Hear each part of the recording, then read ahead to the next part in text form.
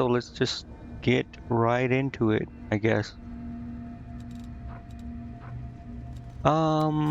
Let's see.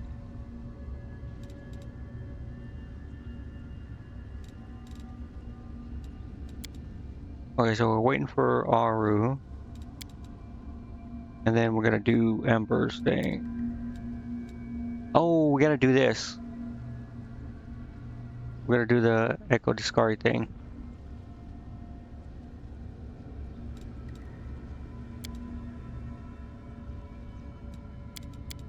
And then we finish famous. Let's see, secure an audience.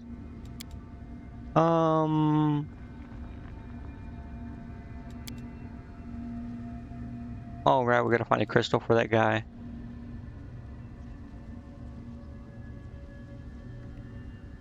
Okay, so I wanted to like kill everyone in the flesh market, but I wanted to make sure I finished the quest first. So I saved it. So I will do this, London Hanging Crystal and all that.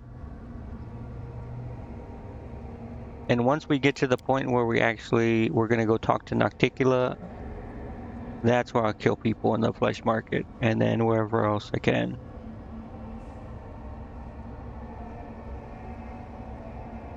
Because I need to possibly find another key. I need to fight as many fights as I can, because I don't know where I'm supposed to get another one. I know I got one from the Baron Gwr fight. Let me check my spellbook for people real quick. I think I need to rest, possibly.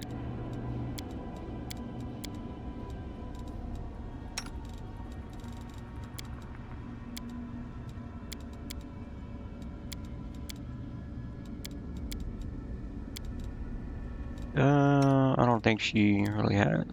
Yeah.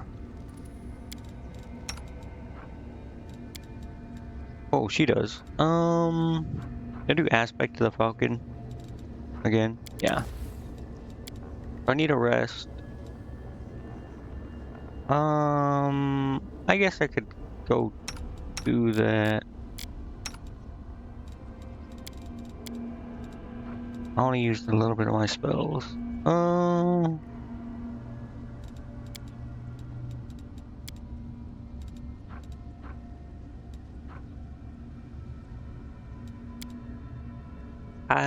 Yeah, I guess I can go do stuff real quick. Oh, shit, I almost dropped my water. That would have been fucking disastrous.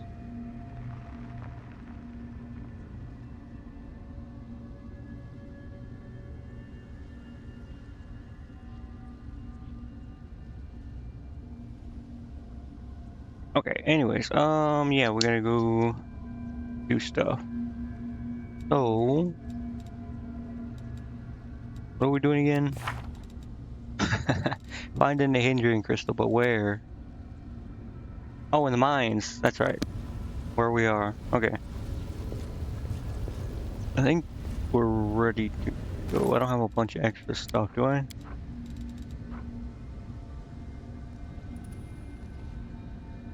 I don't think I use this on what's his name.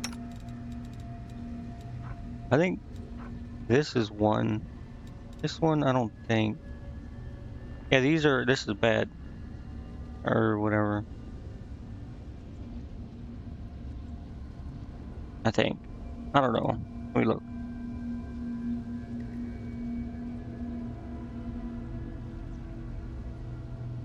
One second. Now I remember what I was gonna do. Oh, not this shit. Alright, hold on 1 second.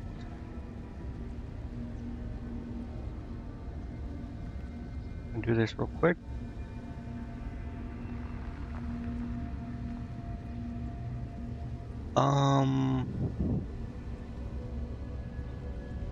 Okay, yeah. What else do I have? I gotta get rid of these. Put this away.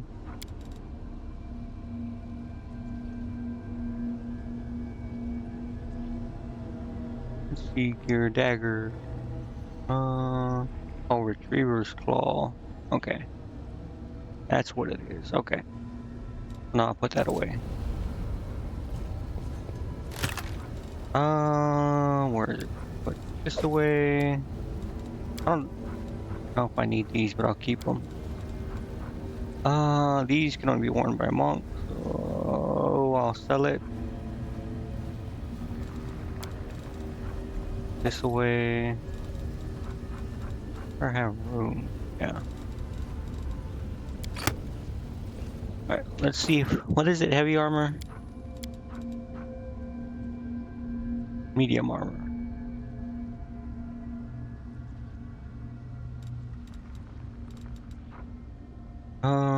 Penalty checks, dexterity. I think he has a bunch of dexterity, yeah.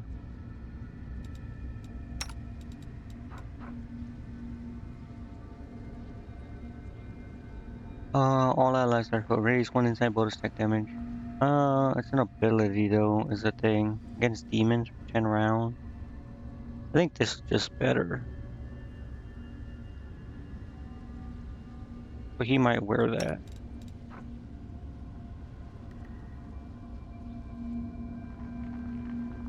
That one is better.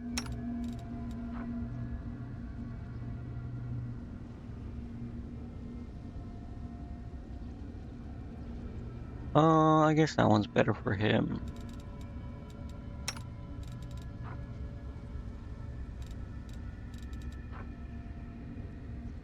I need light armor for him, I think, yeah. Aim needs light armor. I think she's heavy armor.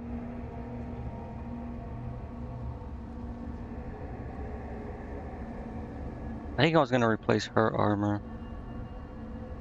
Just because of that cold aura that apparently damages everyone. I hate, like, I don't know. Like, I hate things where it's like, you have to be on your own. I know it says 5 feet, but I'm not even gonna use her, but if I was gonna use her, and I had that, I would have to make sure she's, like, nowhere near other people. I assume if she's on the opposite side of an enemy,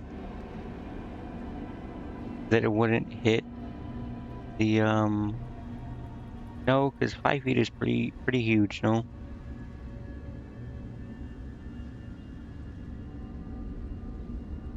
Because 6 feet, I think, is reach weapons, right? Oh yeah, 5 feet, because if she's using a regular weapon, she's like right in their face, and 5 feet would easily go across the enemy and into anyone on the other side. So yeah, she would have to be like nowhere near, well I guess not nowhere near, but like decently far away from allies to not damage them. Because it says all creatures, I'm assuming it means allies. So stuff like that is kind of, I guess if you want to like make them solo everyone,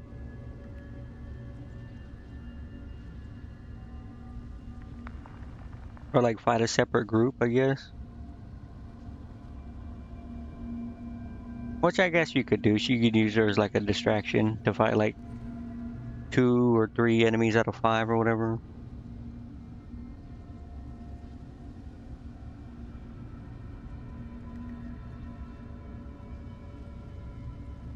But then you wouldn't. But then a lot of things like outflank and stuff like that, which require like flanking the same enemy, would be useless. Armor like this kind of, I guess not even armor, just stuff like that, where you have to be like away from everyone. Because I'm pretty sure like some of the feats and stuff for like ranged characters also are the same. You can't be anywhere near enemies or allies. Which I guess makes sense for ranged, but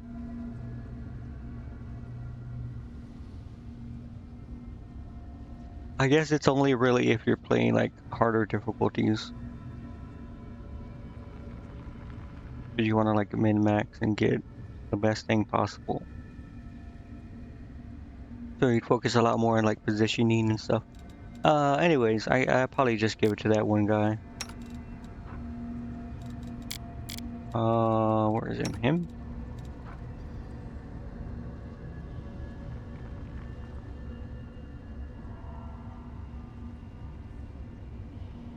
Yeah. I'll sell this probably, or put it away.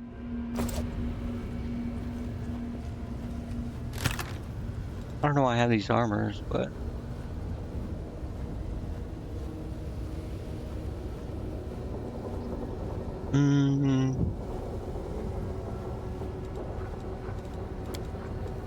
yeah, I'll sell them. I'll sell them.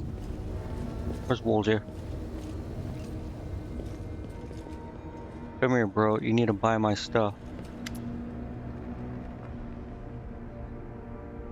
Sent to prey. Okay, so the little compass is going off. Bro, I just want to sell you my junk.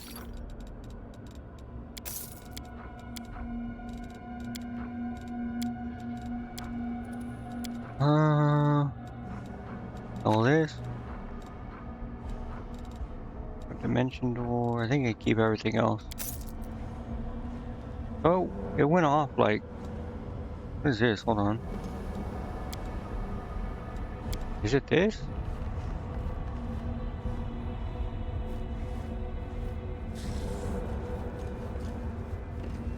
Wait, hold on. I need to ride my pet. Open your heart to me. You ride your pet. And you ride your pet.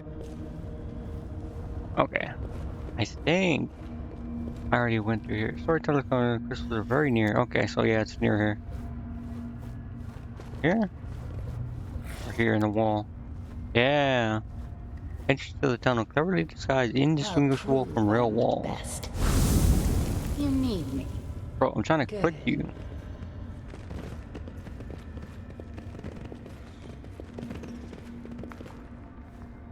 Save it just in case.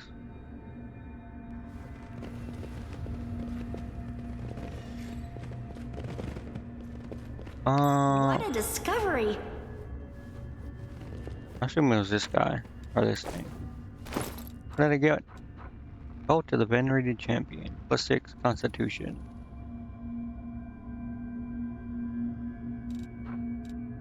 I don't think anyone wears plain constitution belts. He does, I guess. Oh, the lizard does.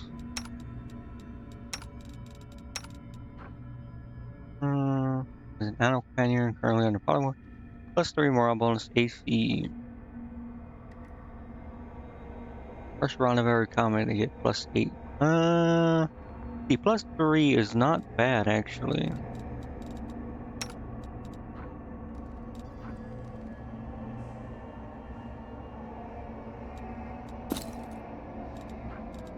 What did I remove? Regular +4, okay.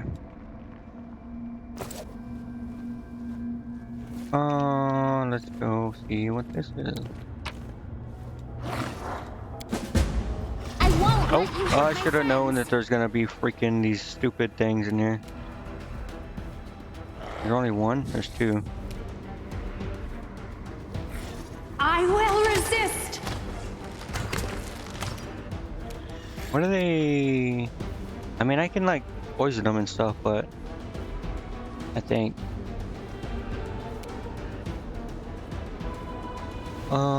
Where is it here? Yeah, I can use like nausea and stuff. And oh wait, I don't think I can actually. Is it? Hold on, let me see.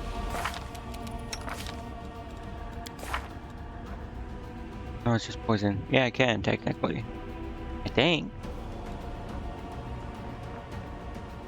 Let me see. Hold on. What does it count as?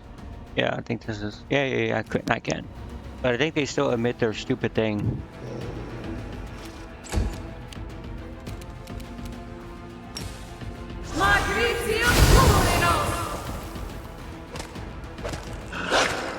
What is he like?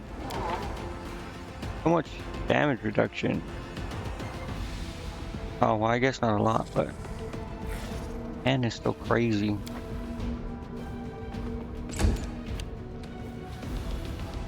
Yeah, I figured most of these are gonna be stunned.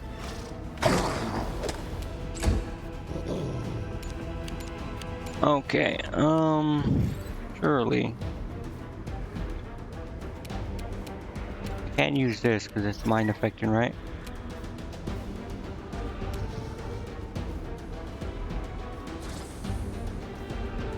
I'll remove this obstacle.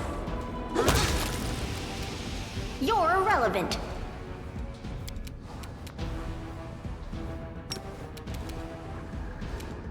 I don't need. This is not a hard battle. I don't need to cast haste. Oh. Oh wait, I need to remove this. Prepare yourself.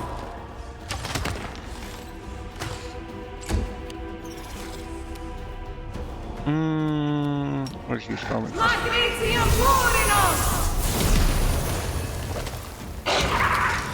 Easy.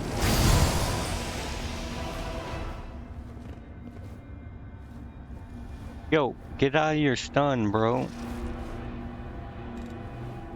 I'll watch your back. Wait, why isn't any? Oh, right. Never mind.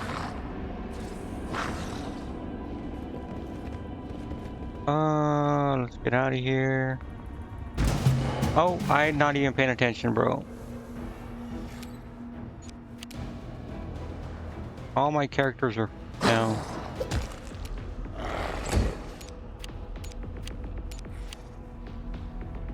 Okay, I should cast haste now, actually.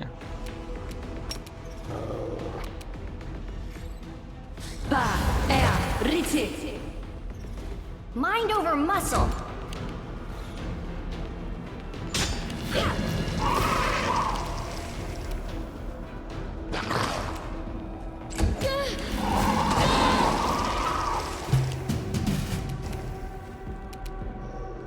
Desna, guide my hand. He's missing a little too much.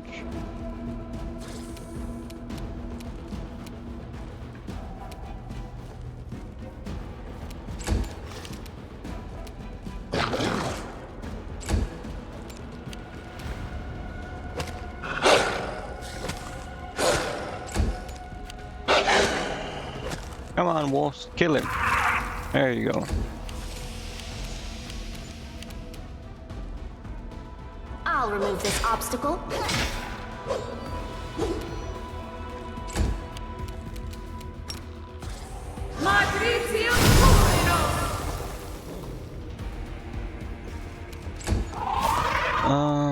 Okay. Let's just focus on this one. Make your peace. Petrified. Condition that almost completely death-like. Petrified character is good as dead. Remove petrification. Use break enchantment. Okay.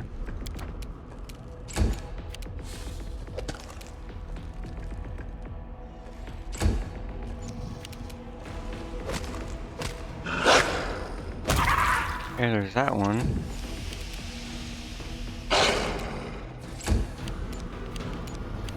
You should have listened to reason. Come on, wail on him. I think I have break enchantment somewhere. Let's remove curse. This one? Wait, where is she at? Did it not work? Oh, she's dead. Wait, bro. Oh, I hate that shit. It removes fucking everything, bro. Wait, what? No, that's spell resistance. This.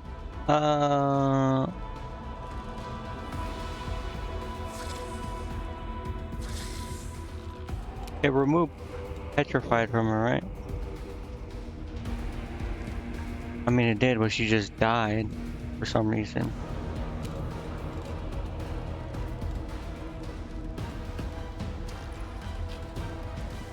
And whatever. This game is annoying. It removes every freaking effect. That's insane.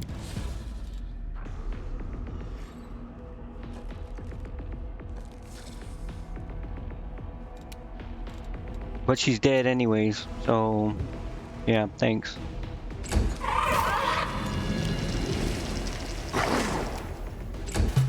I will resist. Okay, well, she's dead, so possibly. Magnesium Turinos! Okay, please, come on. It's because I knew it. Okay.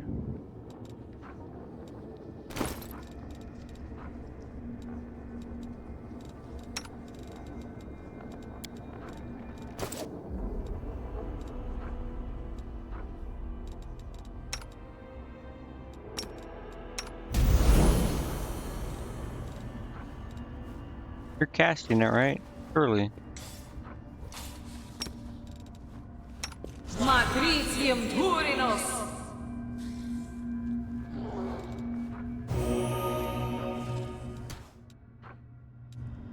Cast it again. Magnesium Turinos! I should have just left her there, bro.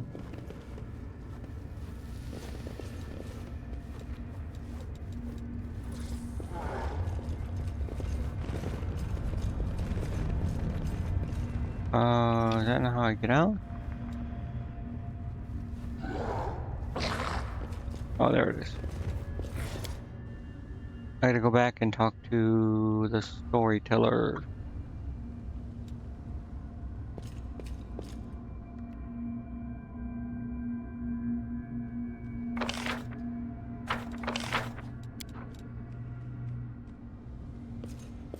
I gotta rest beforehand. I'm gonna rest. I don't care. Let me check my quest first. Gonna do the storyteller one. And then I think that's it. I guess I can rest. Let me save it. Nenio, right? Demon Slayer suit. What am I missing? Personalized demonic rage. Maybe I should. Nah, well, it doesn't matter. We'll just keep it like that.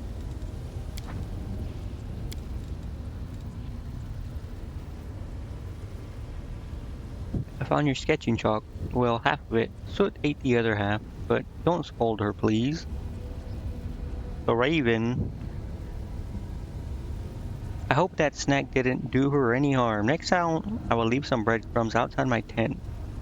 So she isn't tempted to rummage through my things.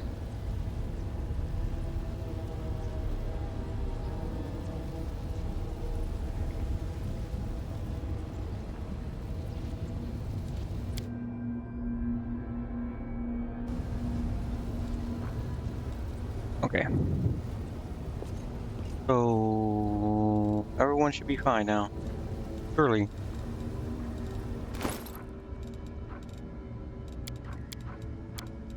Alright, I got the belt. I'm gonna probably just give this away.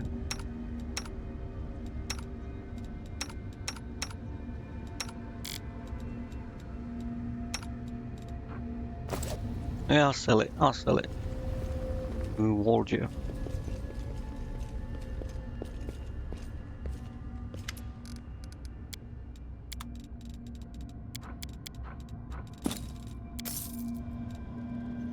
Go talk to the storyteller.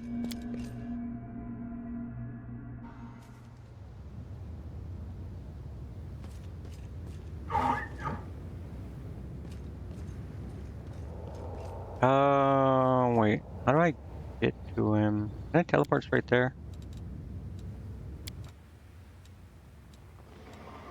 No. Where was it? I think here. I think it's here. Then you go on that platform and go up. I think. I think that's the only way to get there. I could have sworn he gave me an item or something to get there. Maybe he did. Let me see.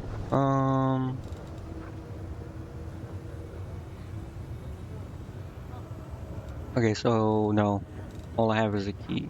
Okay, well, kind of annoying, but so it is here. Yeah, I think right here. Yeah.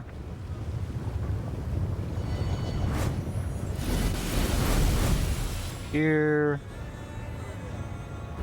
Get into the mage's tower. Bro, everyone needs to run faster. Come on, please.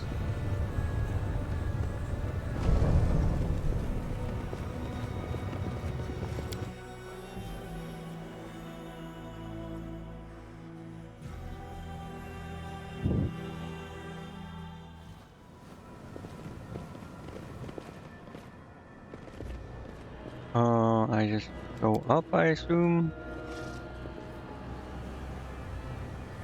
You bet, bro. He better. I'm sure he's here. I'm sure he's here.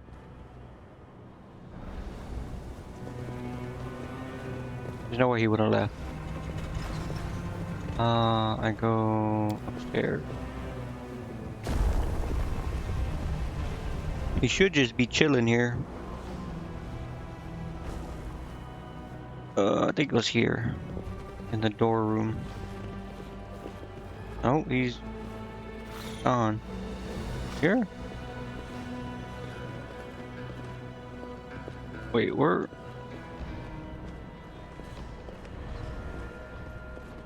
Am I missing where he's supposed to be? Do I call him? I think I call him.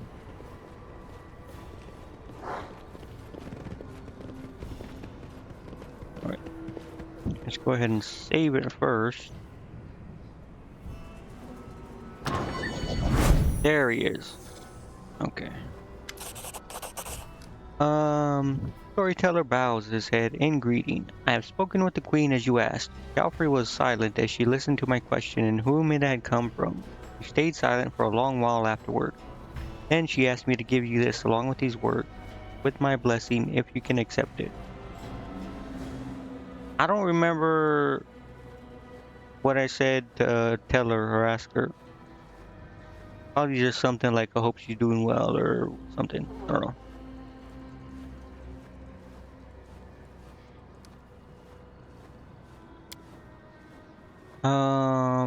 Hand over the crystal. Yeah. What do you see? Storyteller takes the crystal, and his face becomes twisted with evil rage, and a screeching cry bursts from his lips. Oh. A bloody stain spreads across your chest, and the storyteller's visions once again burst into your mind.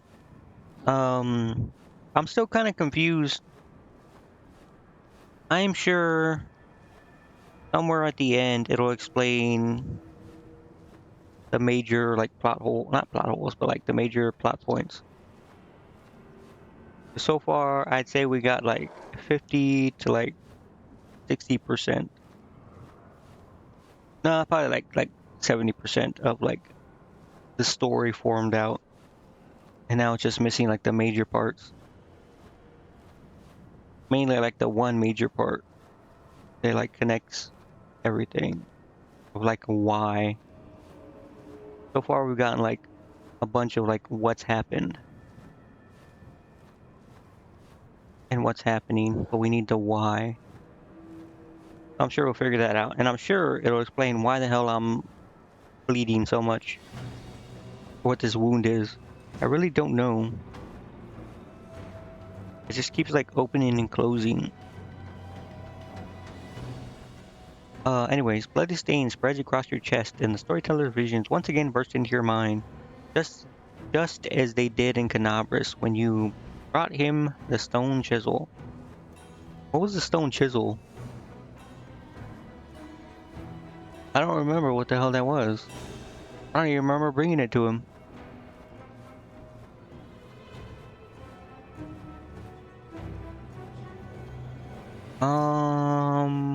I don't remember what. Wait, is he talking about the dagger? The purple dagger?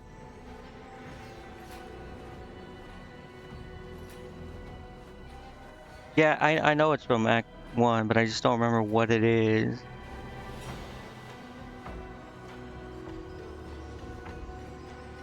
I don't remember exactly what it was.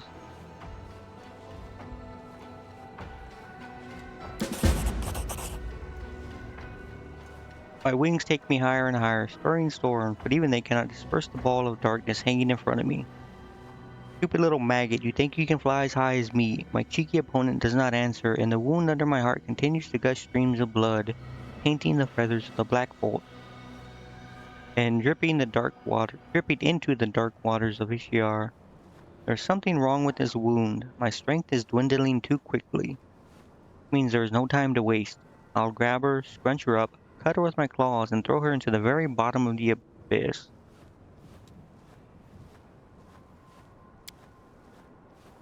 Ah, so it was a purple dagger, okay.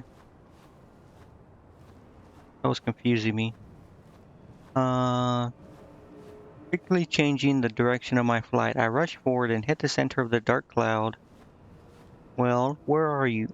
My chest is thrust forward, ready to take any blow, and my claws are cutting through the air, but she is not here. She deceived me. The dark cloud was a fake. Where are you? Her triumphant laughter echoes over the black ocean, so insulting, so insolent and impetuous. Someone catch that laughter, choke it. Your mind is confused, adrenaline pounds in your veins. By force of will, you manage to overcome the madness and concentrate on the storyteller's screeching voice. Uh, who are you? You don't know me. I am the demon lord Alinithia, lady of harpies, sweet-voiced mistress, and seductive peril. My wings can embrace a mountain, and all in the abyss know my name.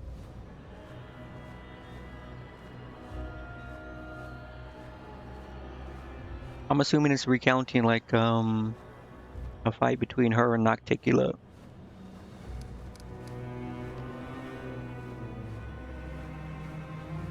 Who are you fighting? Pathetic upstart Nocticula.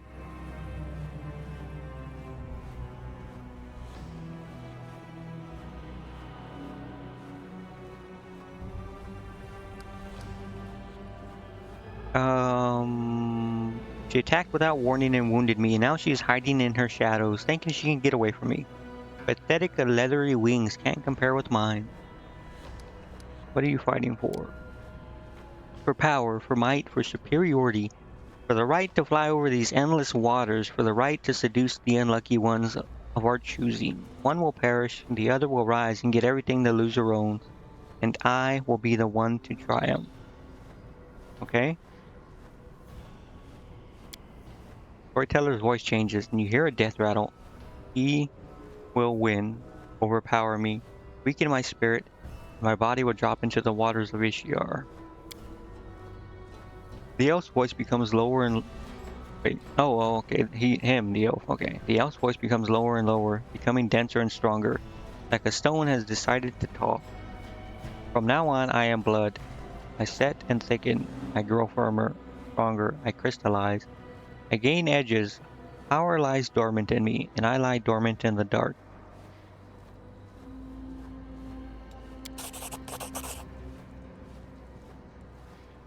A dark, heavy stone slab seems to fall on your back, but this is not enough to break you. Stubbornly straightening your neck, continue to listen to the storyteller's monotonous voice. Oh, right, because she apparently turns them into islands.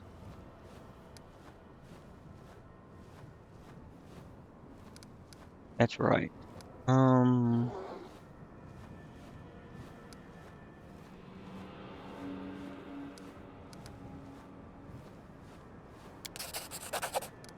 yes, my body has become stone, my flesh turned to firmament, and the power hidden in it made and expanded and in it made it expand and swell. I am the island and everything within it. I thought the demon souls of demon lords went to the Rift of Repose. Yes, but not me. The one I used to be. She was supposed to go to her secret place, but someone stopped her. Locked her in this body. She didn't want those who fell at her hand to return. She found a way to lock their power in their remains, and the power is still there. Okay, I think I'm kind of forming an idea of what's going on.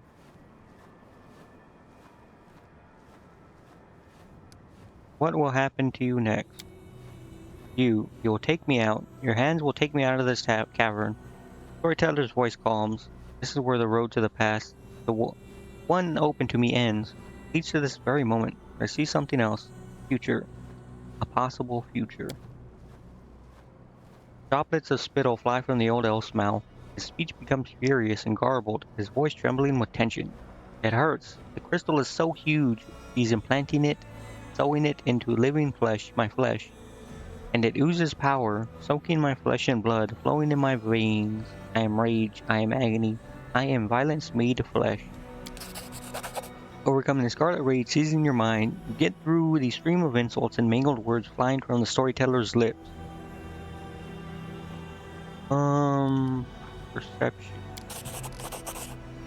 You feel the thirst for blood, the heat that pulses through the warrior before an imminent fight. Pride swelling within the demon that is speaking to the storyteller, the power that he yearns to feel as soon as possible, the duty that he intends to embrace with honor.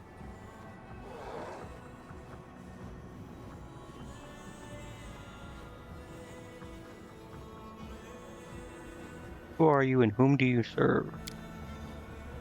Humble demon whose name doesn't matter. From now on, everyone will call me the Horned Horror. Lady Hepzibah will lead me into battle where I will crush her enemies. No, I will destroy them with my horrifying grunting that will rip their pathetic flesh from their meager carcasses. Who is implanting the crystal into you?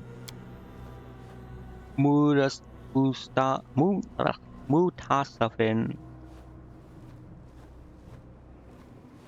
Cunning one. Pretty sure I killed him. Then again, that dude said that I didn't. The cunning one with snake eyes, one of the fosterlings of the upstart of Rilu. My mistress Hepzibah ordered him to do it. He had so many such crystals, I am not the first or last to have had this done to them. Mutasafin is a weak and mortal pawn, but even he improves with practice. You see, I'm alive, unlike the pathetic unfortunates who went first. What fight awaits you? We're going to fight Nocticula. The winged upstart has been troubling our Lord Baphomet for too long. Time to remove her from the board. And how do you expect to defeat her? We have followers in the Lushan era. They will strike from the inside, cripple her, drain her blood. Then our army will bring down all its might given to us by the miraculous crystals, and Nocticula and her pathetic servants will fall. Enough. Storyteller's vision fades. Get a terrible heat in your chest. The old elf comes back from his dream with a helpless sigh. What a horrible vision. I am completely exhausted. I never expected to touch the memories of a fallen demon lord who had never found peace in the Rift of Repose. This right here is exactly what I was thinking. Well, not exactly this, but that the crystals are made from the demons. Since the islands are made from the demons and you're mining them out, well, that makes sense. I just assume it was like their power crystallized, but I guess it's their blood. Yes, heart and blood in which spiritual power of the perished demon lord is sealed. In this case, the power of Valentia, who was killed in battle and locked in her own remains in this unusual way. Like when you brought me the Sonche Zone Canavra. Strange. Could it be that these two objects are connected to each other, to you? I mean, they're both apparently Nahendrian crystals.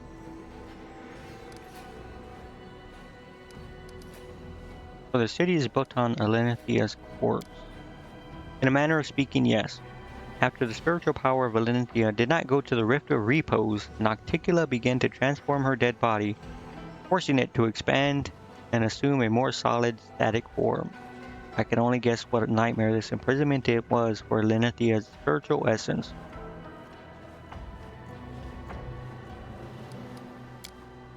I suppose that it happens as a result of some merging process, after which the unspent power of a demon lord will literally flow into the body, the one who uses the stone.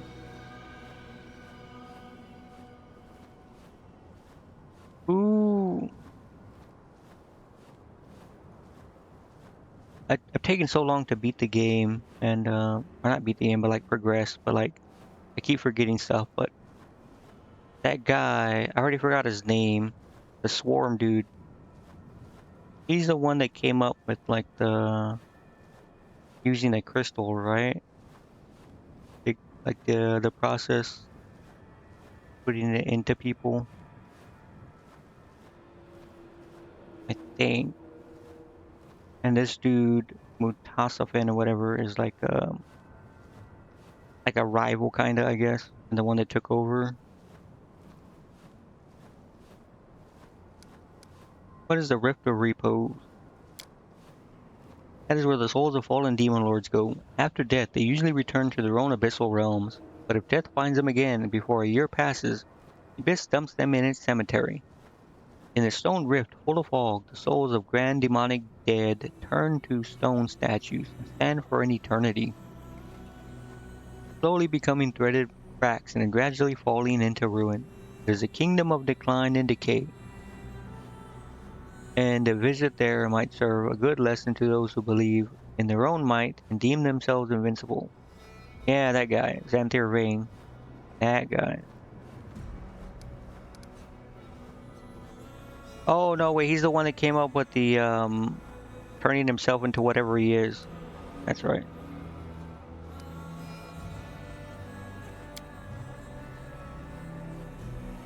The old elf gives a sudden jolt and says, I've got a brilliant idea. The stone knife you showed me in Canabras. You still have it. Can I examine it again? I don't have it, man. What did I do with it? I used it, right? Well, alas. Okay. Is that it, I guess?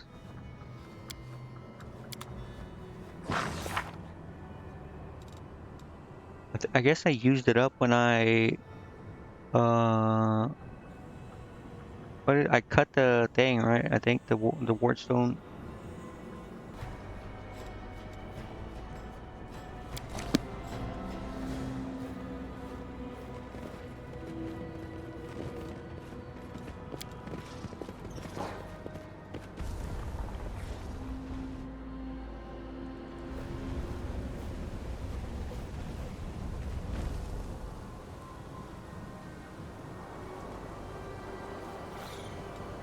Oh, it right here.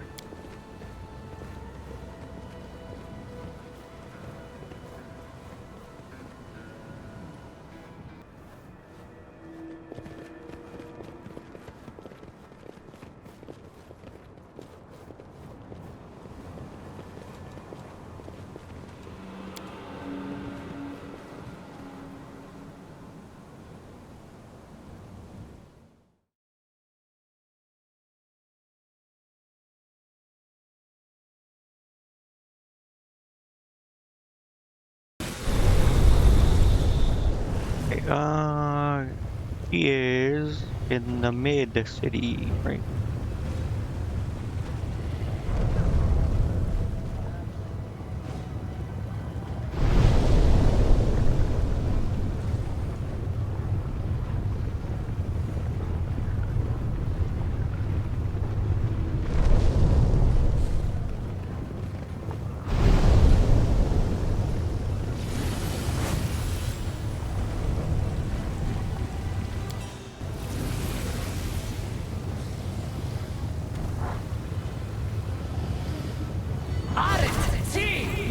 Wait, no, I gotta leave. Where did It's down there.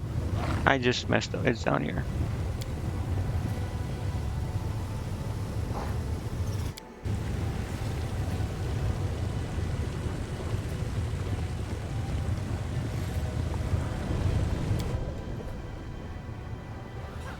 Yeah, that's because I don't really know anything, so I just looked up builds.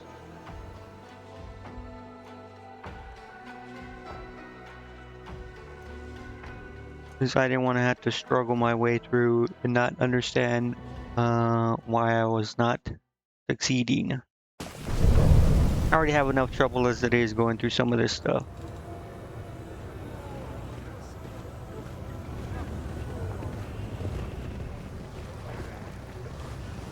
Oh wait, she's over here.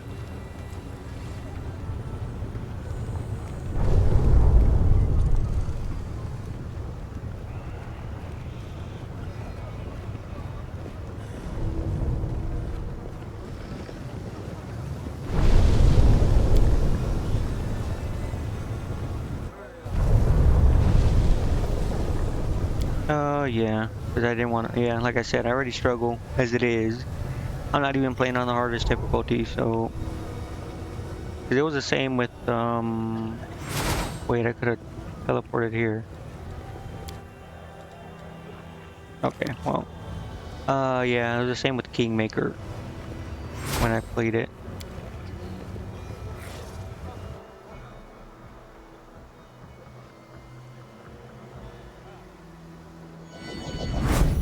I think I tried to play with like my own stuff in Kingmaker and I didn't know what I was doing.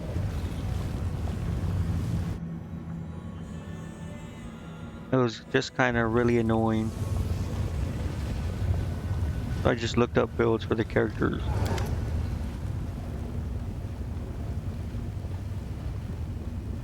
After she notices you, Chimera gives a displeased frown and irritably asks, "You again? Have you no friends? You must keep coming here to chat with me. Or perhaps, though I find this extremely hard to believe, you are not completely useless and have something of interest to me."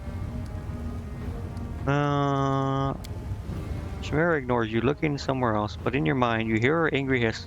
Speak, if you have, but use your mind instead of flapping your lips. Your mind. Oh, okay.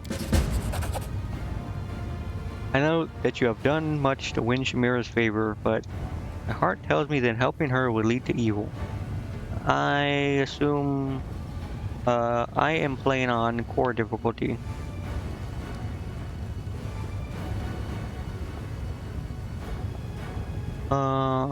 Forget everything I've told you. We'll find another way to complete our mission.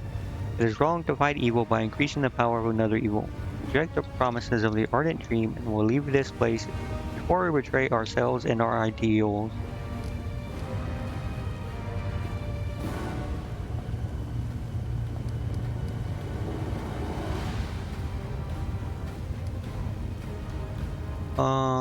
Oh, think to yourself is like talking to her. It just sounds weird.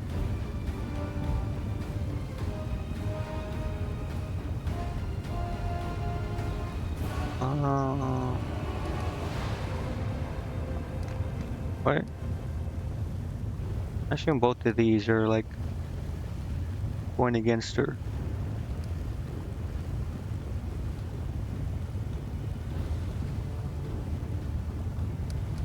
I'll just say, I do not serve you and I will not tell you anything.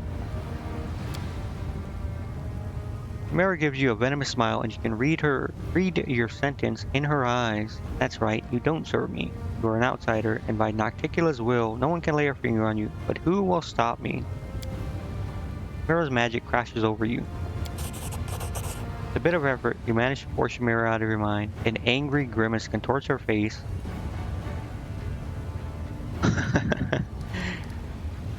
I mean, there'd be no point in resisting at first if I'm gonna just give in. First scene, Chimera brings more force to bear against you. A vein pulses on her temple. The latest attack is much stronger, but you muster up all of your willpower and again manage to fend it off. At 23. I wonder what the other one was.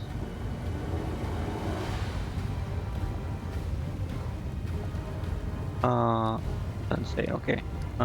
Keep trying, it won't work.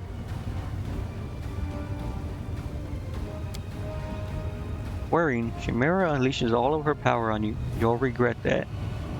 You refuse to talk. So be it. I'll just rip everything you know out of your mind.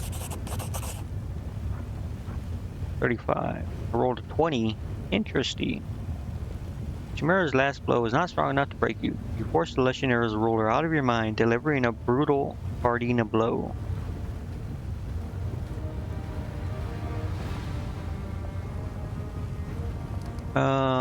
You've lost. Get out of my head. Chimera reclines on her throne, exhausted, and hisses through clenched teeth. You cretin. Get out of my harem now. A buzzing hum rises among the throng of spectators who witness your confrontation. You hear angry curses directed at you, but they ring hollow. For the first time in centuries, Chimera has received a public addressing down, and witnessing it was a true delight for the assembled demons. Oh.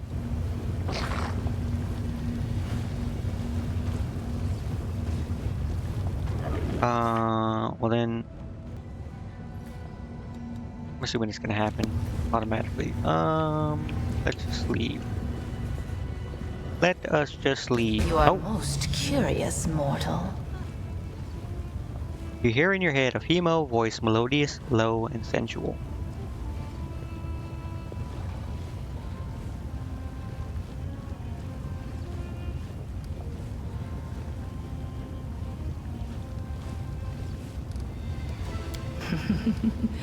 There's a reason they call me Nocticula, the Lady in Shadow. My words and thoughts are shrouded in darkness. Take it I finally have your attention. Yes, your arrival in Alashanira was quite impressive. Rumors have reached me even here, behind my locked gates and my wall of valiant guards. Rumors of a remarkable Galarian taking my Alashanira by storm. That makes sense, but at the same time, she's like some super strong demon who has her finger on the pulse of everything in the city. Wouldn't she know anyways? Why is she making it sound like locked away, where information can barely get to her or something? Asking for an audience. You have my permission to enter the palace. Go there and wait. I will arrive when the time is right. Until then, you will be taken care of by one of my servants. Oh. Okay, so I can go to Nocticula now.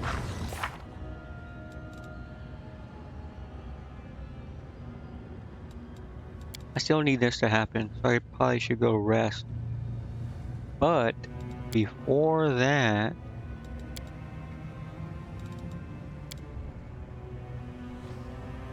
I still might do this later. Before that, I will do this, but before this, I will kill everyone in the flesh markets.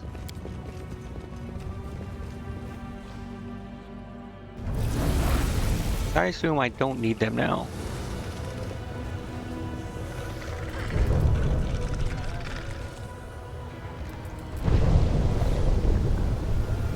I think I can just teleport right to the flesh market here.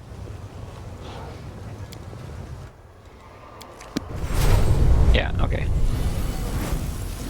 I don't think I need anything from this guy. Let me just double check.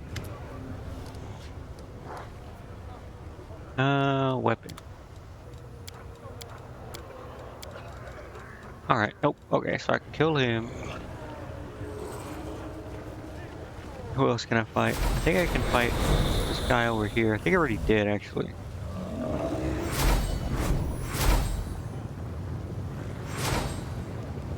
No, he's right here. Oh yeah, I can fight him. I think I can fight this guy. Maybe it was this guy. And then this guy.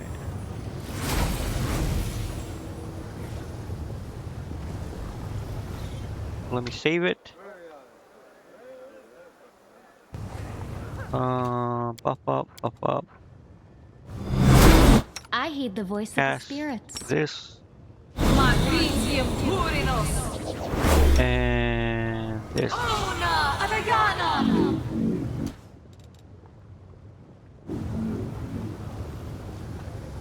You still riding? I can't tell.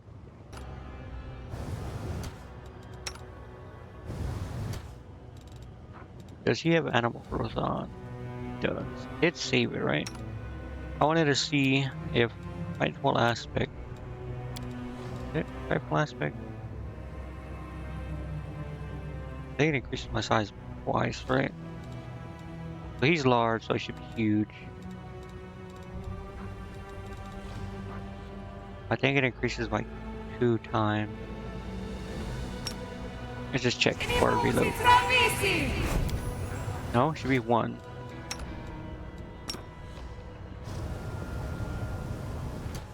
One side. Oh wait, what?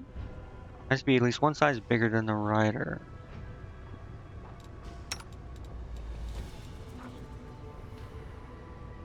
It was large, right? And then it goes to huge. This person's a medium. I'm guessing it goes up by 2 sizes then, if that's the case. These are gargantuan, I assume.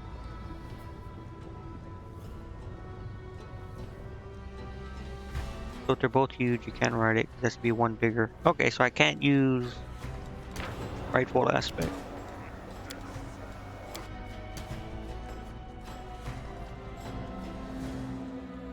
I think the only one that can use it then is Nanio. Maybe it's Camellia. No, wait, because she's going to be riding her pet too now.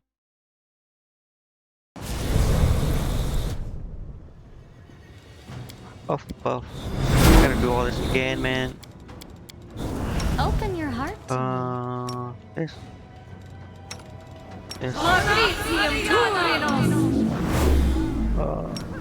This. Matricium Turinos! I think that's it, right?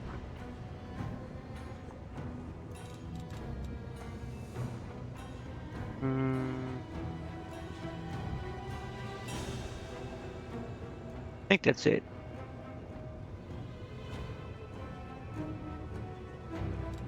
me. Well, Here she is riding. Oh, she. Doesn't you that can show? trust Oh, there it me. is. Okay. They have. Yeah. I mean, it should be easy.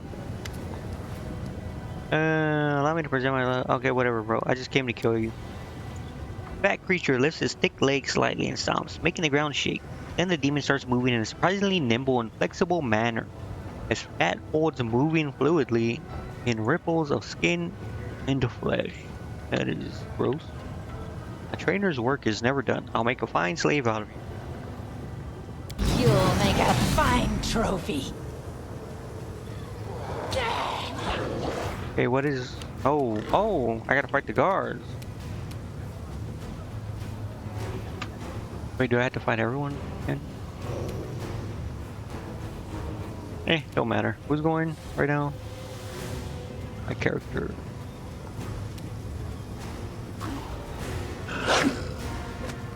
Okay, I should probably look at what he has. Okay. Mostly mage armor and thing is what I wanna get rid of.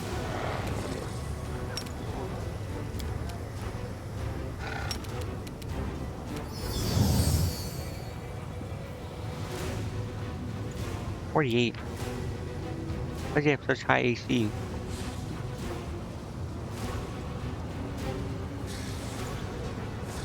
Okay, well. Should I kill the guard first then? Possibly.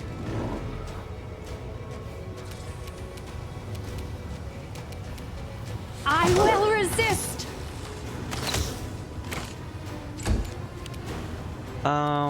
Let me see. Are they immune? No. How about this guy?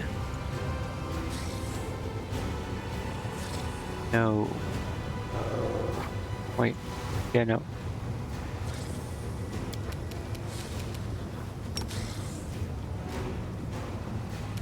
Allah, down. to 19, of course. Wait, he needs 7. Okay, it's too high. I should have used Hex.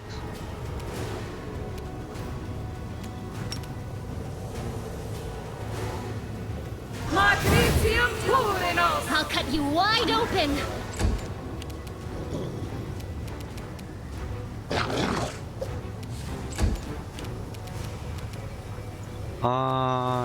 Alright, she does it automatically. They'll beg me to stop!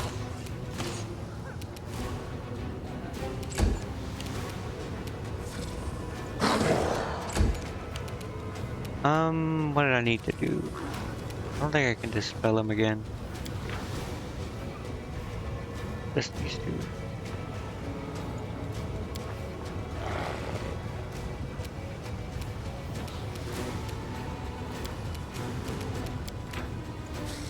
What did I want to do?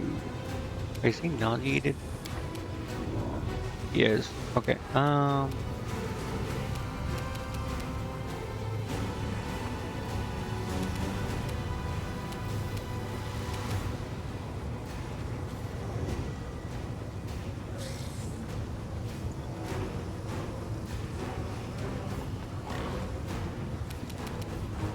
Oh, haste, I think.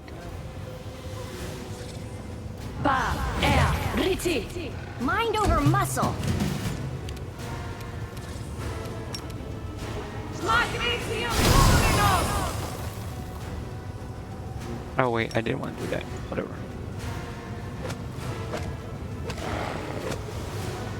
48. Still so high.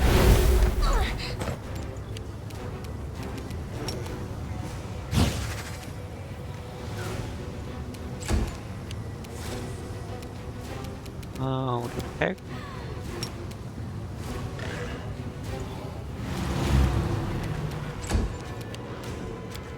Heck. Should be 40 now, right? Oh, 38. The spirits demand your blood!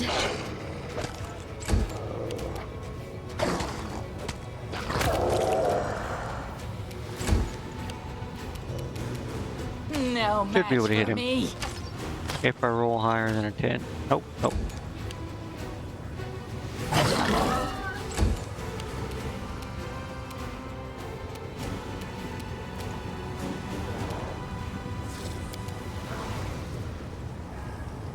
I don't know what that is, so no.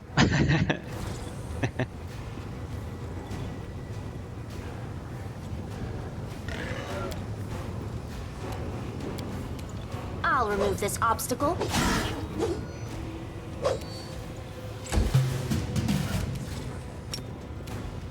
Magnesium Turinos! Oh no.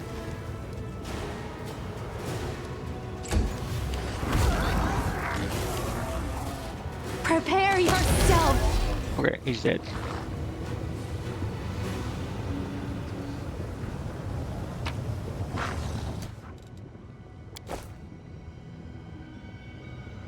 Uh...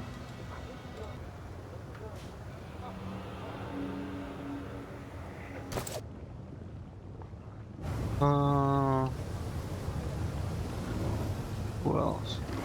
Oh wait, I'm talking this card. What is this?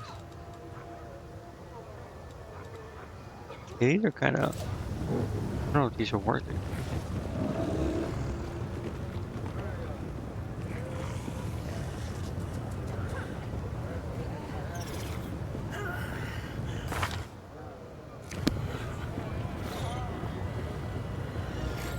You're next, buddy. Tear your throat out! Set your cadaver! Oh. Wait, who?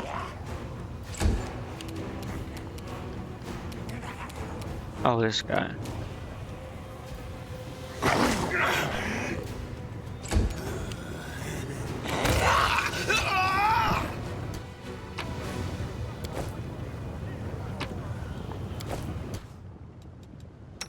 To heal.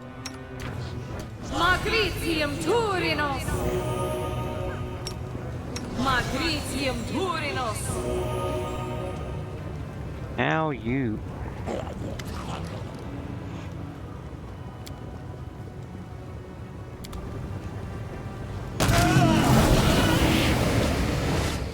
Let me double check. Let's see. Yeah.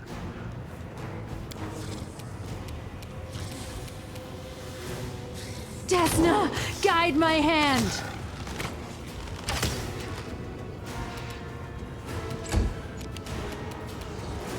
They'll beg me to stop!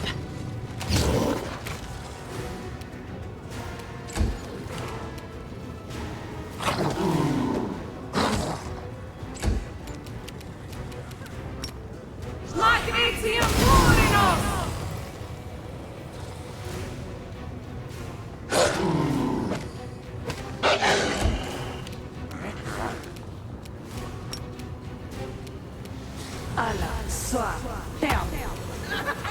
Okay. I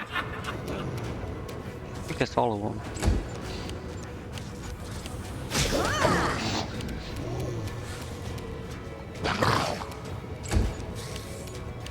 You're irrelevant.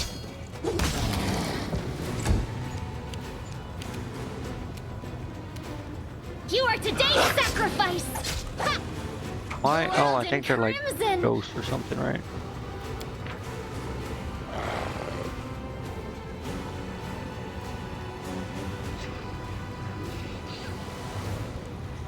No, they're not. Let me take this little. Oh, that's right. Okay. Make your peace.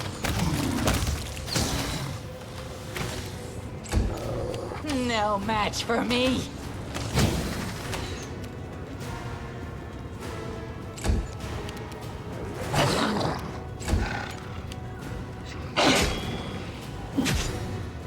Okay. Well, that's something. I'm gonna be resting anyways. Go.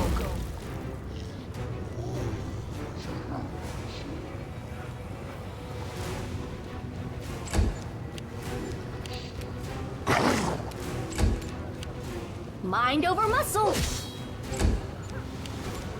Go for their hearts. Not predict so much splatter. I'll cut you wide open. I will resist.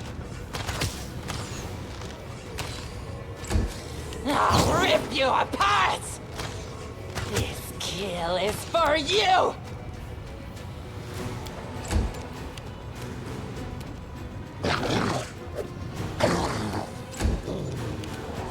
This. Matricium Purinos! And this.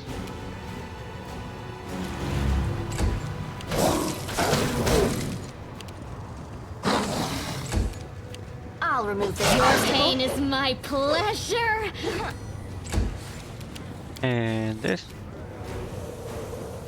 The spirits demand your blood. I think he might be. Yeah, corporeal. Okay. Prepare yourself.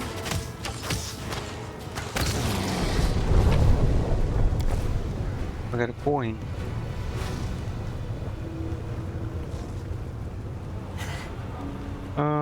Then I think Kim I can fight.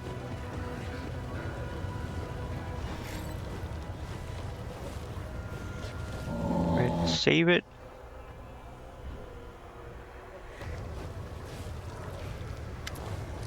I don't think he smells anything, right? Yeah, we'll just kill him. Similar produces now. Looks like toy. Makes several confidence wings. Seems to orient himself only using the Syrian. I will defend my dream.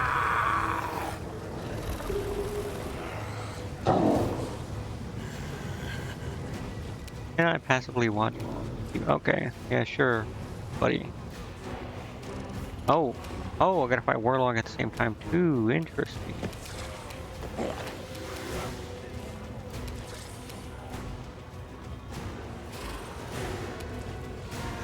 Jasna, guide my hand!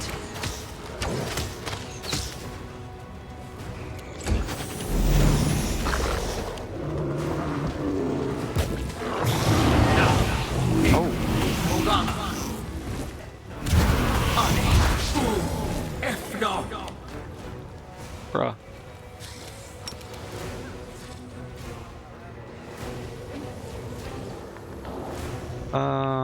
Assuming some down here, here.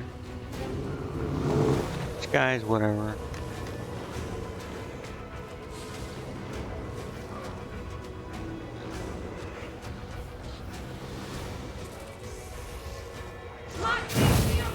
Yeah, you're not doing anything, buddy.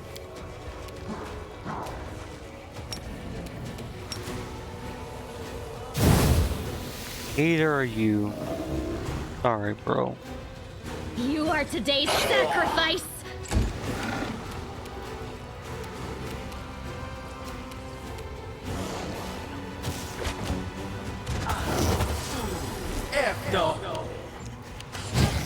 Continue fighting! Yes. Everyone!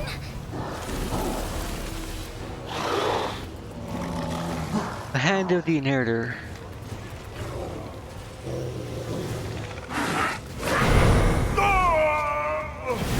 Heck. Just die.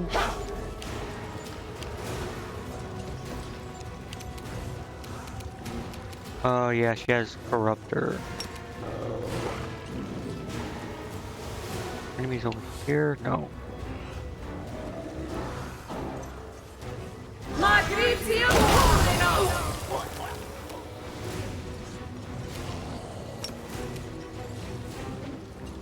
Uh,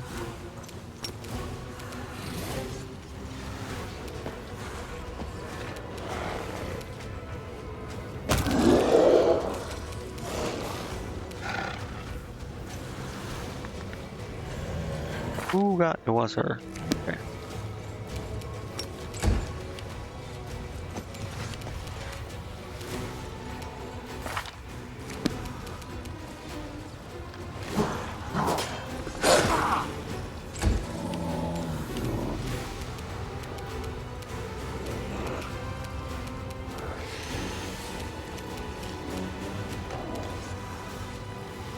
They'll beg me to stop! Of course this fucking guy's gonna attack her.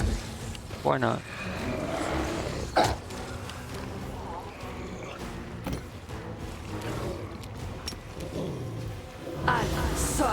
Down. Immune.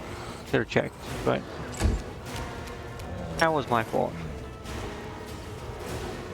Ba, riti.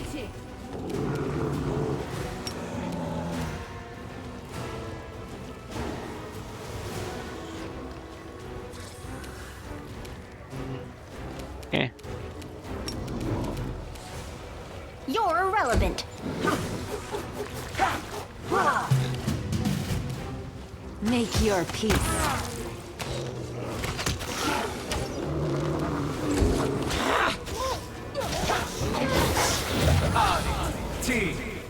Who just... Bro, there's too many, like, fucking things going on this. Go for their hearts! Or what is... It's this fucking guy.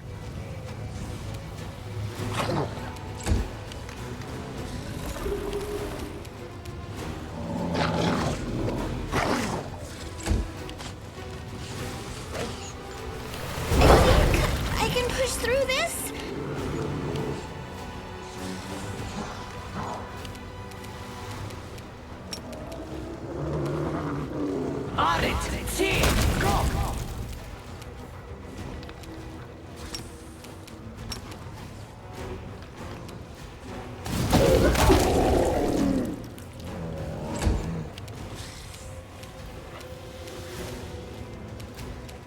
This guy. Find effective in poison. Okay, well.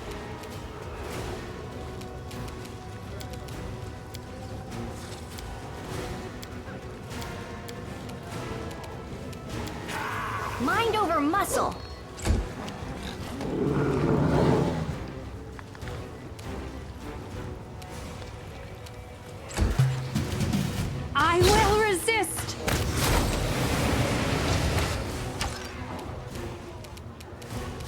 So many demons.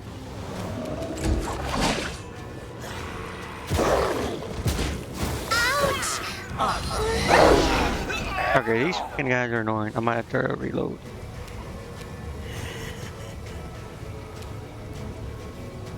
Uh,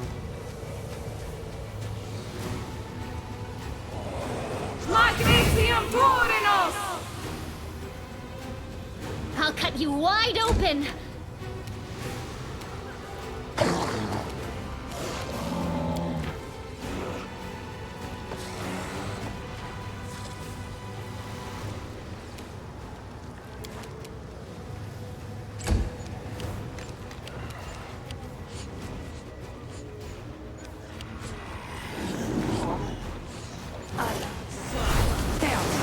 over here.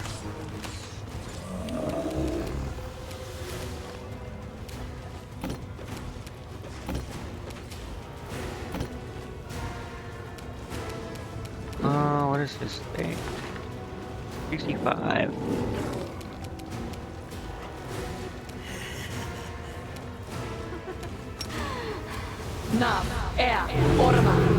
Okay, well.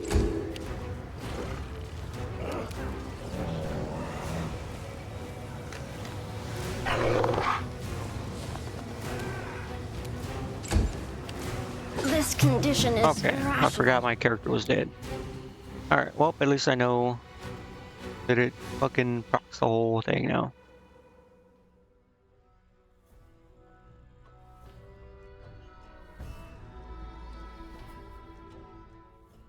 I guess in that case, I will use my other thing as well.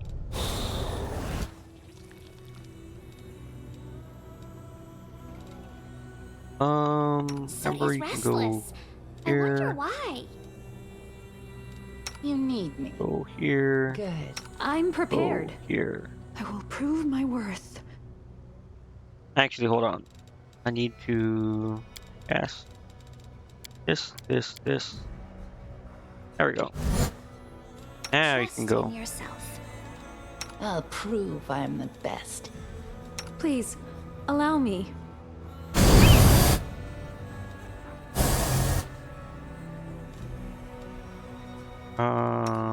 And probably this, right?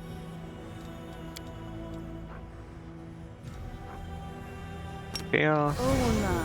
That's gonna miss most of them, but it's whatever.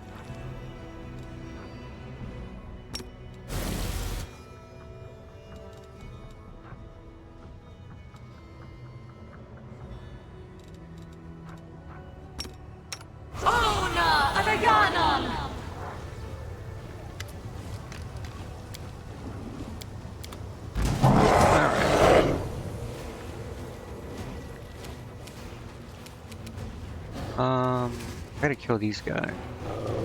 I will resist.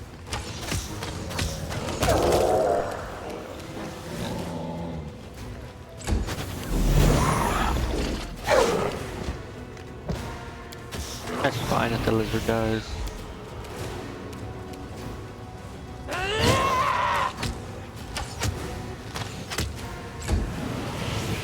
Not fine that she got knocked down though.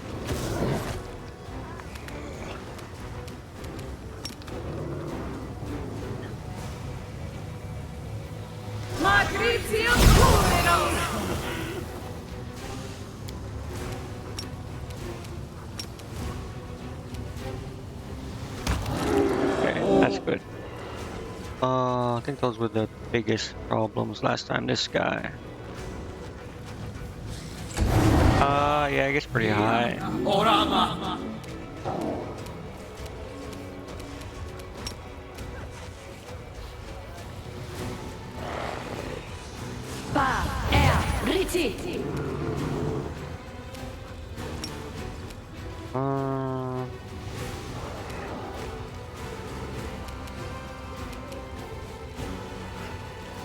I don't think I need to cast anything else right now.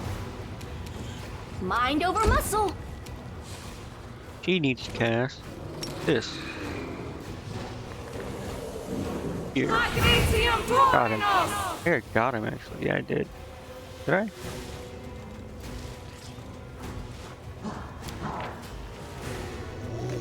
I did. Okay, good. Then cast this over here.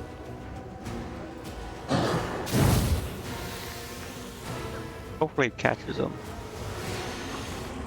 I'll cut you wide open.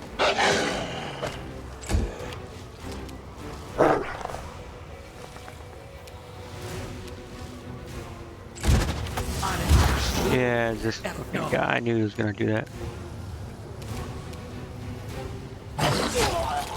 He's dead.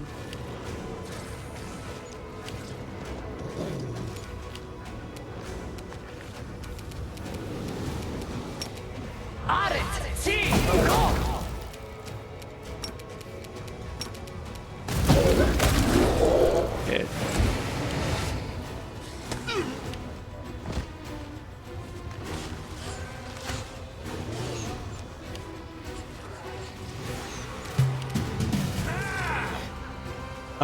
Yeah, part of why I didn't play on unfair.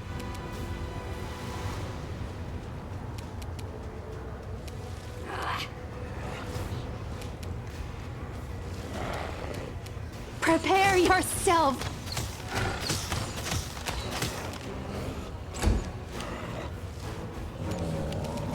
I'll rip you apart!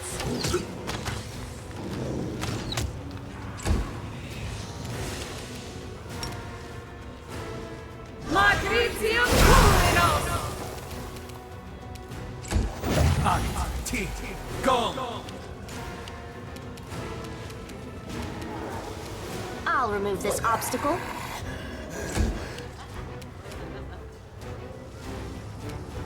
The spirits demand your blood!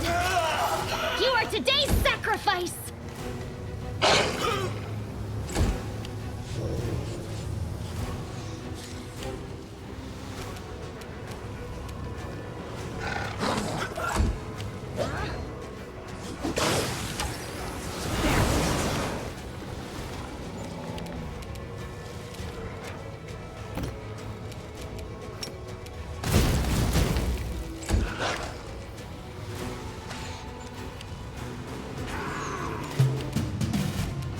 Desna, guide my hand.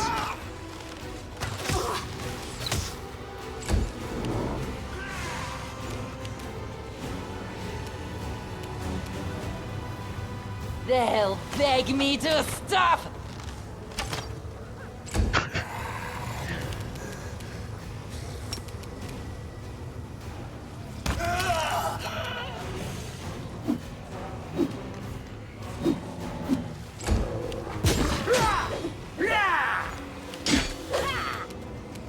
You should have listened to reason. Oh, there's a guy right here.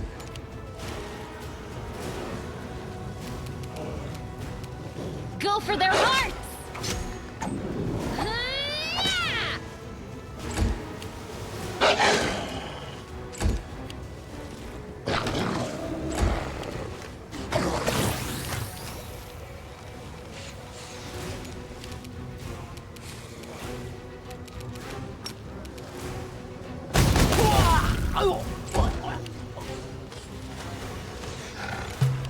Make your peace. Okay, just this guy now.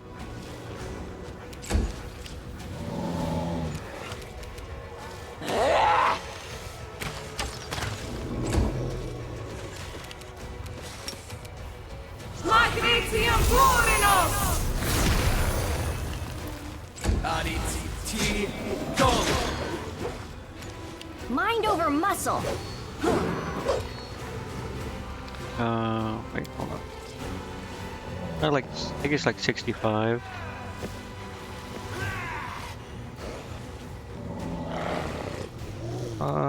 Yeah. And does.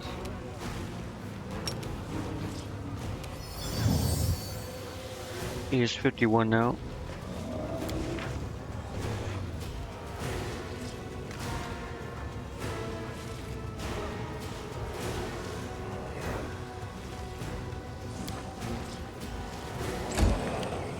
Oh, I guess you can ask this. Ona Ariya! Failed, of course.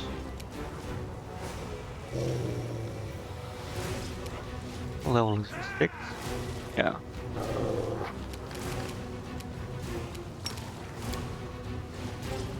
I'll cut you wide open.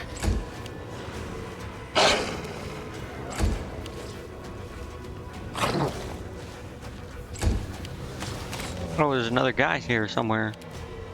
What the heck? Oh, there's 2 up here. What the heck?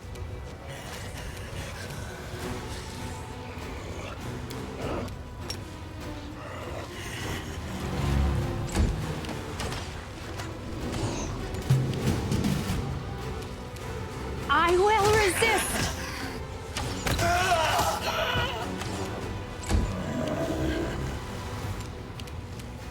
No match for me.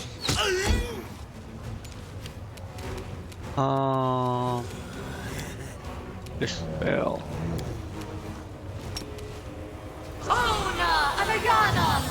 It should be lower now by a few. Yeah.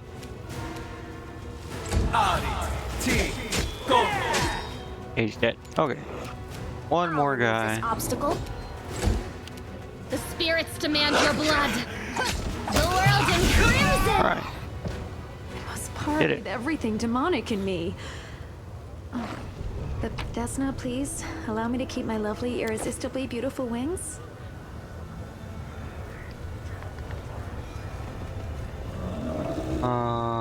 Pick up, man, so I can pick up their stuff.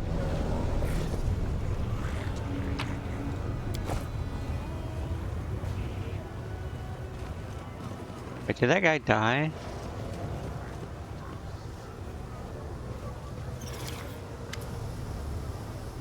Warlong's lifeless body lies at your feet. Bloody mist rises from his wounds. It is impossible to survive such wounds. Yet you hear a voice coming from beneath the obsidian mass.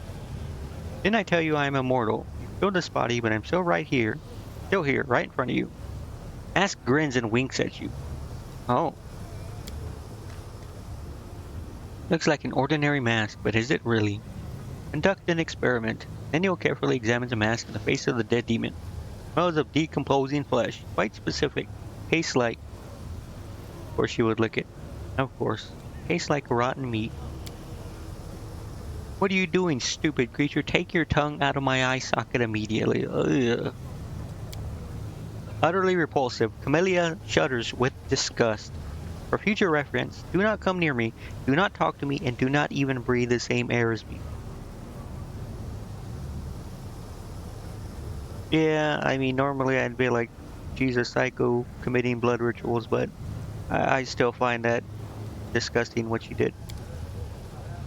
Ninio wipes her mouth with her hand. Here's my verdict. This is an ordinary mask that contains an evil spirit with a tendency to mentally subjugate any person who wears it. Experiment is concluded. Thank you for your attention, everyone. Okay. Are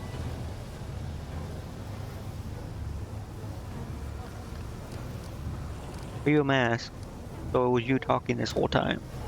I'm the first champion of the Battle Bliss, the great warrior and necromancer Warlong. No one can say how many victories I won because they stopped keeping count. I was belligerent and bloodthirsty, and my gifts impressed Death herself. So when my luck turned away from me and my life was bleeding out in the arena, Death gave me a gift. Placed my spirit in this mask, so under different names, I claimed the champion title again and again.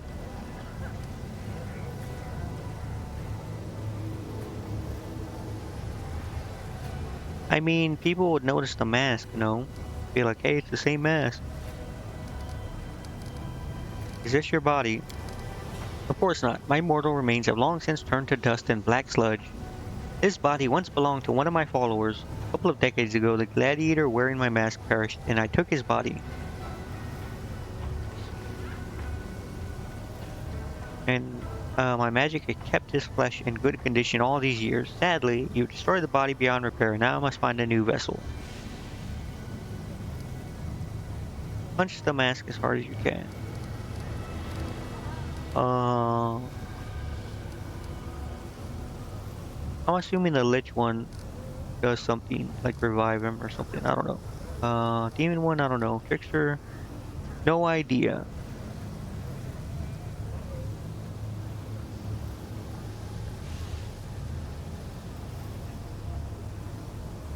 probably just destroy the mask. Righteous Wrath to Heaven, bring down on the cursed mask. Wonder if I could still do it if I take the mask off though.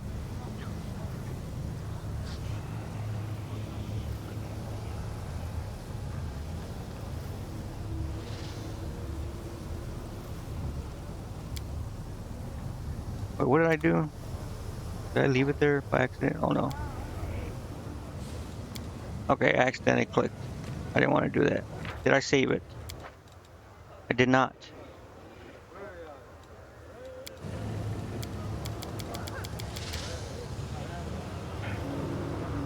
Alright.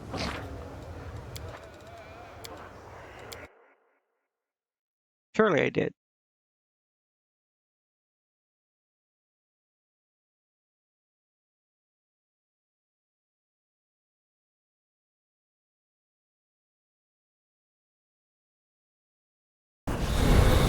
No, I did not. Okay, well. Let's do this again, I guess.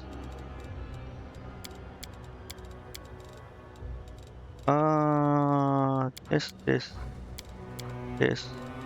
You cast this. Oh, she already has that. That's this. Are we You ready to cast move out? this. And then you cast this. I think that's it now.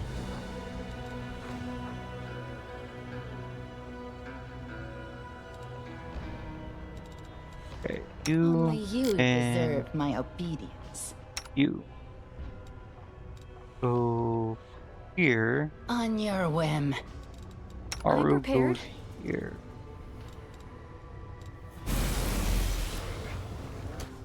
Now let's talk to him. Tell him he's dead. Went a little too far here. Oh well.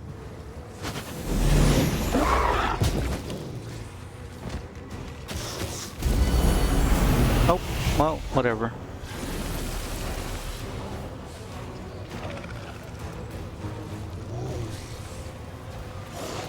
I'm gonna spam my CC anyways.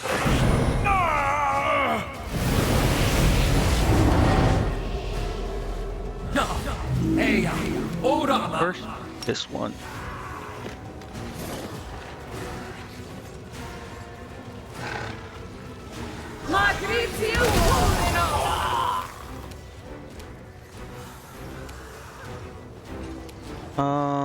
What else?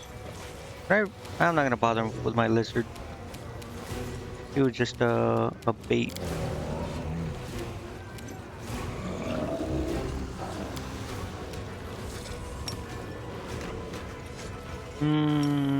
No.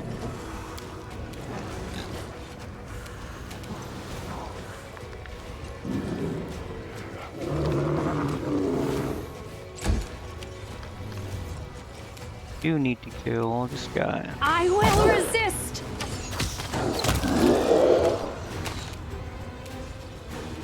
And this one and this one.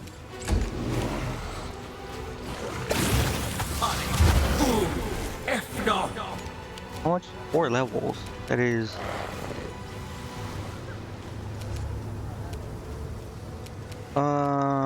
Maybe this could work. Oh, they're immune, right? No, they're not. Should be fine then.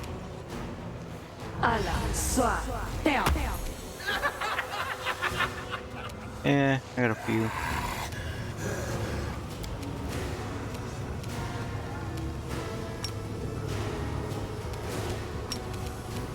Kill this guy though.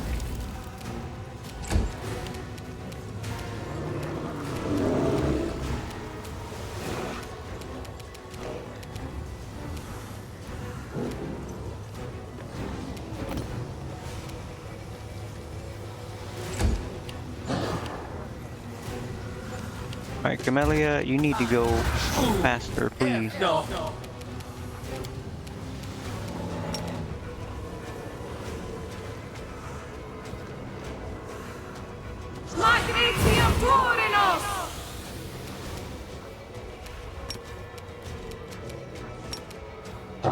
We're along down there.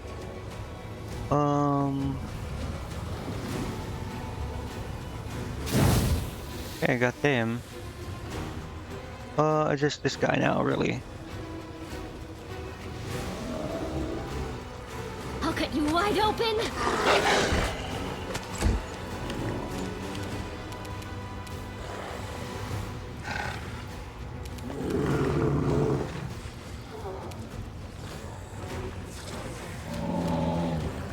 Man will do.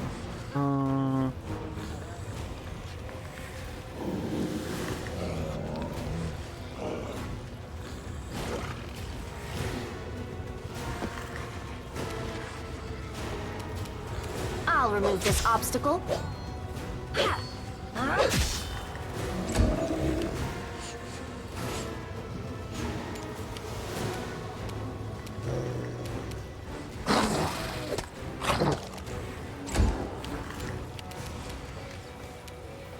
They'll beg me to stop. Okay, someone's missing levels. Who is it?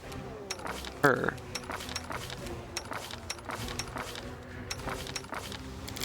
Missing 8. That is insane.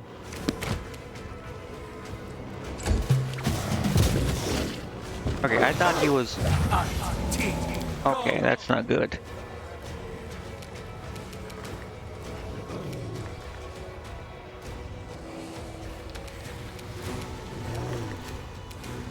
Prepare yourself.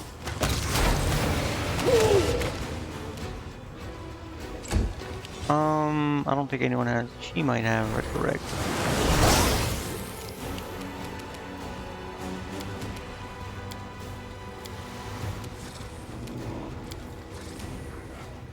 He's dead. Where is she? Here.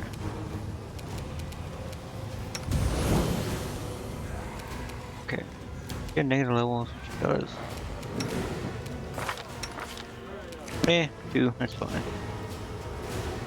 Need to heal. It's touch range though.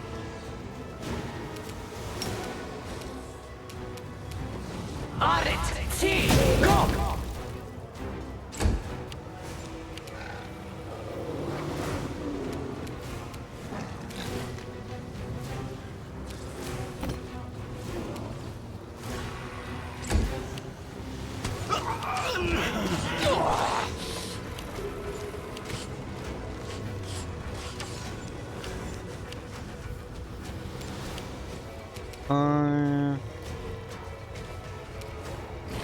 Where is he?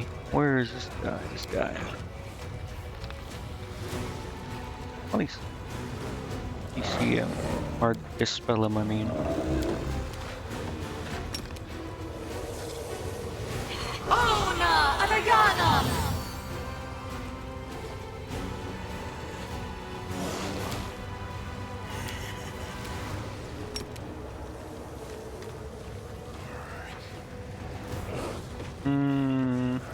Nah, I'll sleep. Where is she?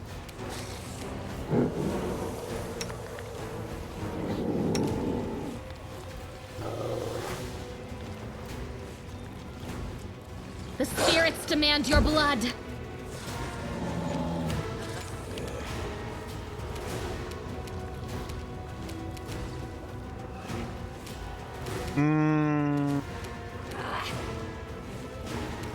I just have to attack him.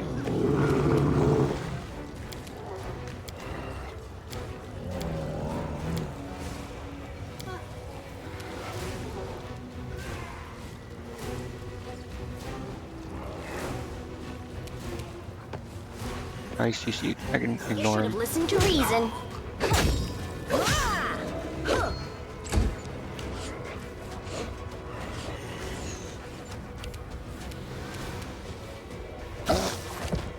Okay, that not good.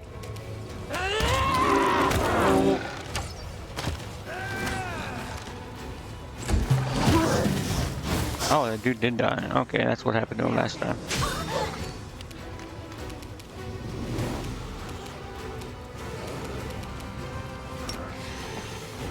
Matricium Purino!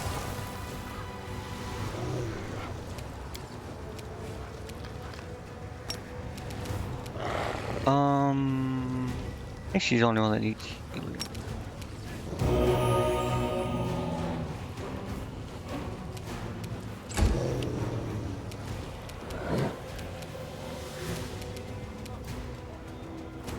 Desna, guide my hand!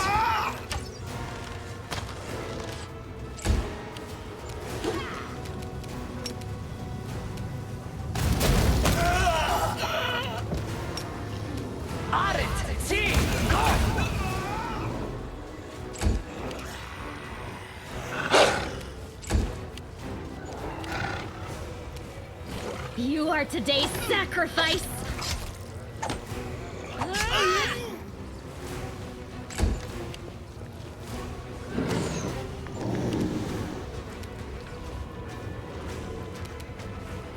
You're irrelevant. Mind over muscle.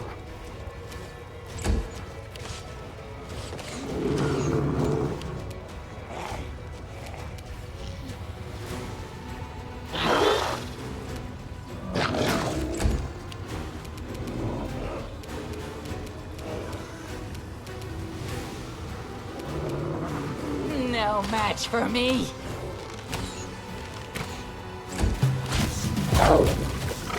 Okay, she keeps dying.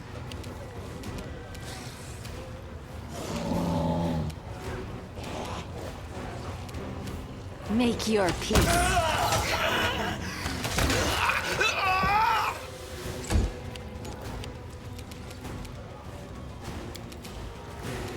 I think I can heal her, right?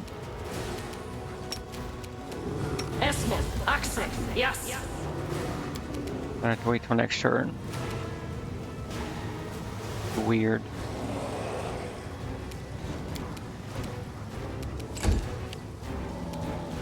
I think it's just Whirlong and then this guy up there. Go for their hearts! The world in crimson.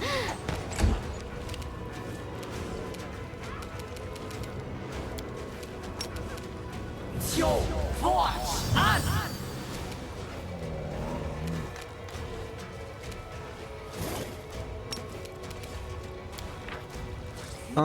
I don't think any of that matters, really.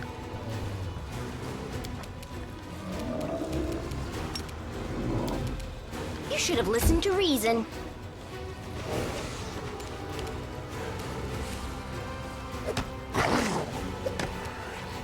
About Whirlong.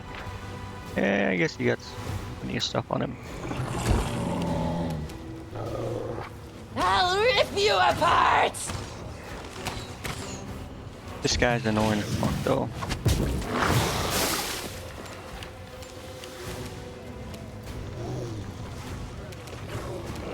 I will resist!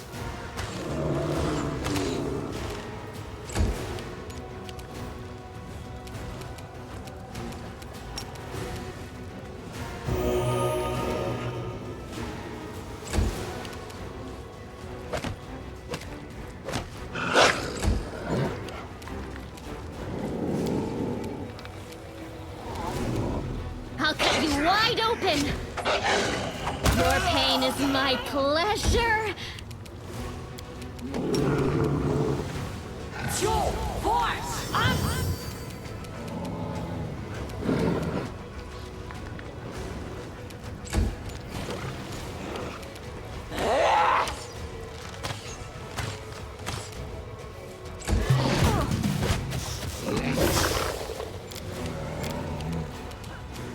Prepare yourself!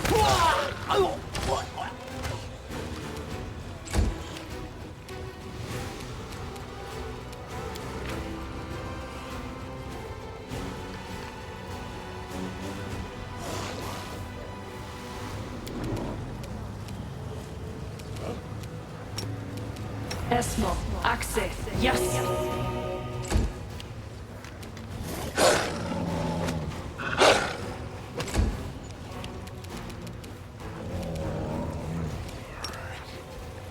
Magnesium Turinos!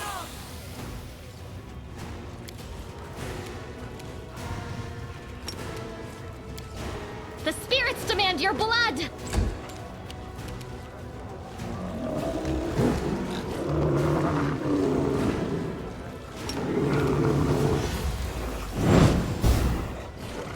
I'll remove this obstacle. They'll beg me to stop.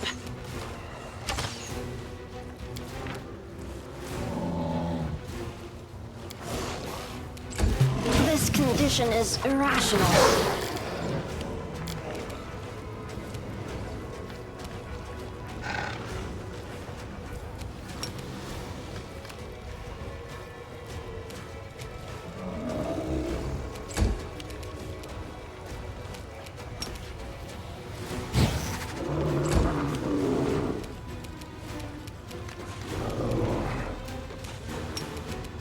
Esmo, Axel, yes.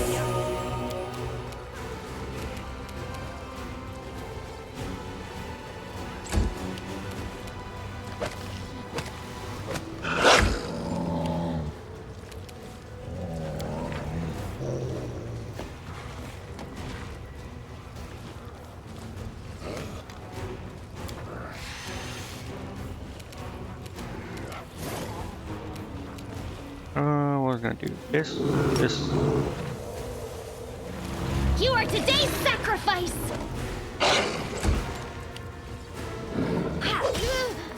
She, don't tell me she's.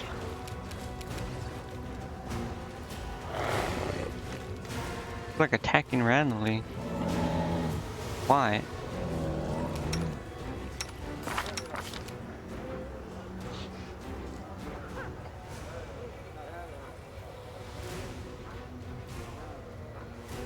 Whatever.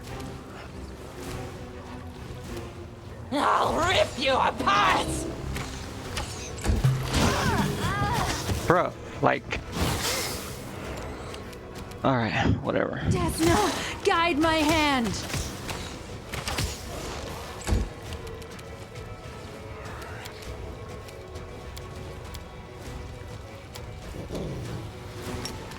Esmo, Axel, yes.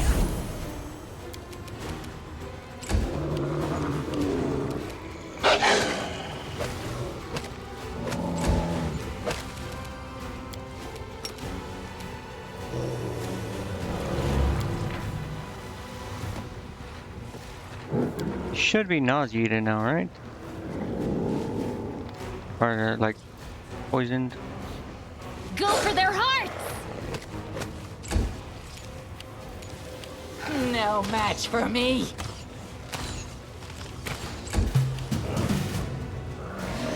Yeah, okay, good.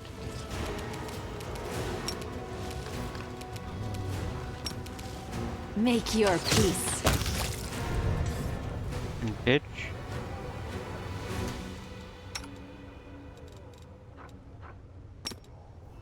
Can't.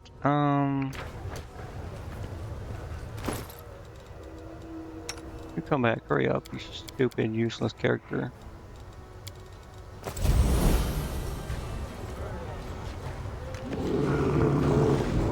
Bro, who's like What's on your PC'd or mind? whatever can't I wonder. interact with people?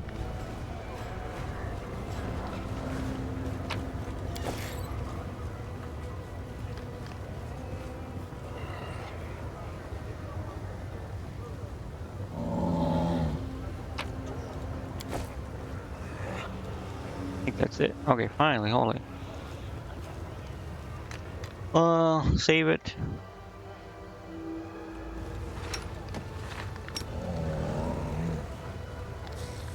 Why is she like, what is going on? Why is it taking so long? I don't have another key. What is? Oh, right. I resurrected her. She doesn't have her fucking things. I heed the voice of the She doesn't have her spirits. buffs. Magritium Turinos! That's why she couldn't do anything. Magritium Turin! Magritium Turino! Magritium Turino! Magritium Turinos!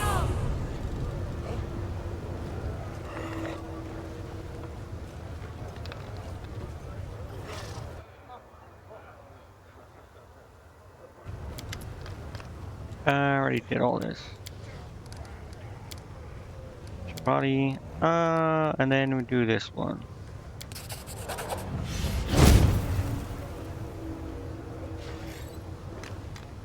The spirit of blinding light shoots from your hand to the black stone. The mask crack with a bone-like crunch. Nauseating stench of decay fills your nose. Under the fragments of the mask, you see exposed raw meat. It appears that, before donning the mask, the owner flayed his face. Flesh boils, the shards of black stone evaporate. After a time, all that remains of the sinister artifact is a memory. Power has obliterated it. An amazing failure of power inundates you. What you did was pleasing to heaven. Okay. This guy died. I don't even know where his body is.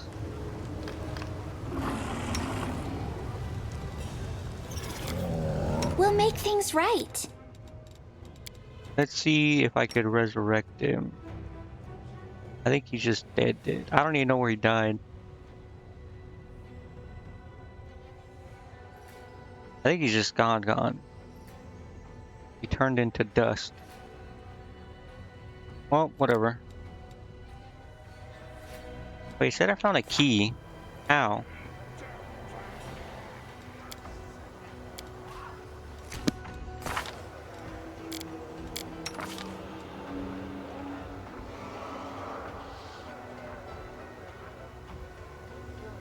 Whatever, I'm going back to the Nexus. I gotta rest.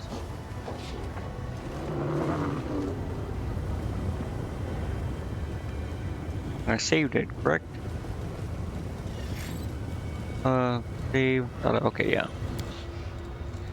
Nexus, we'll take a nap, and then we'll go do the Discari thing.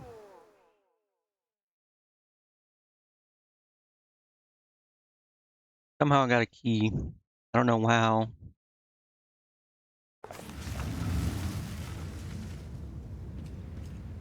He's here, right? Hand of the Inheritor. He didn't like die saving me. Or was that the last one? Oh, he's here.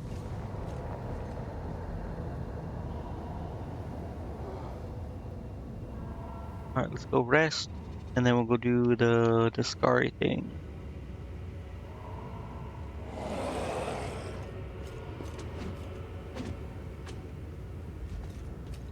You alright?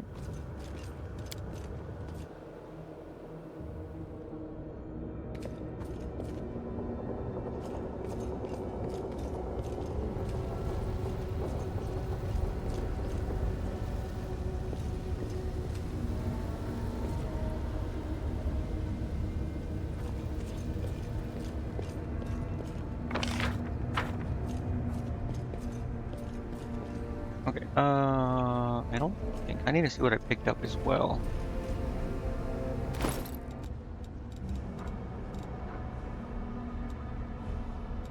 Now I can put these away and then sell the other stuff. Put this away, sell the other stuff.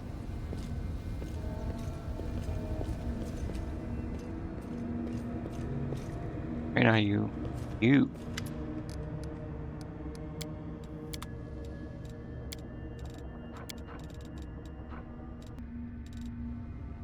Right now, I can go rest. Hopefully, it gets rid of all my thing, right? Surely it does. Gets rid of all my negative levels.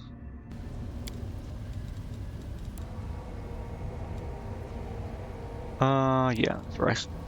You think you're better than me because you're from a noble line. You were raised in captivity. But I grew up free, able to do what I wanted. Oh yes, you were able to sleep on cold rock, and now you fancied a change to this one. I, on the other hand, sadly had to endure sleeping on a bed the size of your entire encampment. I must say, your undisguised envy is really quite charming.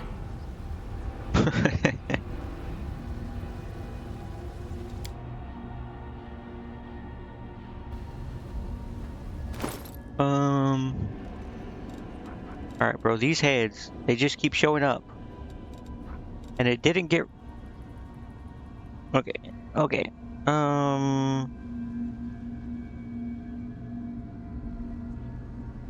right. That's restoration.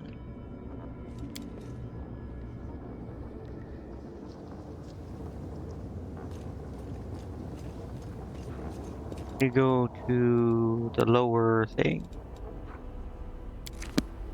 We gotta spam restoration first so we can get rid of all these negative levels.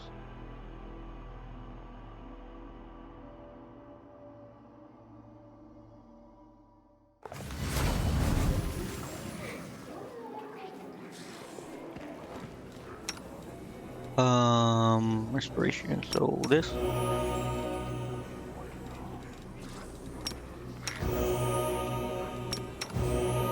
Matricium Turinos!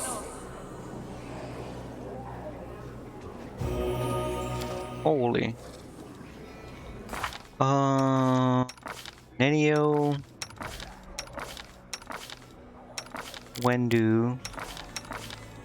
Okay, I'm gonna have to go rest again. Matricium Turinos!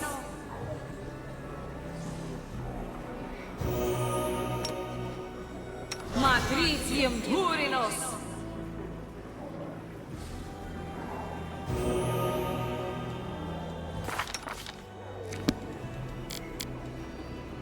Matricium Turinos!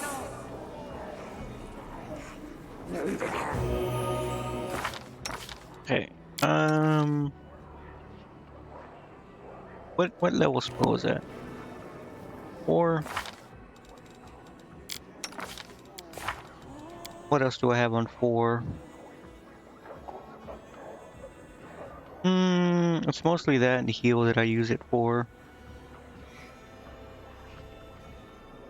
That's fine. It should be fine then.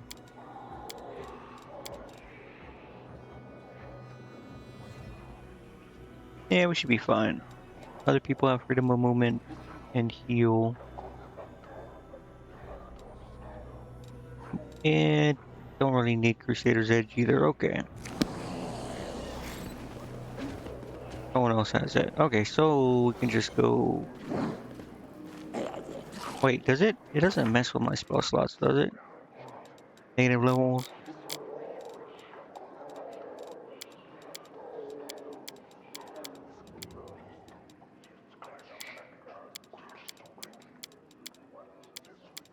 I think it's fine.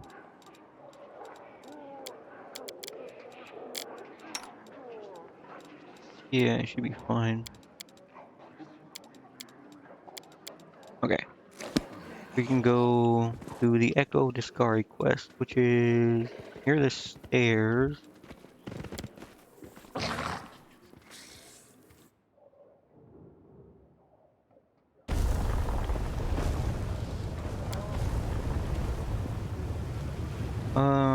Where am I?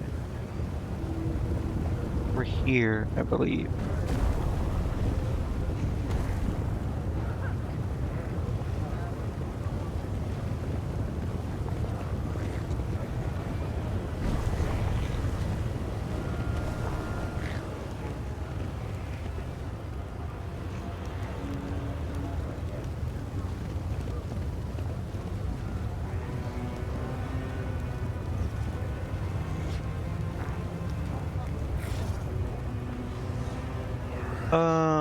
I have.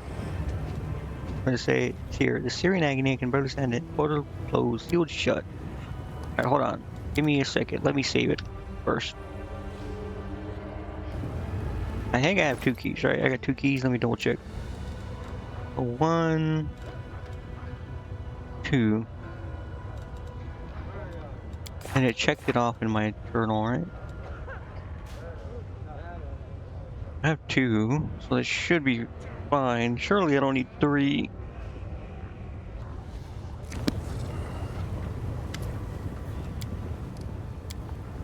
Heart longs for battle. My old enemy will not escape this time. Press forward no matter what lies ahead. I should probably buff up as soon as I can.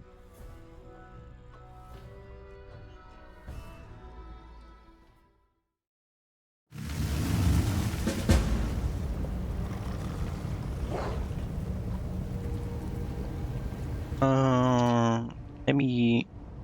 Surprised it didn't make me fight.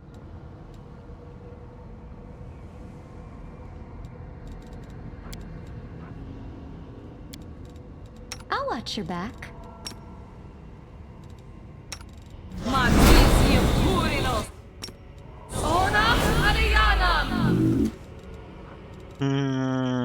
This one. I think that is all the main buffs. These are like powerful short buffs.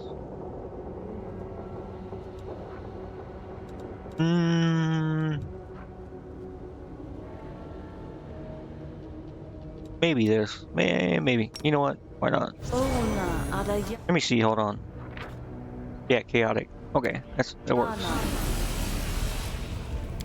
And now there was something I wanted to cast, but I don't remember what.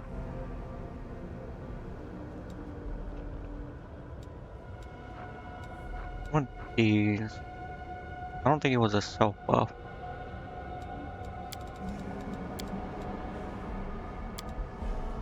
What the heck was it? Let me make sure she's riding her pet also. She is, I think.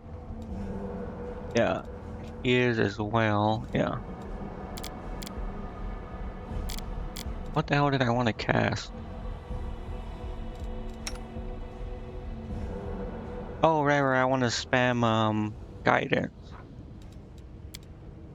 Let me switch. I think it's every 3 times. Okay, I gotta cast it 3 times. Do this. Then we cast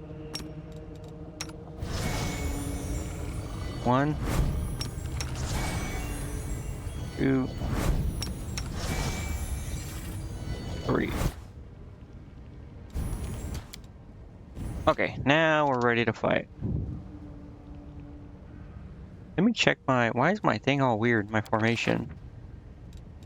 It just looks weird, I guess.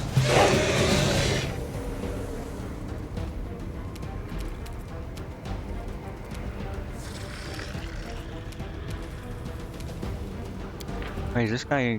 He's shaking already. I will resist! Oh!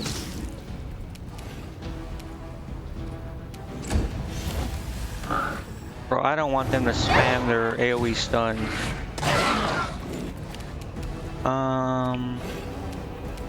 They can't be tripped, right? I mean, they're shaking. No, they can't. Okay.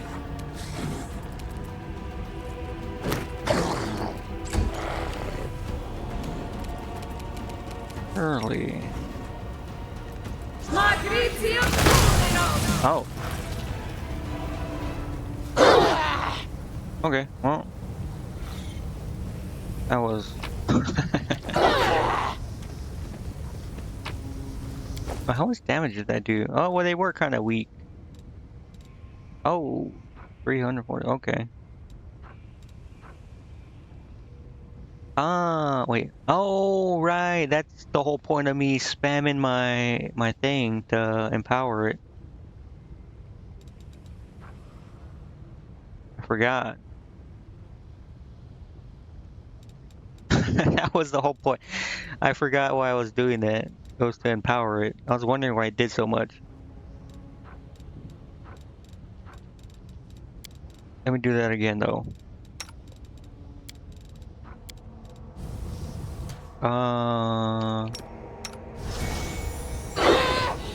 1, 2, 3.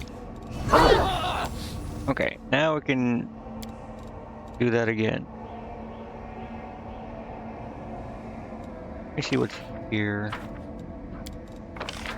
It's a very small thing. Oh, she's the one that was kidnapped. So she'd be quick. Save it.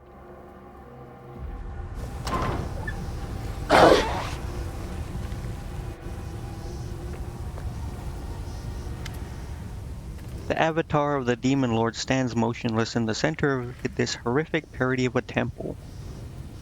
At first glance, it looks as though the echo of Discari is praying, However, upon closer inspection, you realize that he is watching a swarm of insects consume the body of one of his victims. Oh.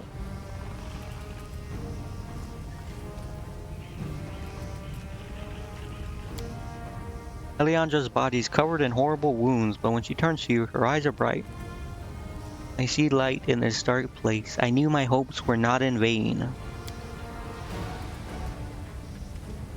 A monstrous creature turns around. He looks at you with an expression of shock and dismay.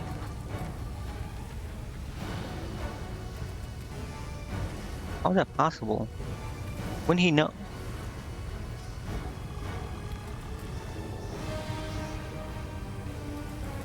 I mean, the whole point was to like track him down, but I mean, you would think he would know. It's kind of like Nocticula not like knowing what was going on in her city, or like making it seem like her knowing something is a surprise.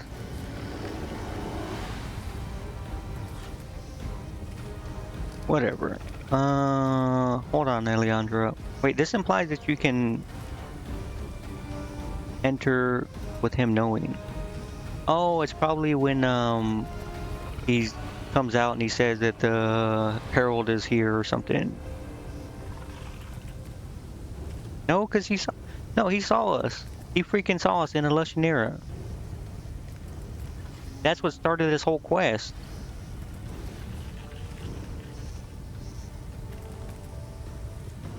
And why is it saying this is like an event?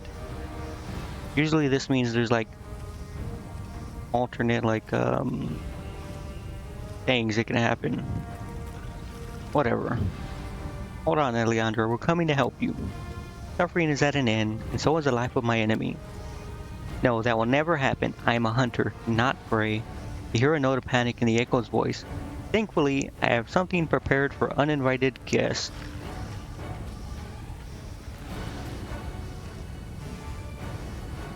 I filled this place. Wait, no. Yes, I do. I've taken great pains to create this perfect parody of your goddess's temple. I filled this place with the suffering of her lackeys. This is my home. So, let me welcome you to my abode with some fatal hospitality. You will never leave here alive. You will all burn.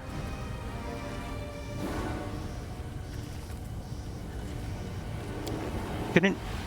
Terrible rumble shakes the echo's lair, and then.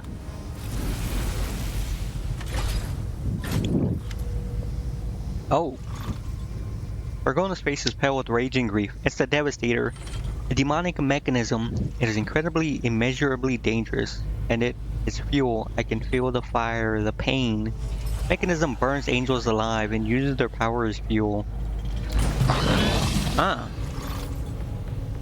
Okay, well. Go ahead and look at Bergona's here. The construct doesn't really have any buffs, but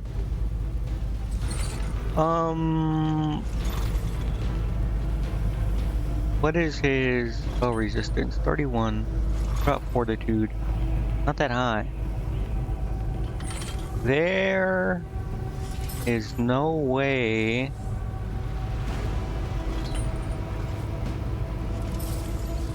Wait a minute, hold on.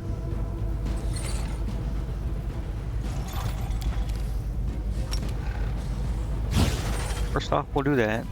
You have to come to like the edge, because Prepare yourself! there's nothing to dispel. But how much AC does he have? 39.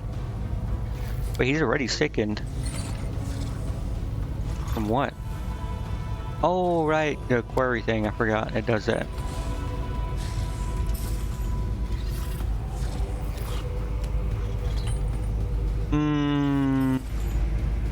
This just does the same thing, but AoE, right? So I can cast this.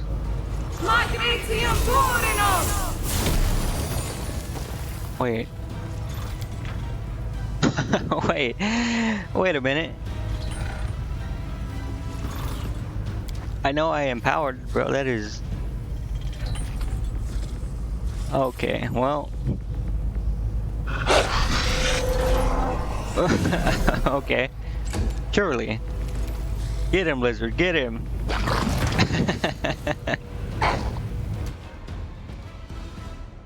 Oh, it's L'Oreal. Wait, isn't he dead?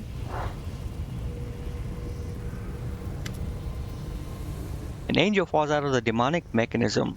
Argona shrieks like a wounded bird and dashes toward. Oh, right, that's why we didn't actually see him die.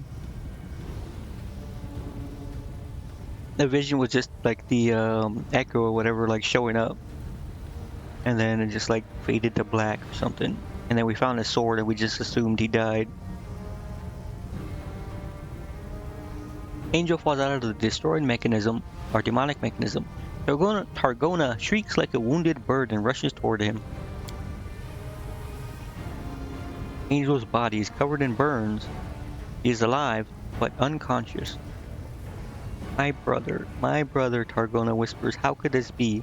We thought you were dead. Is that L'Oreal? It's him, Targona cries out joyfully.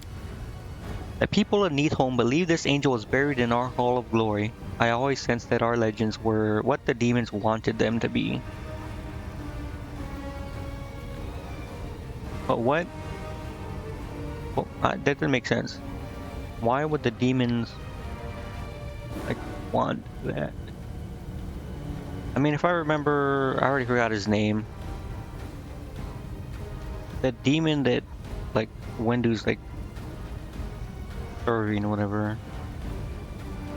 I think he said that his blood is like in the original Crusaders, he like corrupted or tainted them or something, and that's how the people in Neathholm came to be. So what purpose does like I mean, I guess making them believe they were corrupted Crusaders.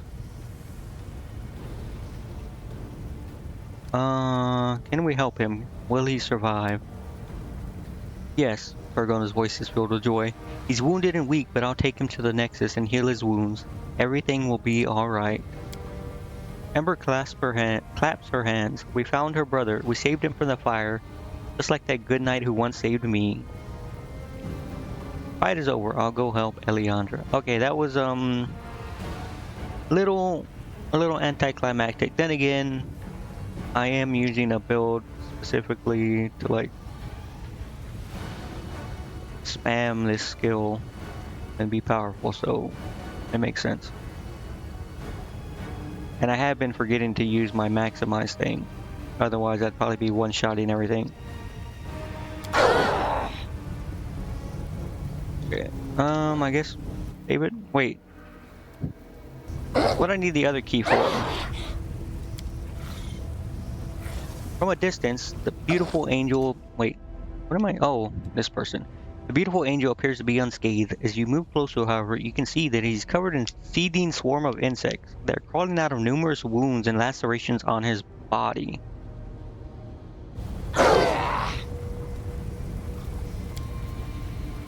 Segments of dismembered bodies have been put together in the shape of a sword, symbol of Iomedae.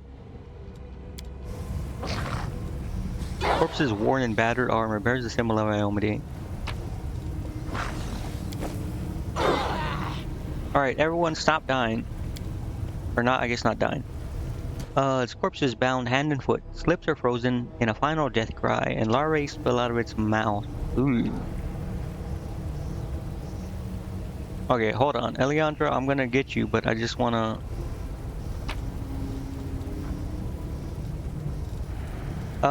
you know, I better, because I don't know if I'm gonna...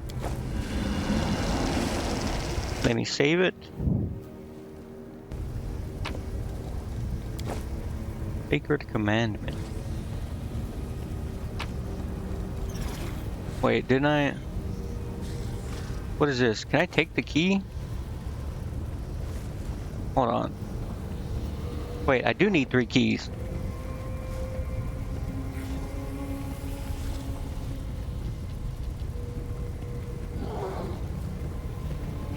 Hold on.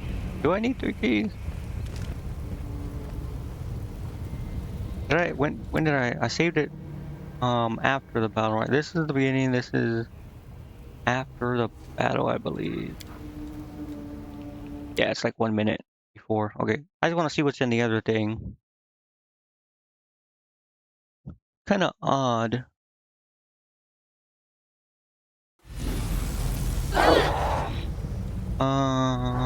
Yeah, I think.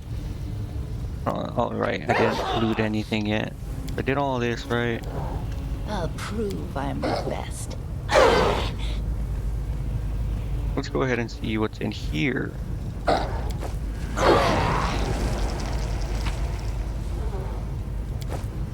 Negotiations bracers. I think these are garbage. +4 bonus on saving throws against mind-affecting conditions. +10 competence persuasion skills when used for diplomacy. Okay, I don't know what the other thing was, but it seems like it would probably be better.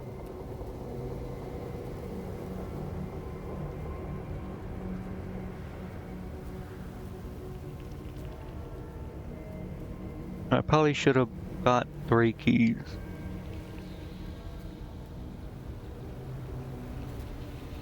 I mean, these are kind of whatever. I don't think I'll, mind-affecting conditions. Okay, let's load it again and get the Sacred Commandment, whatever that does.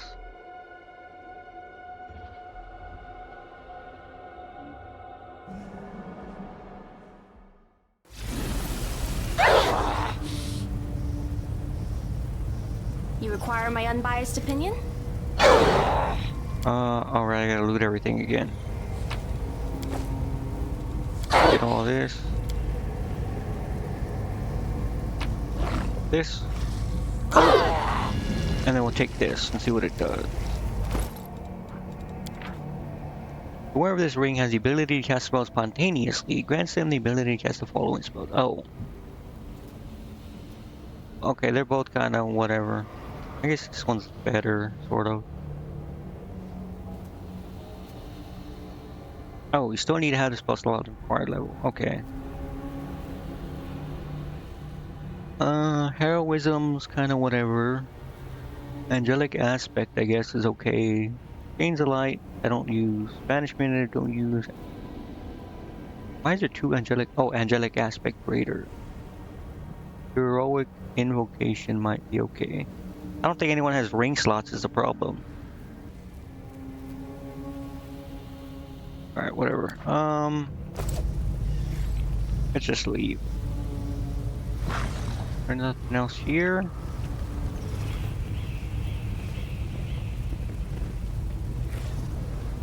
Oh, okay, let's talk to Eleandra.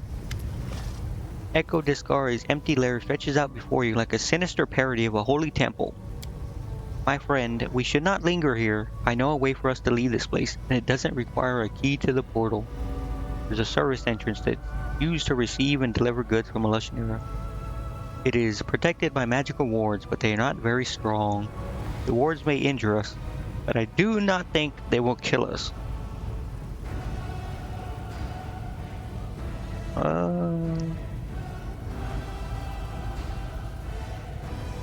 Not leave until we commit everything to holy fire. Yeah. I guess we could burn everything, why not?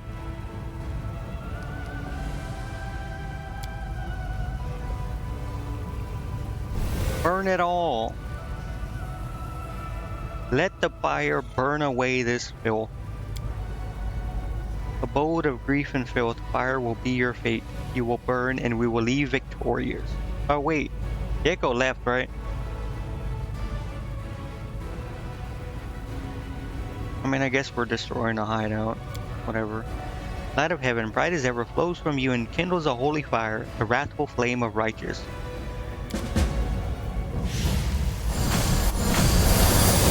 Oh my. I want to learn that spell. Basically like form of justice.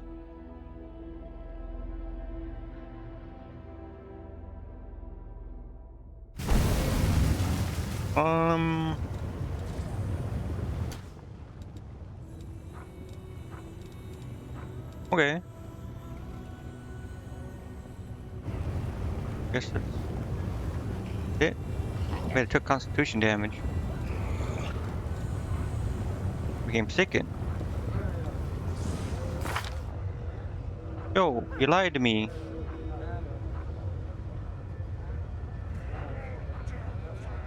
Whatever. I guess we'll just go back and see what happens. Right, we go back. Sure.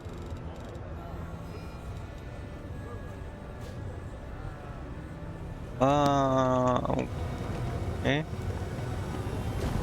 Whatever, we'll just go back. Just in case. You can go down.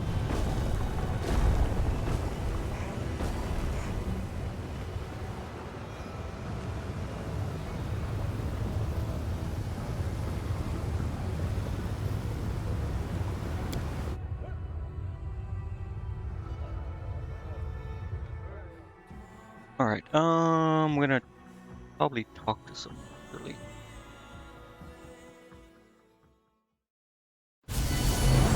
Okay, so first, we'll save it.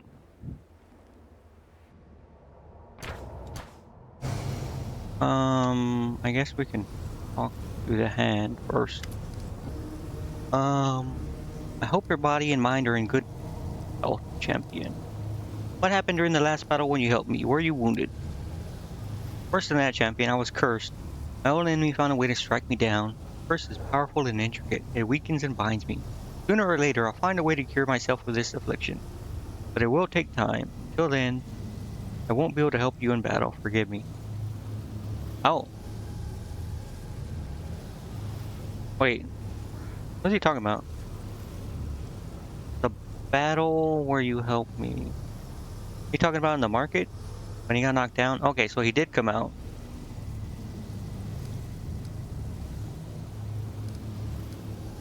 I thought he did. Okay, I don't know where I got that key then.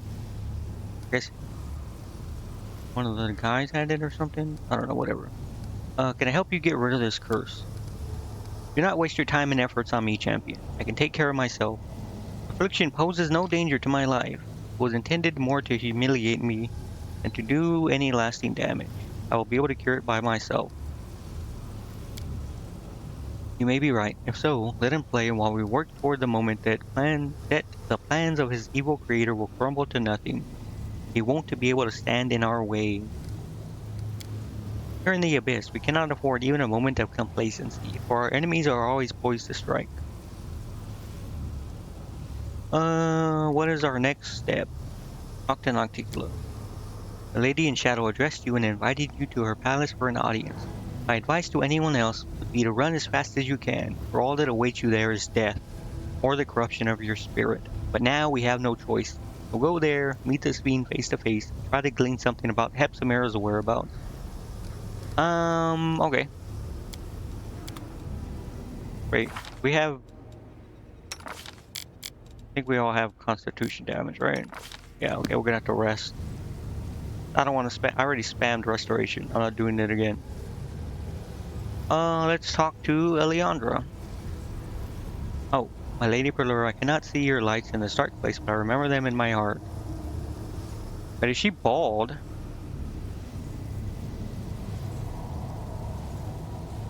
She wasn't bald before, right? Or was she wearing a hat? I don't remember.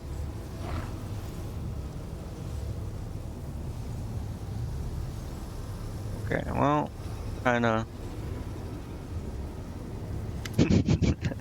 Despite his pale, tired face, the angel's eyes are surprisingly clear and alert. Most of his burns have been healed by magic, but his body is covered in scars. He looks exhausted. The wounds will heal, kind angel, and my suffering will be forgotten. Soon we will forsake this evil plane and leave the memory of torture and captivity behind. Not everything can be forgotten, my mortal sister. Not everything should be. Those who brought evil to us and our kin have yet to pay for their crimes, and the world wound is still open, spewing its poison into the lifeblood of Glorian. But look who is here. Fairy, the bringer of hope, the one who has given us a second chance.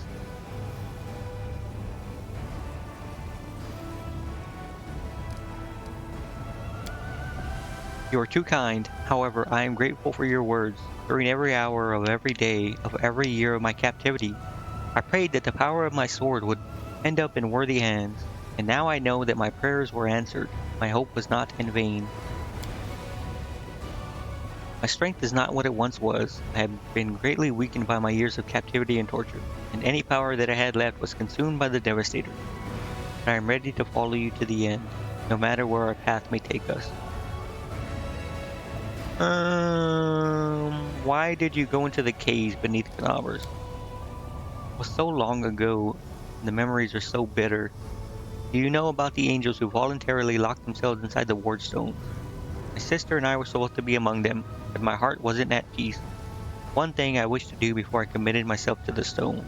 I wanted to find the children of the first Crusaders, those who bore the curse of the world wound.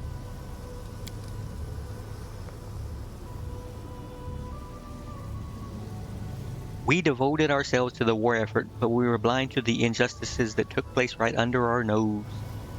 Those who deserved help were ostracized and sent away from the cities. Poor children were forced to grow up in the darkness and out of underground caves.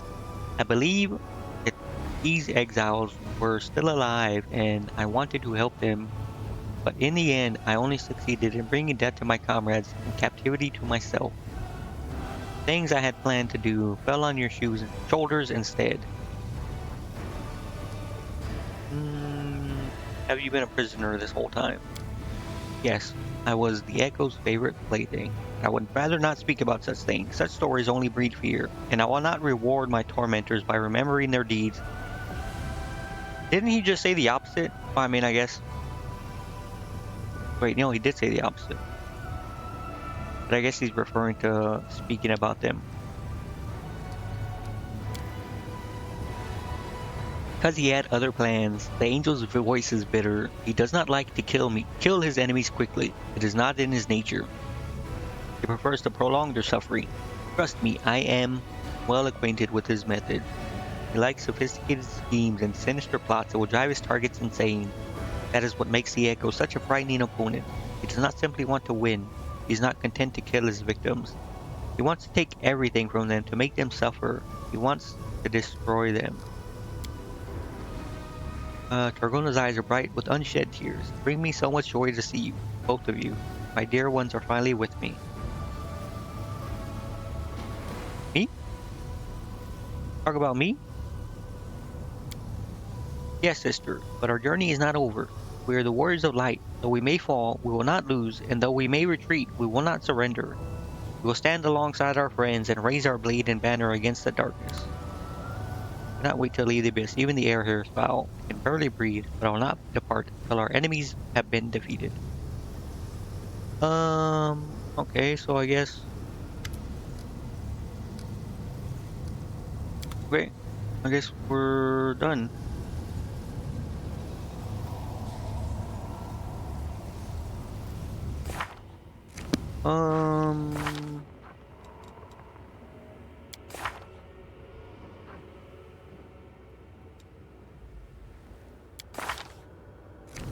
I should probably rest.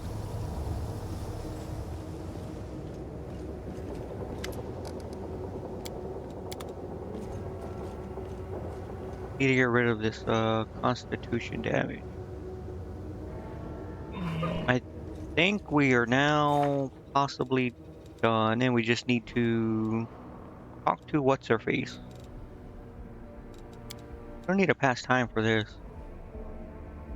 Let me go talk to her. Let me see if she has anything to say. Pretty sure we rested at least one day. Day and a half.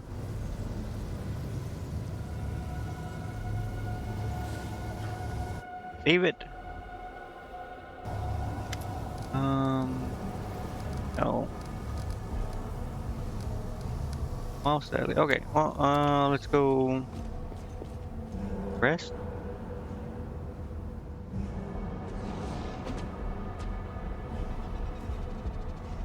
Yeah, we'll go rest.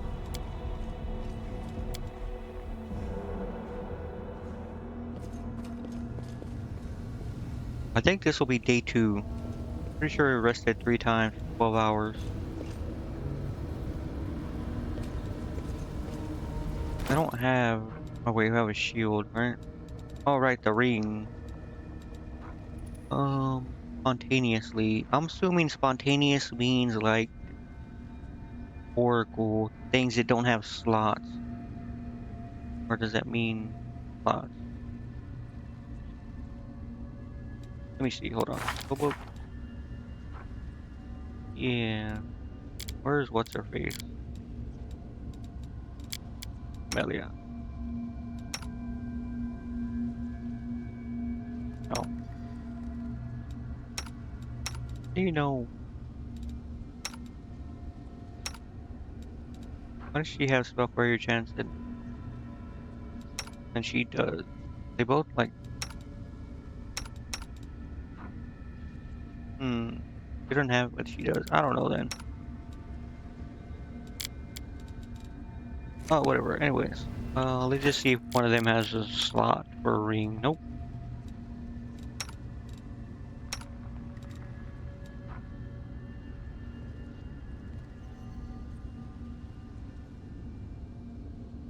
Eh. Yeah, I think I just keep these rings. Well, no one else really needs this ring then. I guess I can replace this one. +2. You know what? I'll give it to him. Sure, why not? There you go, man. He's the only one that uses this shield. Plus rare shield grants rewarded +2 morale bonus saving throws against evil creatures. Whenever the water shows critically hit, or rock spells activated.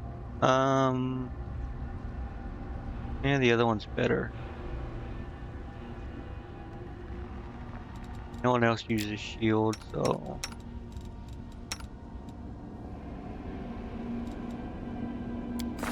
why does he have such little AC though? Like I don't.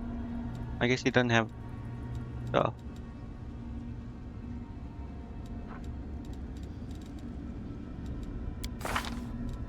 Um, this is what I want to look at. Pretty sure it's full shard. Yeah. Hey, look at his damage. Oh my.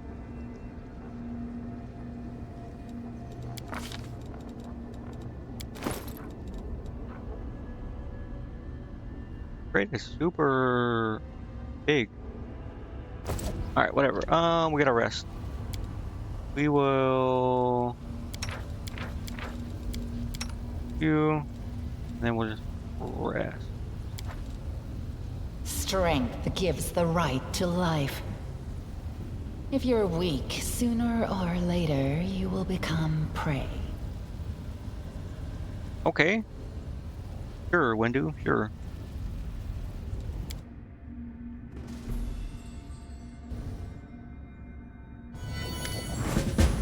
Oh, okay, here it is.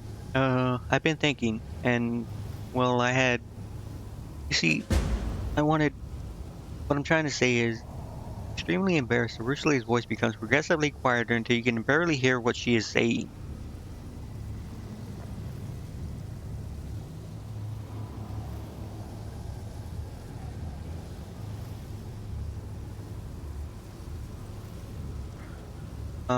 Relax now, summon your courage, and tell me what you wanted to say.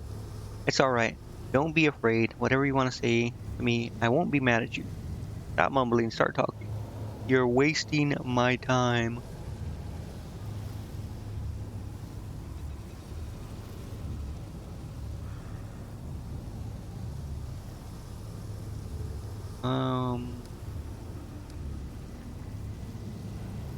This one. No. This one. I know that. Thanks.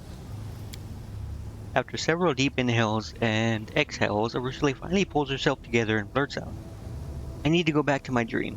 And come with me, please. You look so sweet when you're all shy. You've already been inside your dream several times. Why is it so hard for you to talk about it all of a sudden? You finally figured out what to do with the table.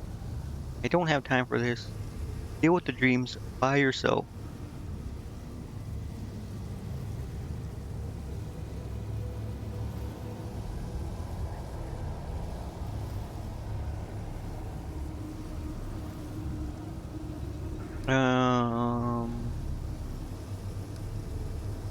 Just pouty and Usually looks down. Okay. Finally figured out what to do with the table. No, it remains a mystery to me, but I had another idea. Something something that I can't do alone. I thought this is gonna sound odd, but I doubt dreams even work like this. Oh, and I doubt dreams will work. But what if I try to fall asleep inside my dream? Dive deeper into the dream world. What could I find there? What if that's where the answers to my questions are hidden? What if Desna herself, or what if it's Desna herself, or even me, the real me? Problem is, the succubus blushes again, her voice dropping to a barely audible whisper. That's where the nightmares are. Someone will have to guard my sleep. Someone who won't get scared of what is to be seen there. Someone who knows what kind of monster I used to be and still accepts me. Someone. You know, sleeping isn't the only thing you can do in a dream. In the dream world, your kiss won't be deadly. Okay. That's. Yeah. Okay, I'm not saying that. You need someone you can trust. Of course, I'll help. Let's go. Absolutely not. I'm a bad choice for that. Find someone else.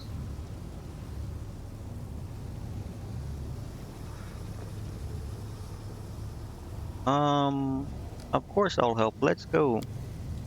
Ursula's hot fingers touch your hand, and both of you immediately fall into a dream.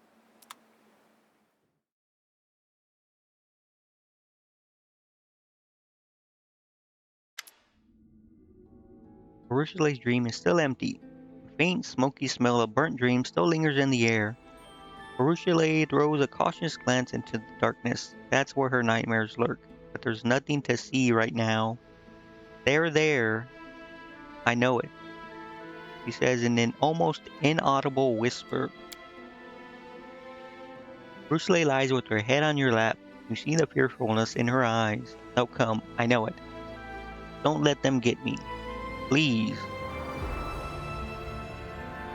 Okay, what? I'm not gonna bend down and kiss Ursula on the lips. Um, I'm not gonna do that. Kinda want to see what would happen, but I don't think it'll be good. What should I expect? Go to sleep. I'll guard you. I don't know. I'm too afraid to imagine. This is the world of dreams, the world of my nightmares. Everything. Everything.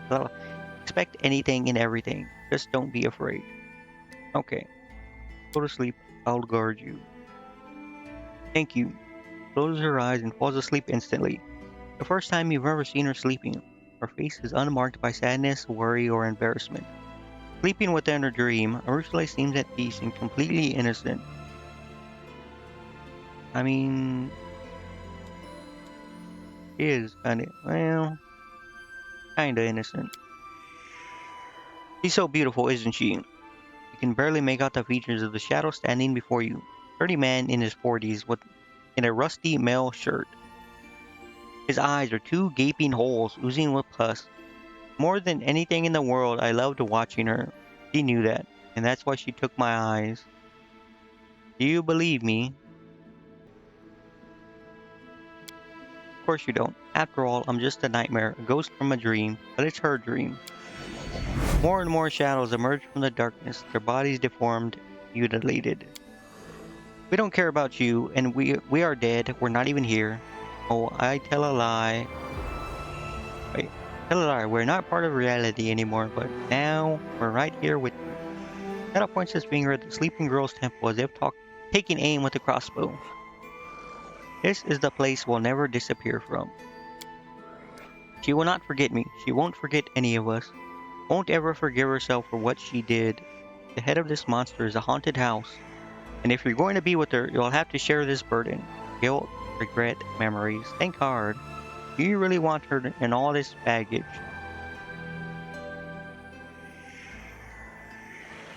To all her victims, I'll help her forget you all. I'll help her live with these memories.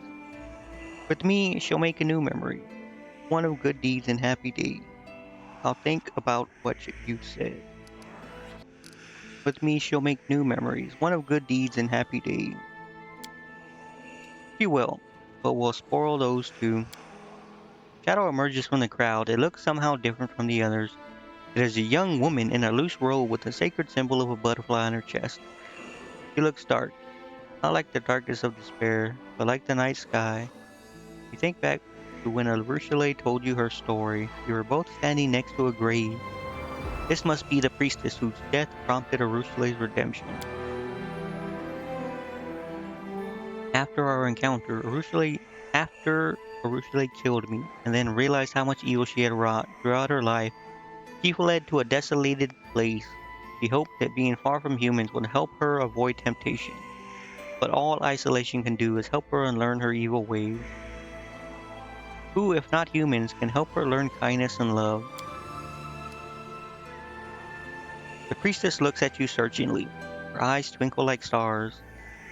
So this is you whom she chose to be her guide in the world of mortals. I hope she made the right choice.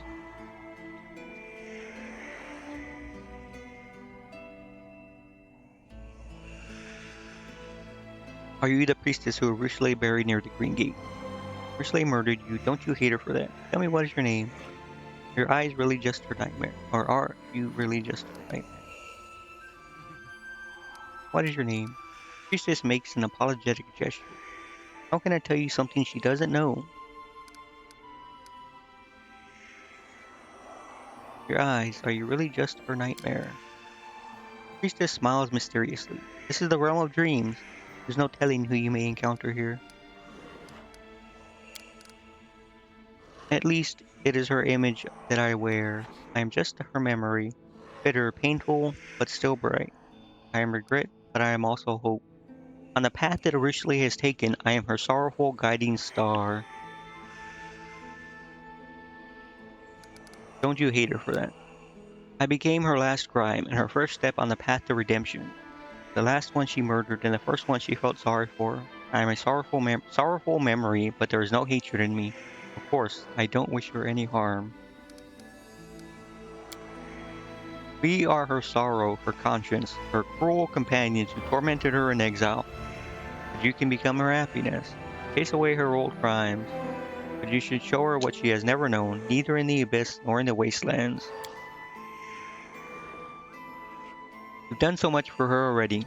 You've shown her friendship, camaraderie, taught her to do great things, but now you have made her dream of something more, something that is both beautiful and deadly. And you become the one who will show her how to love. If you are not sure you're willing to follow this path all the way through, you had better step back now before you break her heart. I see.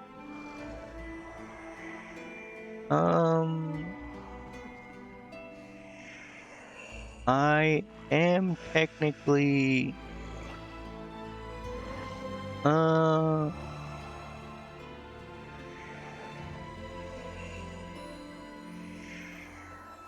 sure. Yes. You love me. Ursula looks up at you, her ruby eyes wide open. Her thin lips part and she moves closer to your face, forces herself to freeze. Her hot breath burns your cheek. Isn't she sleeping? Shadows step aside and vanish into darkness. The dream dissipates. The last thing you hear is a priestess' voice saying, "Take care of her." Oh.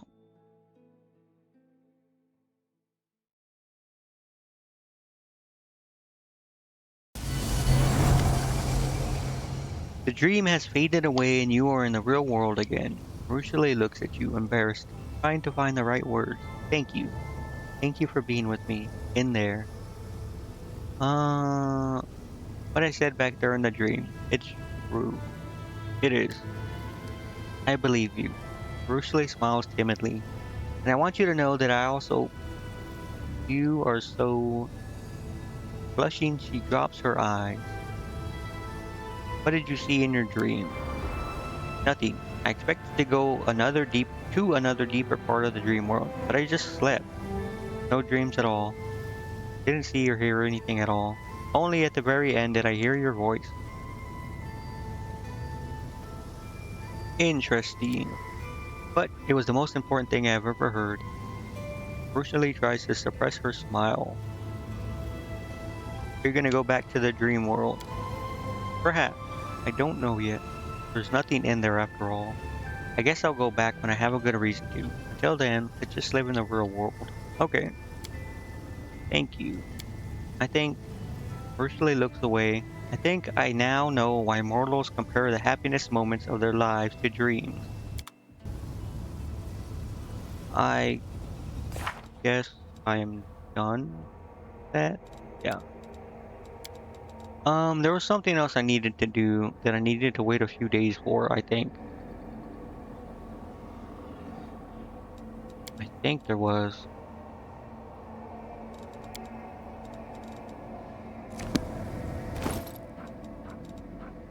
Bone amulet. What is this? Simple bone amulet. Bird skull threaded in a piece of cord. Despite its crude appearance, this item is enchanted with powerful protection spells. Appeared among your possessions, seemingly out of nowhere. Whenever the wearer of this amulet lands a killing blow, they gain tier 10 bludgeoning for 3 rounds. Oh, maybe that's why, this is, what's her name, right? Where is she at? Amelia? No, it's not. She still has hers.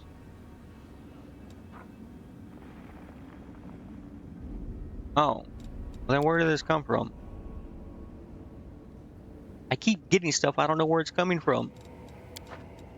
I keep getting more demon heads in my inventory. It has to be Darren.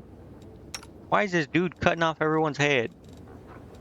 He's the one that put these heads in my inventory too. I still don't get why... what that thing is that's like possessing him. I assume in chapter 5 or act 5 it'll explain. We'll do more of his quest.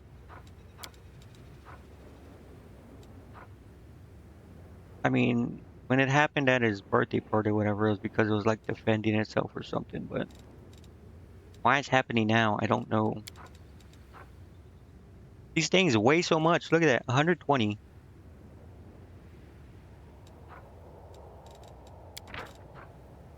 Against illusion school spell. I don't think anyone needs this necklace. Not very good. Who do I use? Her. Glass amulet. Maybe... wait, what does it do again? Damage resist and saving throw. Maybe what's her face? Her. You can have the bone amulet.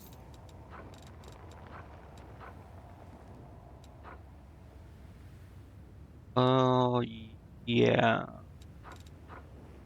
I'm almost certain Camellia made this. But her thing's called bone amulet also.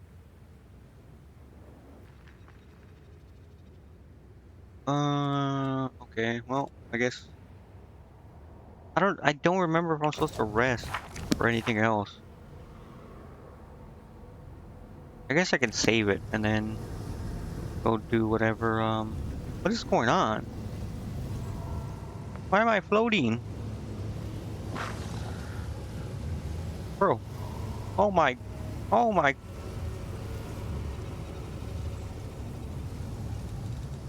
Am I still riding my thing? No, I'm not. What is going on?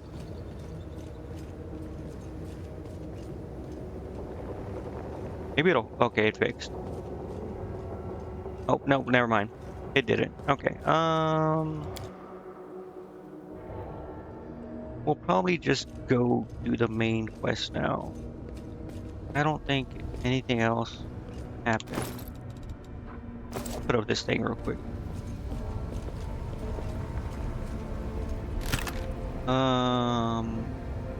Put away this. I have so many things now. Alright, I killed them all.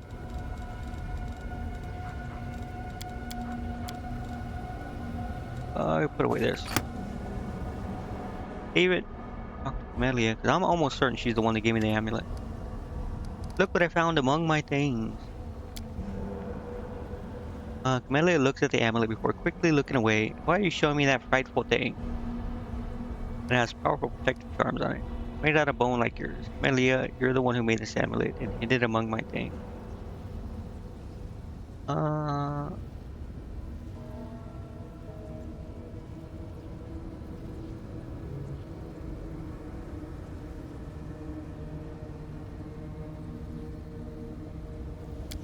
oh wait.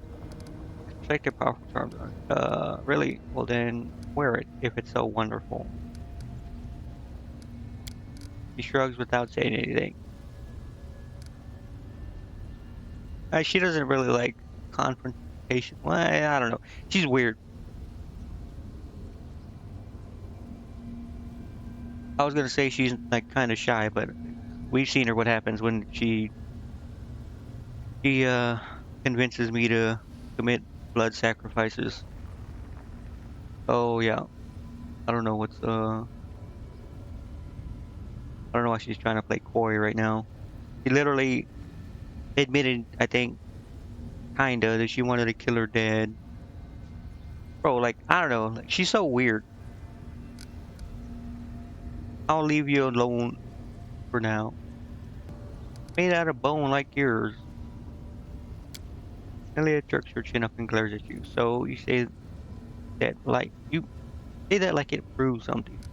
Alright, let's drop the subject. I wonder what happens if I like let's be honest. She's not gonna stay mad. But I don't wanna risk it. You know what? I think I saved it. What utter tosh. Why did you do it? I did not do it. Camelia's eyes are boring into the floor, her cheeks slowly turning scarlet. It's just a bone amulet. Why are you tormenting me with it? Do you not like it?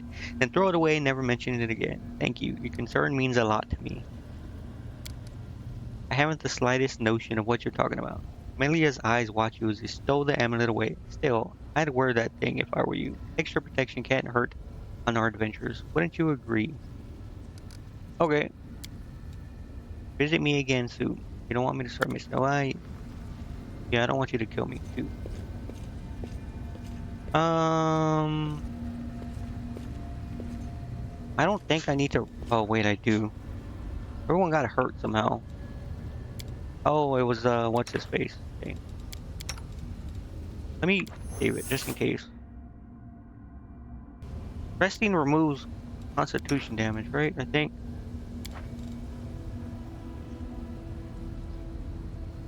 Let's say your old pops dies out of the blue, right? How are you gonna prove that you're his daughter, eh? Any guy off the street could show up and say he's a worm too.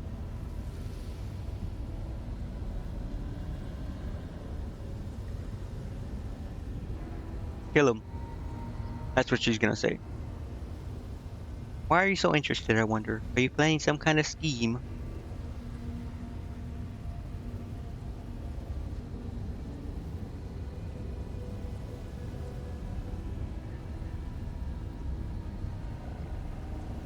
Okay, I think it should be gone, right?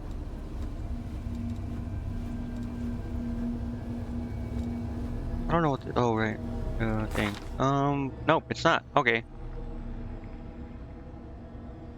You can't remove it through, oh, restoration spell or some powerful magic.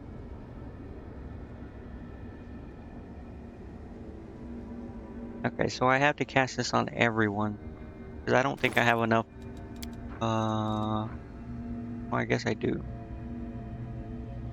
I guess I can cast it on, like, who has it? You don't have it, does she? No. Wait, why am I the only one that has it? I swear we all got damage coming through the thing.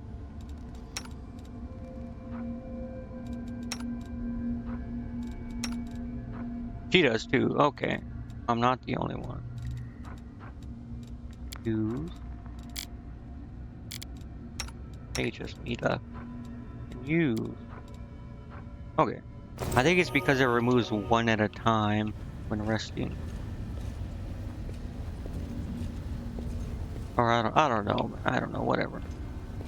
Now we can go talk to Nocticula, I believe. This one's gonna happen, and then this one. Okay. We'll see what happens when I talk to Nocticula. Surely she doesn't try to kill me. Actually, I think the whole point of this was to get her help against Hepsimera, so she will probably help me.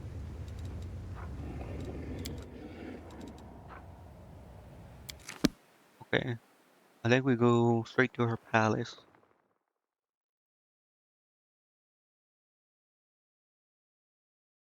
Surely a demon wouldn't stab me in the back.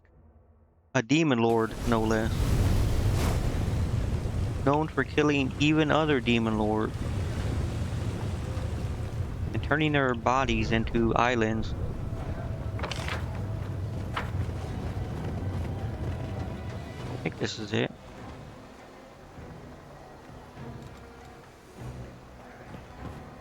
You guys are too slow. Hurry up.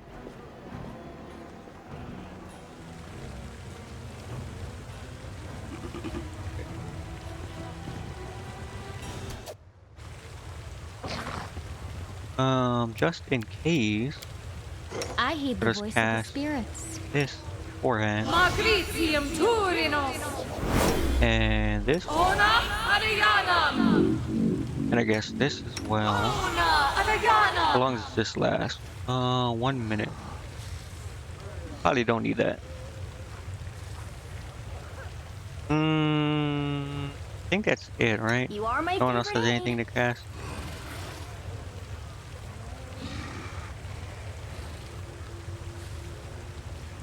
Sure.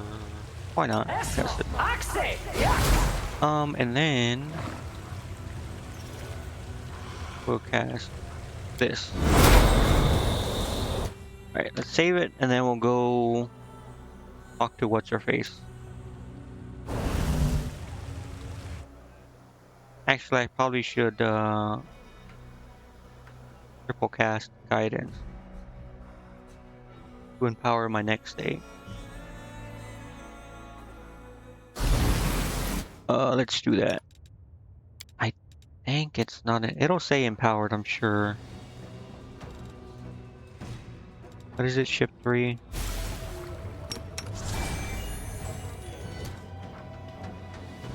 Right.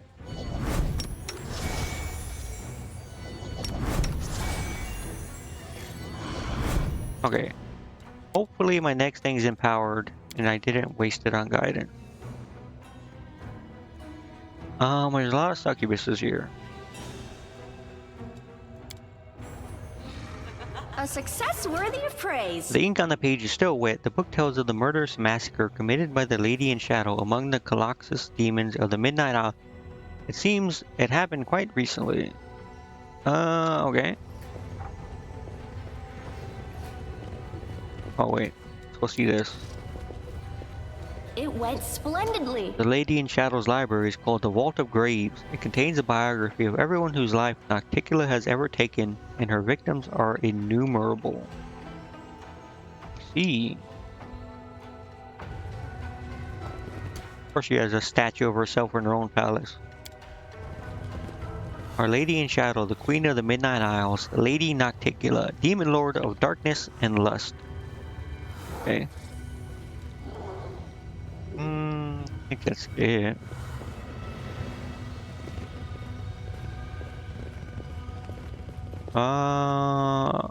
Where?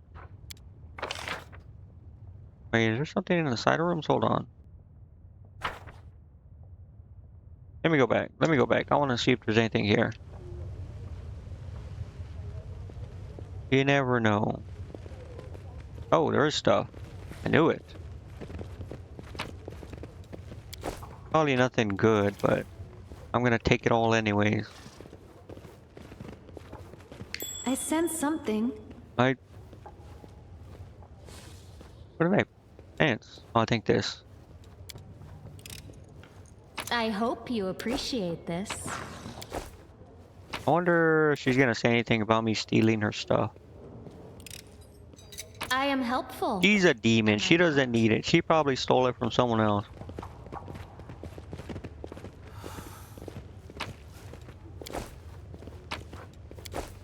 that's it. There's a door here, right? No. Okay. Go here.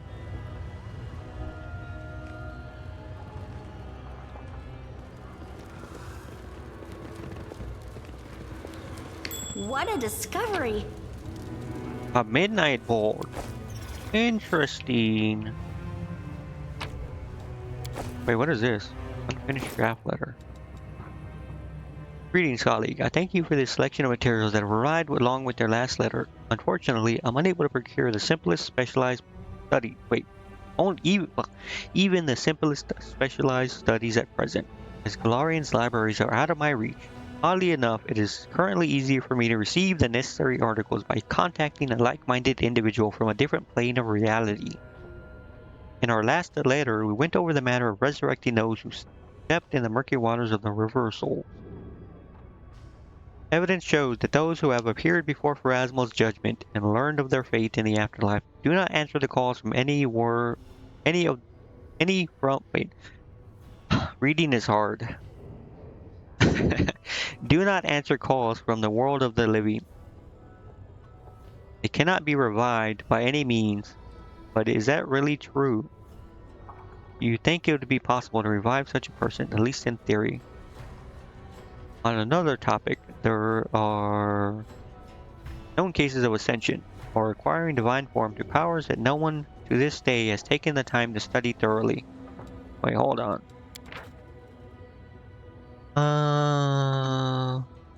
There are a plethora of examples in Galarian's history, such as Eridan, who led humankind and civilization, and Iomade, who followed her former mentor into the godly host. As I ponder these cases, I can't help but wonder, could this process be controlled? Could one create the right conditions, choose the right living material, and bring into being a creature of divine power? Certain you have encountered similar phenomena in your practice and would like to discuss this matter further. Perhaps you're still in possession of notes of our drafts that could shed light. Okay, this is interesting, but I need to know who it's from and who it's to.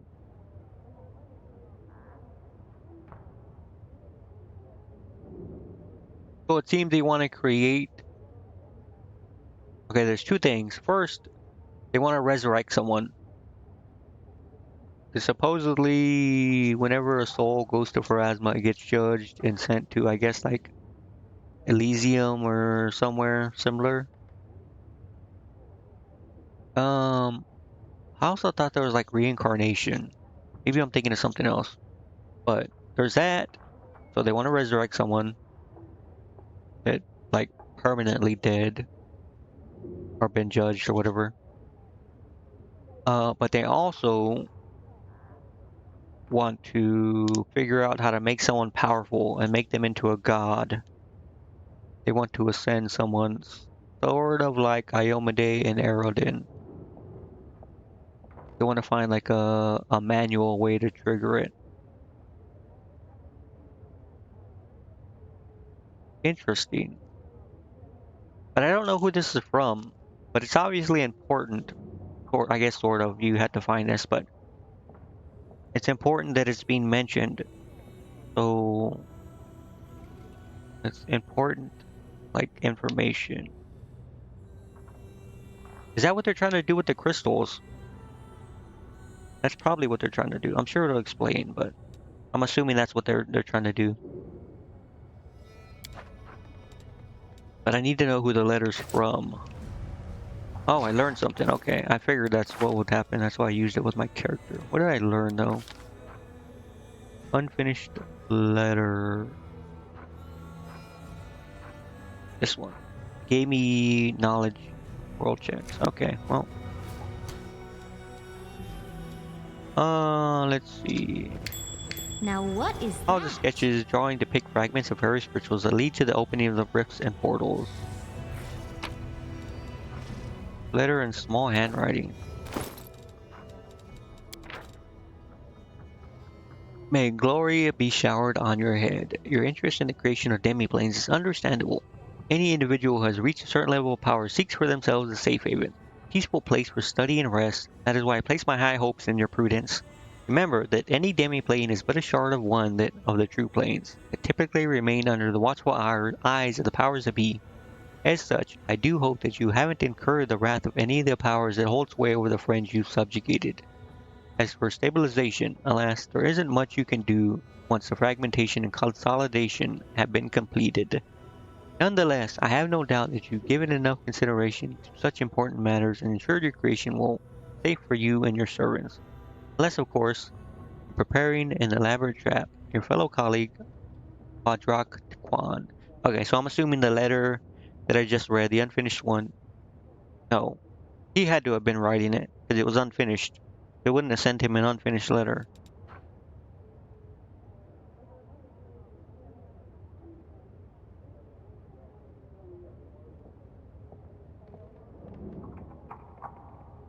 Yeah, unfinished draft of a letter. There's no way they would have sent him, so he had to have been writing this. But who is he writing to?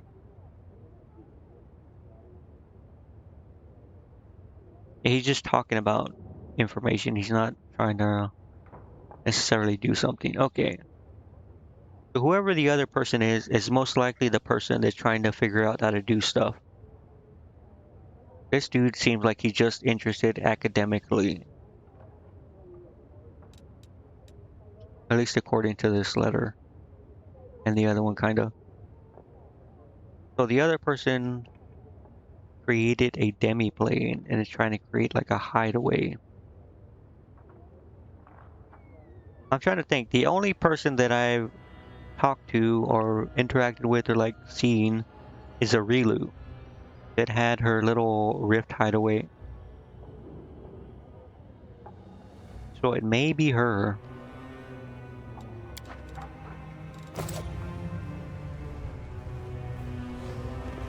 If it is her, that would... Wait, I learned something from that one too. What did I get?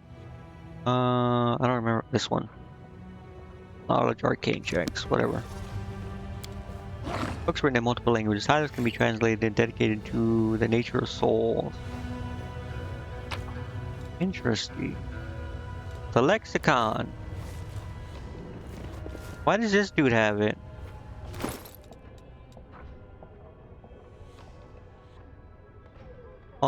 Let's info.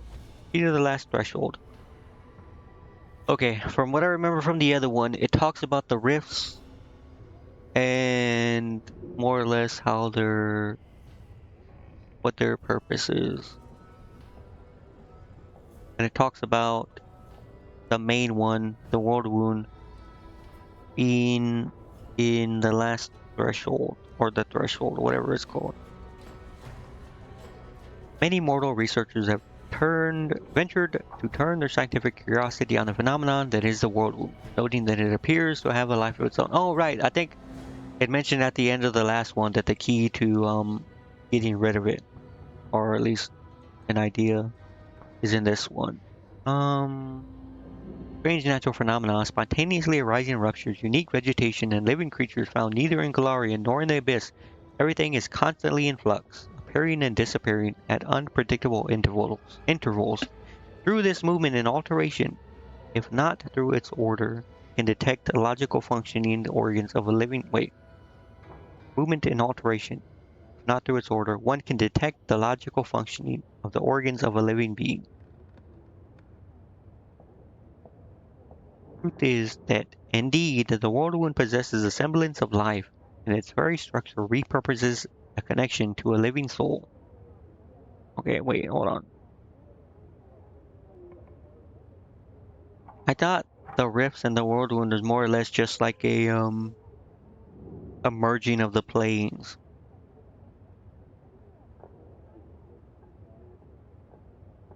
I'm guessing it is, but it also causes like it says, phenomena to occur.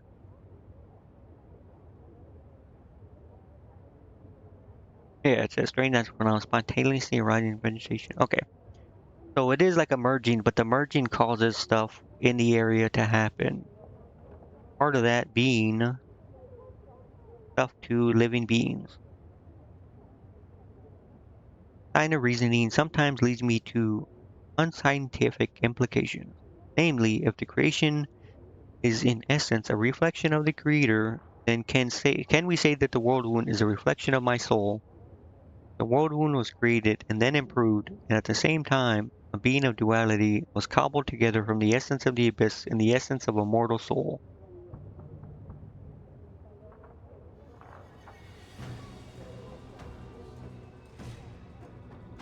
Normally, this process requires an essence taken from a creature with strength comparable to that of an imperial or an abyssal lord. But there are ways to circumvent this requirement, in particular through the use of the Nahedrian crystal's rare power. Wait, what? This essence of a mortal soul. Okay, so the rift needs a ton of power, and they get that from the Nahedrian crystal, which makes sense since they're technically solidified demon power, demon lord power. In this section, I refer to this as being the key, an instrument that allowed me to significantly expand and strengthen my original creation. Due to her dual nature and connection to the world wound, he was given the opportunity. Wait. He was given the opportunity to obtain amazing powers. However, everything has a price. The world wound is linked to the key, but the key is also linked to the world wound. Carries it in her soul like a deadly affliction. Affliction is indeed fatal. The duality of the soul grants amazing powers and primes the soul's owner for transformation and for the bestowing of incredible abilities. But this duality is slowly killing the soul's owner. Problem I have yet to solve. Okay. So, I don't know. It seems like it's talking about me, perhaps.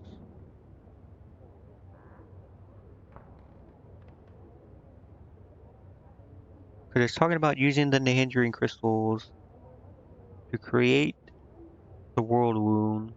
And it's talking about it affecting living beings. So the world wound was created. It had an effect on me or something. And it's also talking about using it to create like a powerful like being.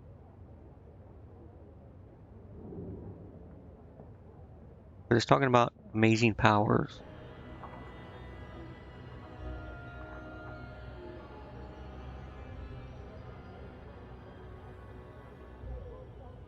I don't remember who wrote this. I remember I found one, I think, in Arilu's lab.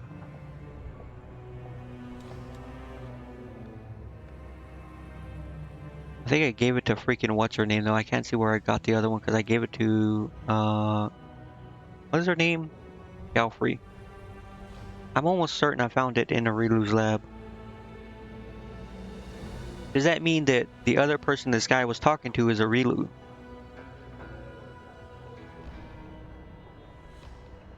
Okay, it's starting to make sense. Well, again, not make sense, but it's starting to like make connections. So again, she was trying to figure out how to like merge souls or people together. I guess physically, like she did with Targona. But she's trying to merge basically a bunch of people into one being, physically and spiritually, but only retaining one soul.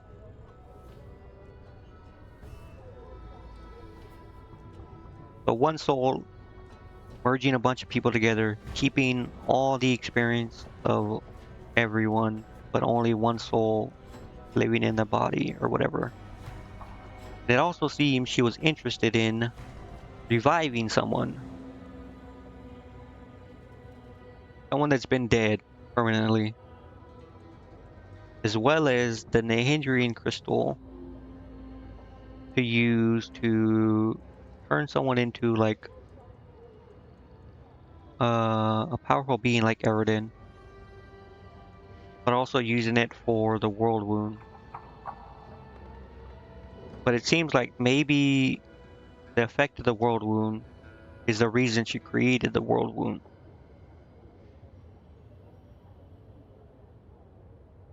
Because she needed the phenomena it creates to do whatever she's trying to do. Again, this is all based on if Arilu's a person this dude is talking to.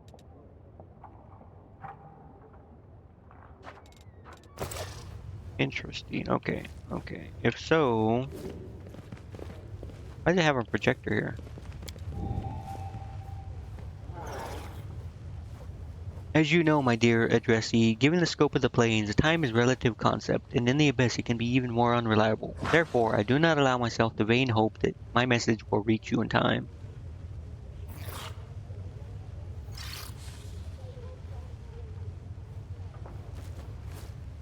Okay. Next, please. Your final question was about the possibility of a complete awakening of the memories of a mortal life within a soul that has already passed through Pharasma's judgment. I will send you the research on all the cases which I am aware where such an awakening took place. Okay, so they want to revive. So okay, it might be a Rilu that he's talking about.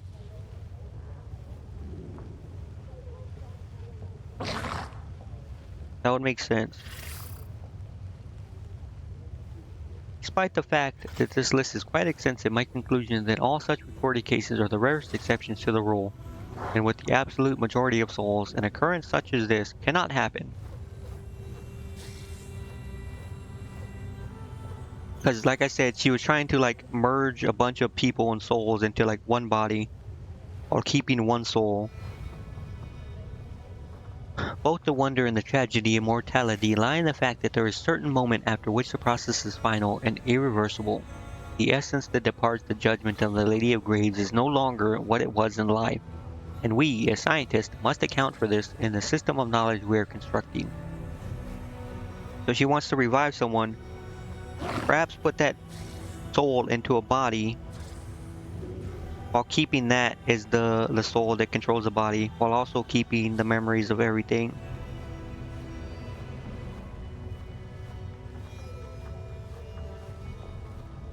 Couldn't she just like replace? I guess that's kind of what she's trying to do. Replace the soul with the one she's trying to revive, keeping it intact, and also awakening it to its memories, keeping its memories and experiences.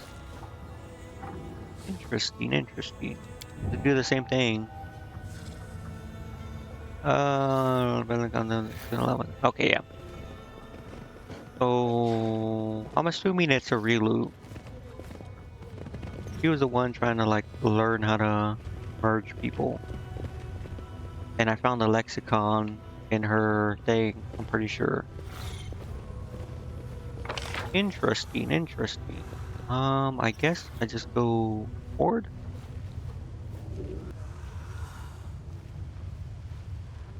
Okay. I think I just go now. There's no other rooms to the side, right? Okay, well, hopefully there's nothing else to explore there. Greetings. A stately shadow comes towards you. In its hands, a small mirror sparkles and shimmers with an unsettling light. Oh, wait, this is a Rilu. Okay, so maybe it was a Rilu that all this was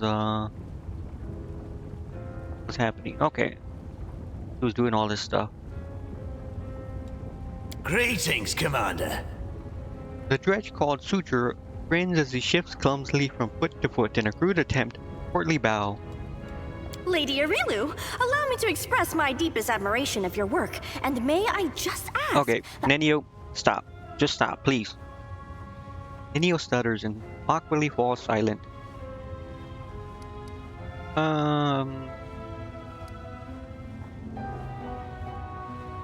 Following me again, I see. Following me again, I see. Watch yourself, scum. You probably don't want to do that, so...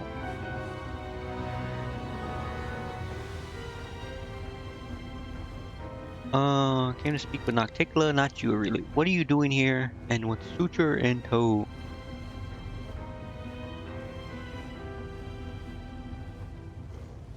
Not this one. Probably not this one. It's one of these two. Question. They're both the same thing, I guess. Well, no, not really. Well, I guess sort of. The suture is my servant. I did not expect him to rush into the abyss after me, but I have allowed him to remain with me while I take care of some business. However, you asked what I am doing here. I bring answers. For who? Me? You have walked a long path, one where shadows constantly flicker at the edge of your vision, and questions multiply like flies above carrion. It is time for answers. At least, some of them. Arilu lifts her mirror, and you fall into its cold, shimmering depths. I do have questions. I've literally been asking questions, so yeah.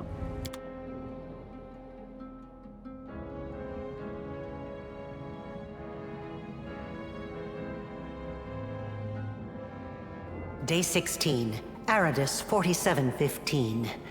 Experiment, transformation. Subject, let's skip that. Objective, Wait, to hold on. embed the essence of a Nahindrian crystal in the soul of the subject. Expected result, the essence will coalesce with the subject's soul, which will ready itself for total transformation, triggering the concomitant powers. The time has come to put my plan into action. Okay, so it was.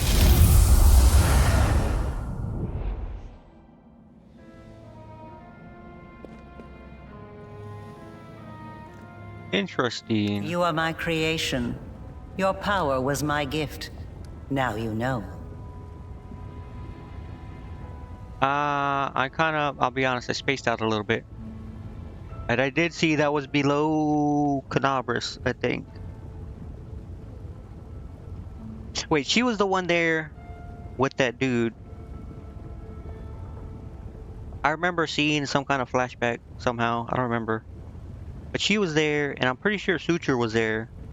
Suture was the one that gave me the crossbow.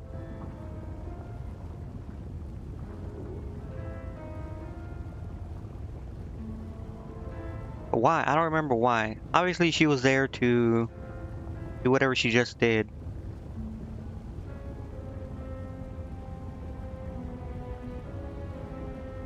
But I don't know why she gave me the crossbow and stuff. I don't know. Whatever. Arilu stares at you, her gaze unrelenting, probing. The witch is silent for a long time. When she speaks, her voice is unreadable, betraying no emotion. You are my creation. Your power is my gift. Now you know. Why did you need to do all this? You are asking the right questions, but the time has not yet come. Ah, such special memories. Remember the laboratory, do you? I told you back then. Go on, look around. See all the ones Lady Arilu worked on. Here with us is definitely the place for you. Yeah, so she was, like I said, trying to figure out how to like merge people and souls together or something. The unseen angel does not speak, but his silence seems to thunder in your ears. Your power is of the same kind as that of Nulkaneth, That's what I figured. and the other demons that you have met. The power of the Nahindrian crystal dissolved into the blood lies within your soul. I have already hinted at this to you once before, when I left the essence along with the lexicon of paradox in my old laboratory, and ordered the suture to make sure the gift found its way into your hands. Okay. So she was the one that had the lexicon, which means she was the one talking to this dude that was here. Or maybe she was here and that was just like letters from him or something that she received here. But either way, I'm sure she'll explain. But like I said, she was trying to revive someone, apparently. She created the world wound using the hindering crystals somehow, I think. Maybe. And she also wanted to revive someone and put someone in a body. Maybe. And ascend someone using the power of the crystals for some reason. But there is more. Do you remember when you were taken to Canobris with a wound that would not heal? Do you remember how Terendelev apparently healed you? That was merely an illusion. The dragon was only able to temporarily dull the pain. In fact, it was I who saved you, when I came to you in the caves and implanted a crystal within you. No, saved is not the right word. Your wound is still not healed. That is why your wound weeps blood from time to time, every drop of which burns your enemies. Okay. So she did use the crystal on me in the caves. Apparently my wound isn't healed, that's why it keeps opening. Okay. Oh, and it's as if to confirm her words, blood begins to seep from the wound on your chest. Eerie flames seem to dance within the crimson drops.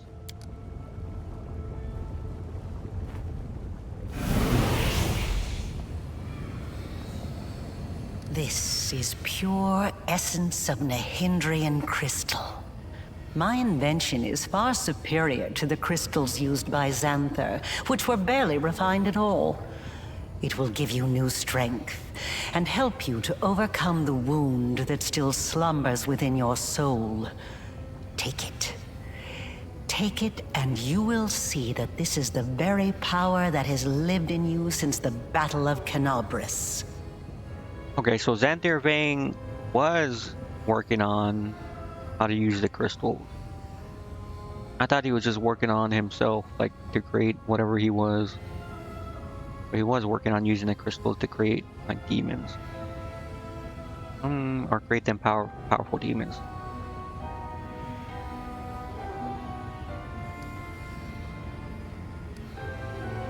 Tell me everything first. Very well, then. Ask your questions and I will answer.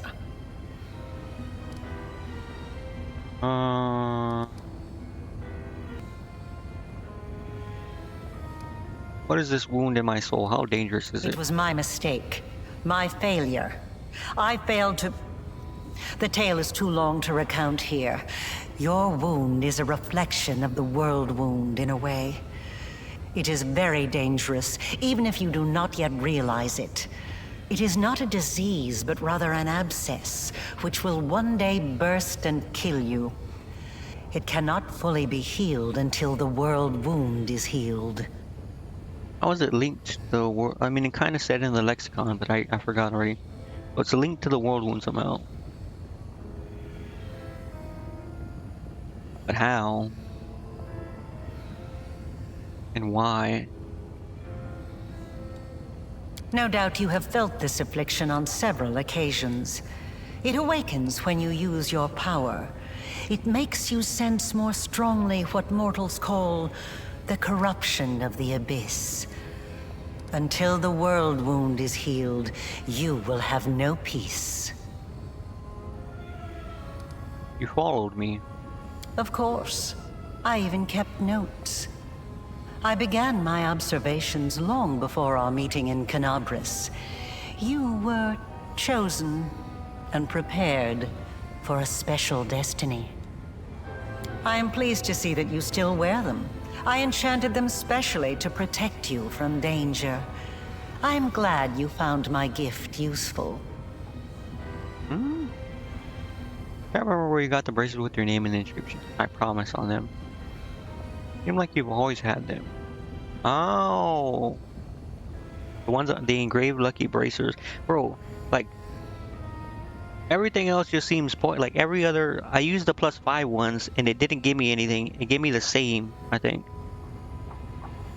Like there's no reason to not use these. It's crazy, especially seeing as I'm using armor, anyways. Aside from this, I helped you, even when you were unaware of my presence. I saved you and your unfortunate companions when you fell into the crevice in Canobris.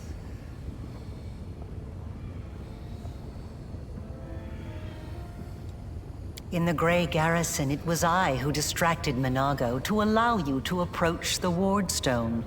And in Dresden, I appeared under the guise of Yoniel to guide you toward the Sword of Valor. I do remember this one. She was posing as she was like locked up or whatever. And I also left you a present in my old laboratory, and told the Suture to see that you received it. I knew that sooner or later you would find your way there. That place exerts a powerful pull. As it turns out, you helped me thwart the plans of your masters, Baphomet and Discari. Unexpected thanks for your help. Scheming liar and an enemy. You'll die at my hand sooner or later. In that case, thank you for your help. You should help me out more often.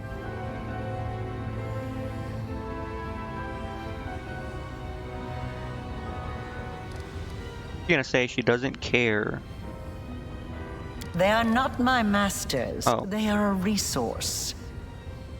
Why was the whole ploy with the lab necessary? You were ready to sacrifice your servant to Suture for it. You always have to sacrifice something. I wanted you to go to the laboratory to see with your own eyes what I had been doing and what I am capable of, so it would be easier for you to accept the truth. The laboratory is the place where I prepared your ascent. And the Suture was the only one who I could trust to execute my plan and explain everything. After all, he too once experienced rebirth at my hands. And that is why I was willing to risk his life. Oh, right. He says he looks weird. Like he was all stitched. He's called the Suture. He was all stitched up. Okay, so she revived him, and then she... It still doesn't explain. Prepared my ascent.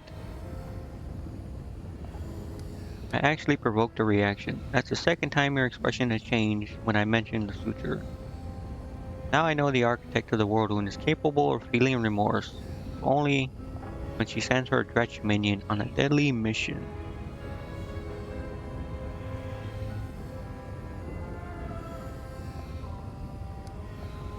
I see I am not the only one making observations and drawing conclusions.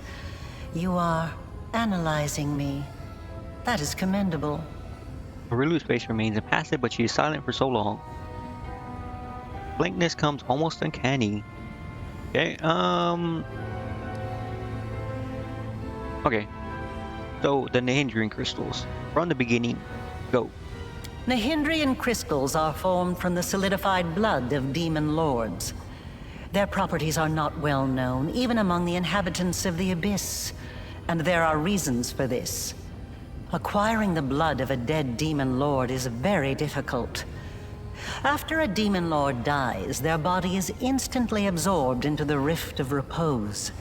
Only the Lady in Shadow knows how to kill them in a way that allows her to preserve the bodies of her fellow lords and transform them into a solid state.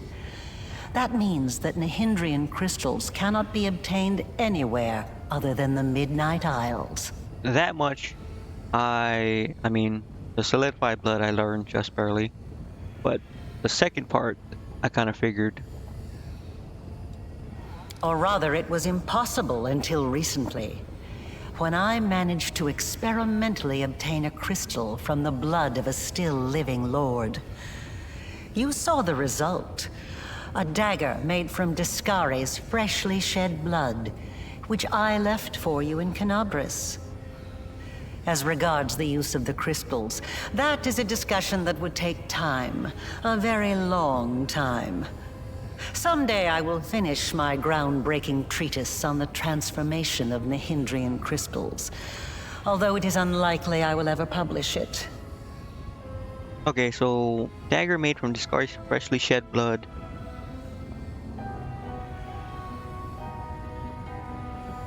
Where did she get Discari's fresh blood? When I shot him with the bow?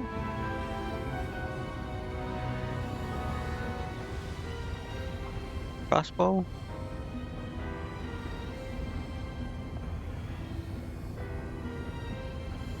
What did the... I found something about midnight bolts also.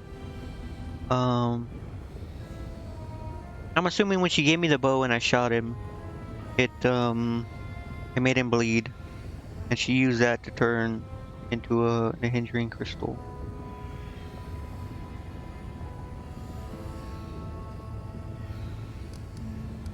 You figured out how to use the crystals to imbue living creatures with power. Not just any creatures, demons and half-demons. The soul must have a stable connection with the abyss in order for it to receive the power of the crystal. Experiments involving tieflings and mongrels failed because the voice of the abyss was not strong enough within them. But I'm not a demon. I wasn't a demon either when I started. But there are always ways to circumvent, or even to override the laws of the universe. Interesting. I changed myself by knitting my soul together with the essence of the abyss. And I changed you. Do you remember the fits of rage that began shortly after Discari's attack on Canabras? This is how the second half of your soul manifested itself. Not yet fully aware. Not yet awakened. It's a pity you did not choose to let your demonic nature take hold. The result would have been most impressive. Wait, and I changed... She changed me. So she's saying she merged my soul with the abyss to make me into like a demon type thing.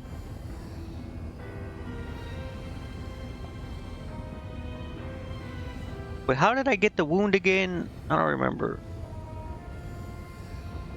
I remember she said, try to...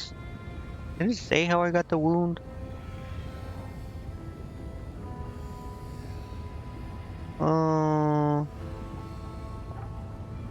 Yeah, she only says how I was healed.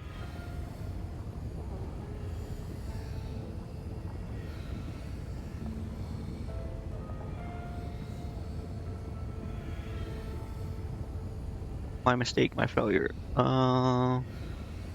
Okay, so she's the one that caused the wound somehow by doing something. I'm guessing when she like merged my soul with like parts of the abyss, whatever, it caused the wound. Or like tried to ascend me or something. Something she did caused the wound.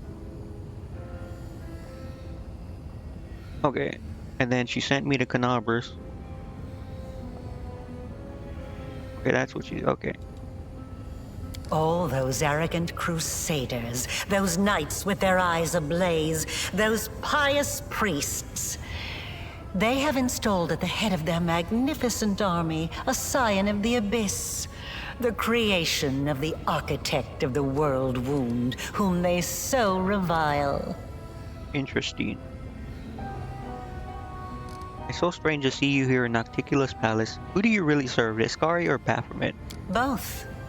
And neither. I have served both Discari and Baphomet, and not merely as the lowest in the pecking order. But I do not think you'll be surprised when I tell you that to me, both of these mighty lords are merely convenient temporary sources of power. And their time is almost at an end. But the Lady in Shadow is different. She is the preeminent ruler. Soon you will understand this for yourself. Why? Why her? Like, it doesn't make sense. I don't get how, like, she's, like, the strongest.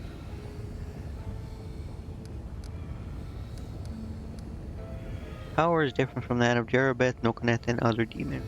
Yes, because I taught Xanther and the other servants of Baphomet and Discari the earliest version of this transformation ritual. I spent decades perfecting it until I obtained the power that I gave to you. Power in its most purified form, cleansed of the filth and chaos inherent within the original blood of the demon lords. Your power is as pure as thrice distilled water, but it resonates with other powerful sources of supernatural power, such as the Sword of Valor. And your power can change. You must have realized this already. You have shaped my gift into a form that you yourself have chosen. Interesting. You are seeking answers, trying to understand the crux of the matter. That is good.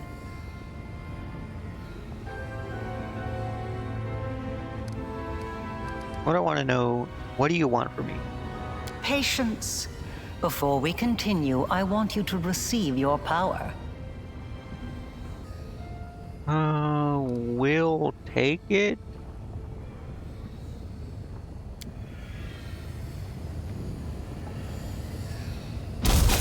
I have the power.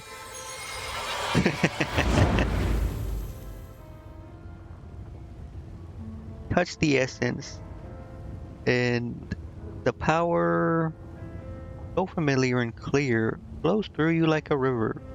Power that courses through you is so immense, the wound on your chest closes up as if it never existed. Now you know. You truly know. Know what? Enough! Enough of this madness! I was blind. O Lady of Heaven, how blind I was. I saw holiness in the half-fiend's creation. Voice of the Hand of the Inheritor thunders beside you. Rilu does not move, seemingly unaware of his presence. Alright, so was I not supposed to take it, or what's going on with this dude? Why is he freaking out?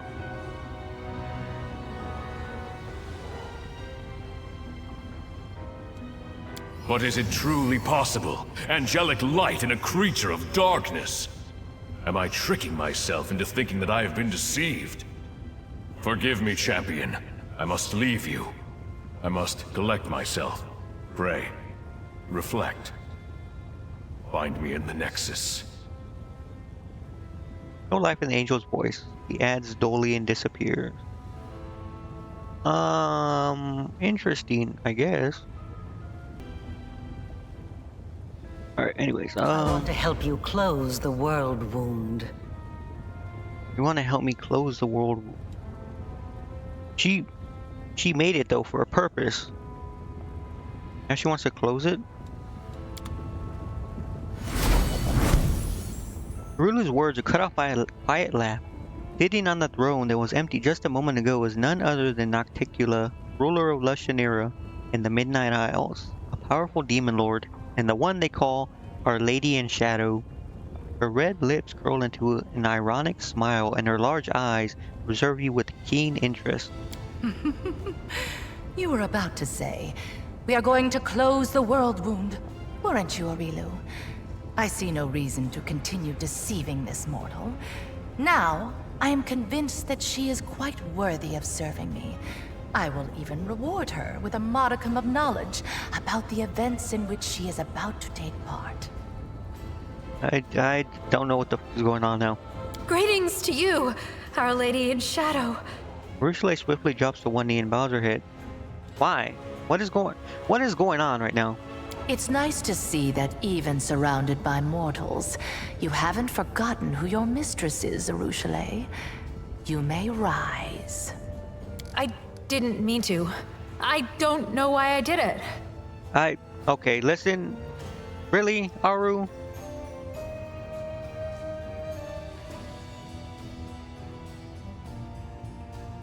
Ursula stands up awkwardly and looks at Nocticula first, then at you with a stunned expression. Too many questions, demand answers. You've been sitting on your throne listening to us this whole time. There's a whole lot of choices. Okay, so I'm guessing that I mean, it's obvious. Her, Baphomet, and Discari were all trying to do something.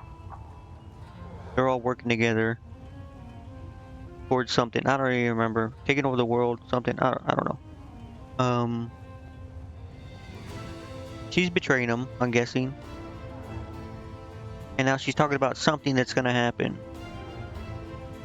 And Arilu's helping her or something.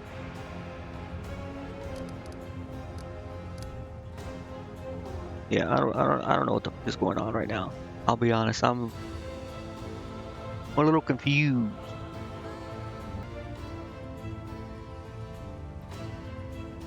I'm gonna pick something. Questions, demand answers, sitting on your throne. Word of warning, don't play games with me. I'm not afraid to fight you. Bow respectfully. Please allow me to greet you, great ruler of Midnight Isles. Okay. Can I can't. Okay. Yeah, hi. Just so we understand each other, I'm not going to grovel on my knees before you. Truly resplendent, lady in shadow, would bring me great happiness to get to know you better. My lady in shadow, please allow me to swear my allegiance to you and be your loyal servant. Nod calmly.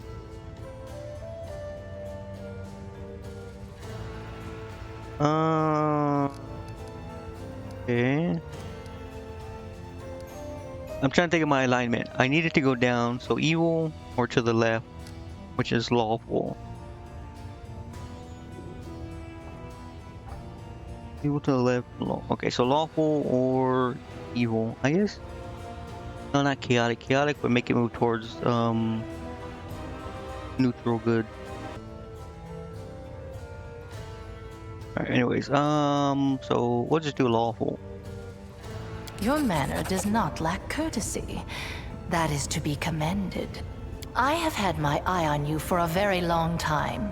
You see, it was at my behest that Lady Vorlesh imbued you with such incredible powers. But I was curious to see your worth as an individual, not as Lady Vorlesh's creation. Thus, I decided to postpone our meeting and see how you'd fare in Alashanira, and whether or not you could win respect and power among those not so easily impressed by outstanding magical abilities. Well, you've passed my test adequately, by proving that your character and your will are stronger than the Nahindrian powers Lady Vorlesh has vested in you. So... wait. So Nocticula chose me. Why is Arilu... I'm so confused. Arilu's kind of implied or said that she chose me for whatever she had planned. And now she's saying... Nocticula's saying that she's the one that chose me and told Arilu to give me the powers. And then right now Arilu was about to say closing the world wound. She interrupted. So I'm guessing their plans are kind of at odds. You are wise, my lady. However, only those who have never known or forgotten what it is like to be mortal can so easily dismiss the importance of power. To be someone whose life is fragile and can be cut short at any moment, like a candle snuffed out by a gust of wind. It is a shame your angel has left you, mortal. I would have liked to talk to him. I don't expect I will get another chance, as that celestial buffoon's days are numbered. Nicola's tone is casual, but her eyes are intent, scrutinizing you. Interesting. Why do you think the hand of the inheritor is going to die? Because he charged off all alone into the vastness of the abyss. An old friend awaits him there, the Echo of Discari. And the Echo has been anticipating this meeting for a long time. Well, he might be dead. Possibly. Why does the Echo Discari prey upon the hand of the inheritor? Envy, humiliation, ego. The usual playthings of little boys from all planes and realities. The Echo suffered more than one defeat. First at Eridan's hand, then under the onslaught of the forces of heaven. Those routs taught him to attack his enemies by stealth, boldly and often, killing and crippling anyone close to the light-bringing goddess. Now, it seems, he has decided the time has come. The Herald of Iomade himself is in the abyss alone, without a retinue of lesser angels. Okay, Perhaps you don't know everything about me yet, mortal. Perhaps you made the same mistake as many before you, and many who were more insightful and more powerful than you, by presuming to know what to expect from the Lady in Shadow. He is a strange creature, a bespoke creation, so to speak. Long before the world wound was opened, Discari, that little cricket, was seeking a way to have some fun on Galarian and assert his influence there. One day, he decided to gather a few strong mortal followers, fuse them together into one being, and pump that being full of his own power, in the belief that something worthwhile would come of it.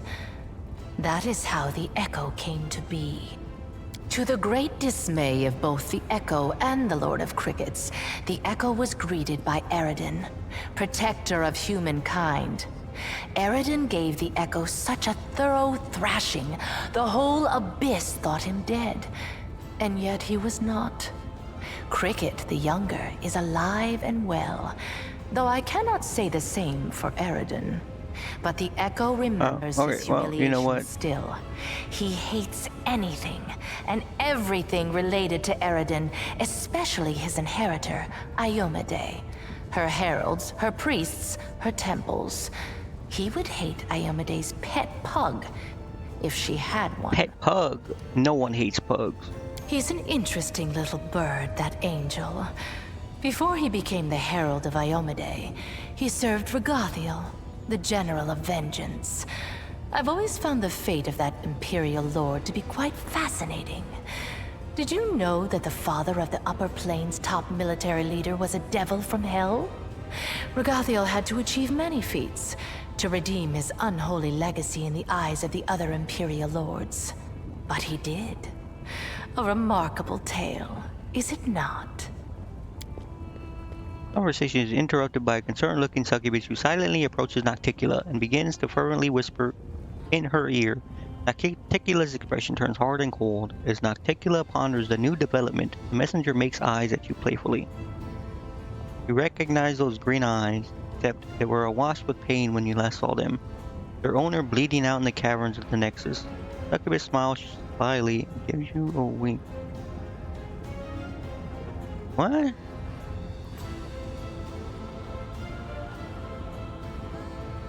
Caverns of the Nexus. Oh, right, we rescued her. We healed. She was like dying, and we were like, we'll help you. And she was like, it's too late for me. Go find so-and-so. She's the one that told us to go after Hepsamira or find out what they're doing or something. Oh, okay. Another island. Another loss. Enough. I warned them that I would not stand for the desolation of my realm. They have not heeded me, and they will regret it. Go to your sisters and tell them to prepare.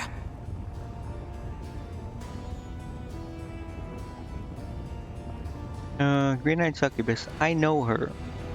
Yes, you've already met Laulia, my talented assistant. I've heard she was very convincing at acting out her tragic death in the mines of the Nexus. As you can see, I've been watching you since your very first moments in the Abyss.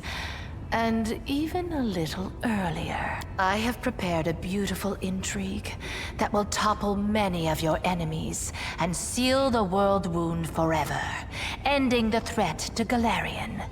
And you have the chance to become part of that intrigue. Wow. I'm a little confused, but okay. Ember wants to talk to you, by the way. Ember? So that's her, then? Well, approach. I have heard you bleating your pathetic prayers at me. You have some nerve addressing me with such nonsense. Did you think I would simply repent? Renounce my status as a demon lord? Do you have any idea what I had to do to acquire it? Wait, what is this? Tears are rolling down Ember's cheeks as she sniffles noisily. She presses her maimed hands against her heart as she stares up at Nocticula. Her fragile form shudders from weeping. Really wrinkles her nose in disdain. Why have you brought this simpleton here? This is a Lushanera, not a Rosian. We don't give alms here.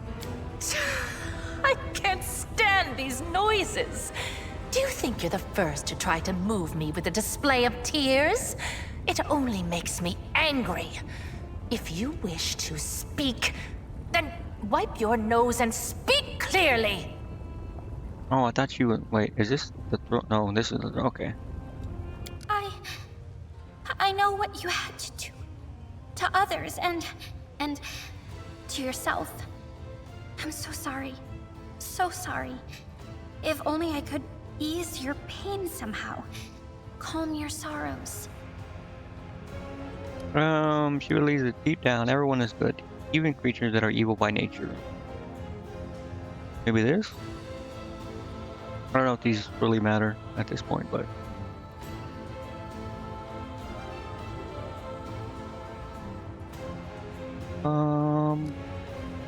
I don't know what nature is and don't care a whit about cosmic good and evil.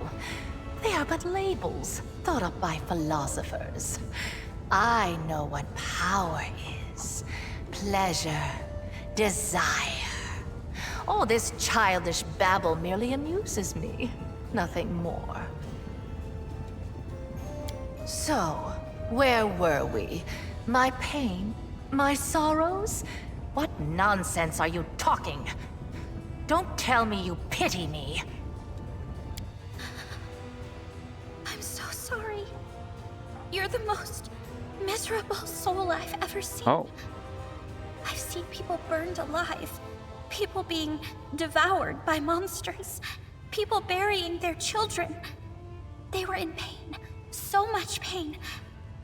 But I've never seen anyone in as much pain as you. What is this saccharine drivel? What do you even know of me, Nat? I've seen your city. You were the one who built it.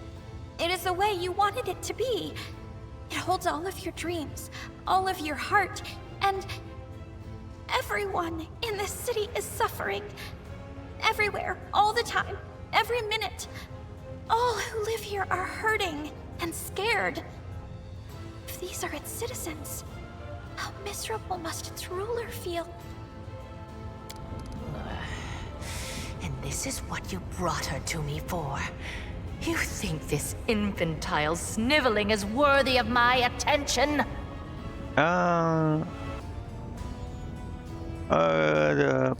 Seeing the truth of her wisdom more than once, perhaps it would benefit you to listen to her as well. Thought you'll be able to understand her message. You're a demon. Your speeches about goodness make no sense to you. I don't know. I just thought it would be amusing to bring you two together and listen to what a feeble-minded preacher might say to a demon ruler. Of course not. The little fool is spouting gibberish as always. It won't be one of these two. That will be good. We'll do the good one. As if I hadn't seen enough sanctimonious bores in my life. So, what do you suggest I do, preacher? Beg the good gods' forgiveness? Devote myself to serving a sword-swinging upstart, perchance? Or that old crone, the moon? No. Gods can't help anyone. They're just like us mortals. Silly, frightened, clueless. You're almost a goddess yourself. You know better than anyone that no one can save you. No one except you. Save me? From what exactly? From yourself. From what you've done to yourself. From the city you've imprisoned yourself in. Listen! You are a queen, but you're the queen of pain and filth. Your realm is a realm of your own suffering. You're almost a goddess. You can do anything you want. So why won't you make yourself happy? You could become the Redeemer Queen.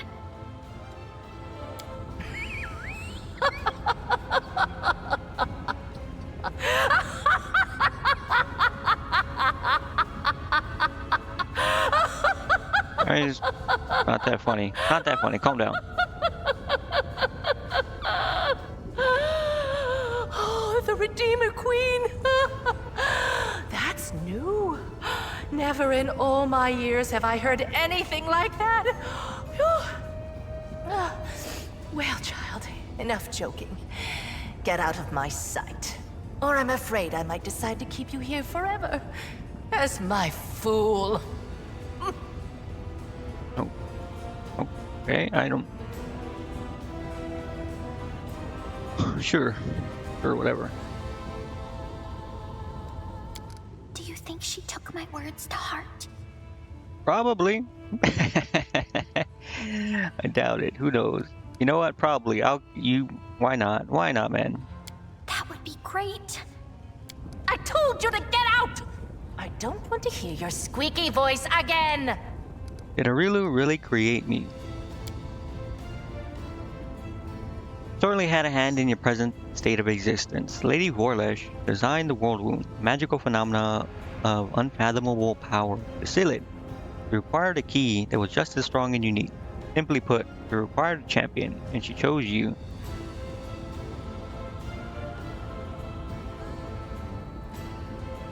Okay, so they opened the world wound. Now they want to close it. But to close it, they need a key of some sort, essentially. And I am the key. How? I don't know. Both your powers and that wound on your chest were the result of her experiments.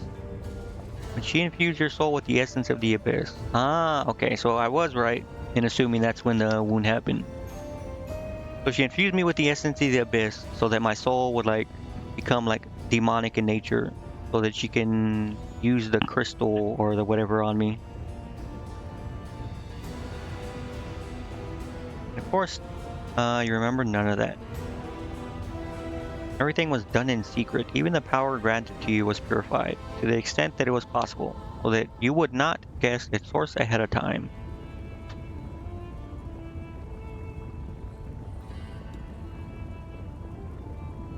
She did talk about that, like, it was like distilled water, just purified. Okay, that makes sense.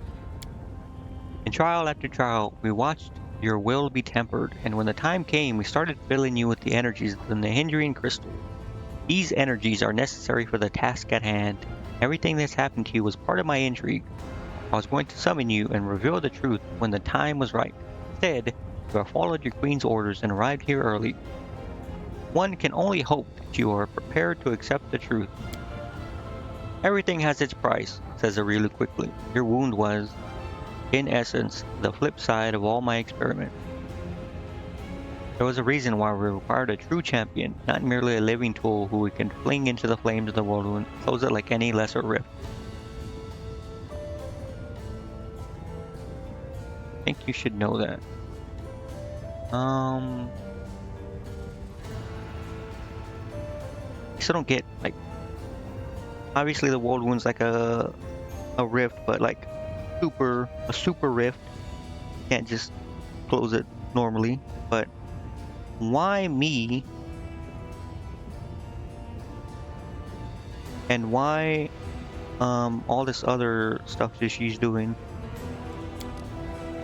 Nocticula makes a sudden gesture, cutting Arilu off. Don't be too hasty. We have burdened her with enough revelations for now. Give her time to become accustomed to the truth about herself. Then you can share all the details. Formed your treason, killed Willidis. About your powerful denizens of the abyss. I want to know more about you. Well, I don't know if this like it's triggered. Let me just. I killed Willidis, your court mage. Nocticula shows no hint of sadness. I'm aware of this, of course. It is lamentable in a way, since his fear of me was strong enough to make him impeccably loyal. However, his death is but a single move in much larger game. Games like this, losing a few pawns is unavoidable. Inform you of treason.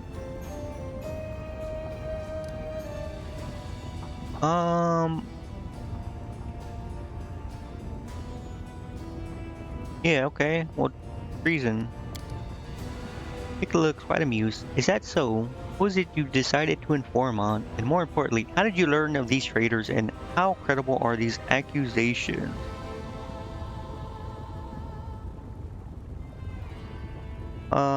So there's Chimera. Who else? Storyteller, Spirit of the Future, Vision of Chimera, sending demons after you. Demons will strengthen by the Hindra crystals. Okay, I mean, I would assume she knows about Heptimera. And possibly Chimera. Chimera. Small smile appears on Nocticula's lips. How nice of you to warn me. I'm impressed. I do wonder, however, did you really think I was unaware of this? Did you merely want to demonstrate your loyalty? Either way, I appreciate you telling me. I will take this as proof that I can rely on you.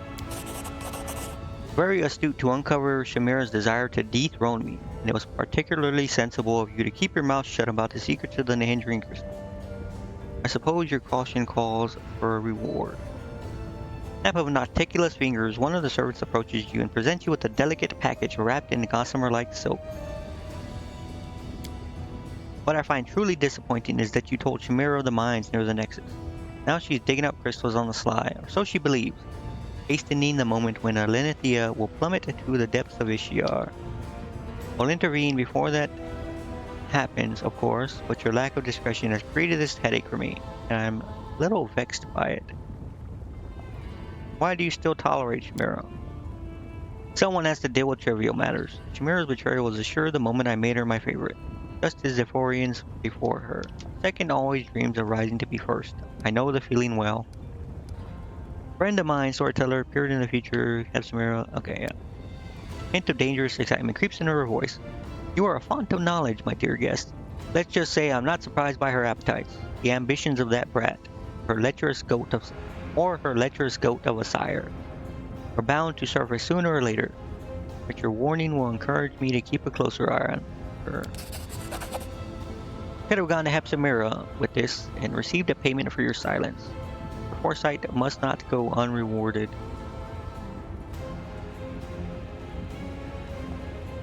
Oh, okay. Said everything I wanted to say. Other powerful denizens of the abyss.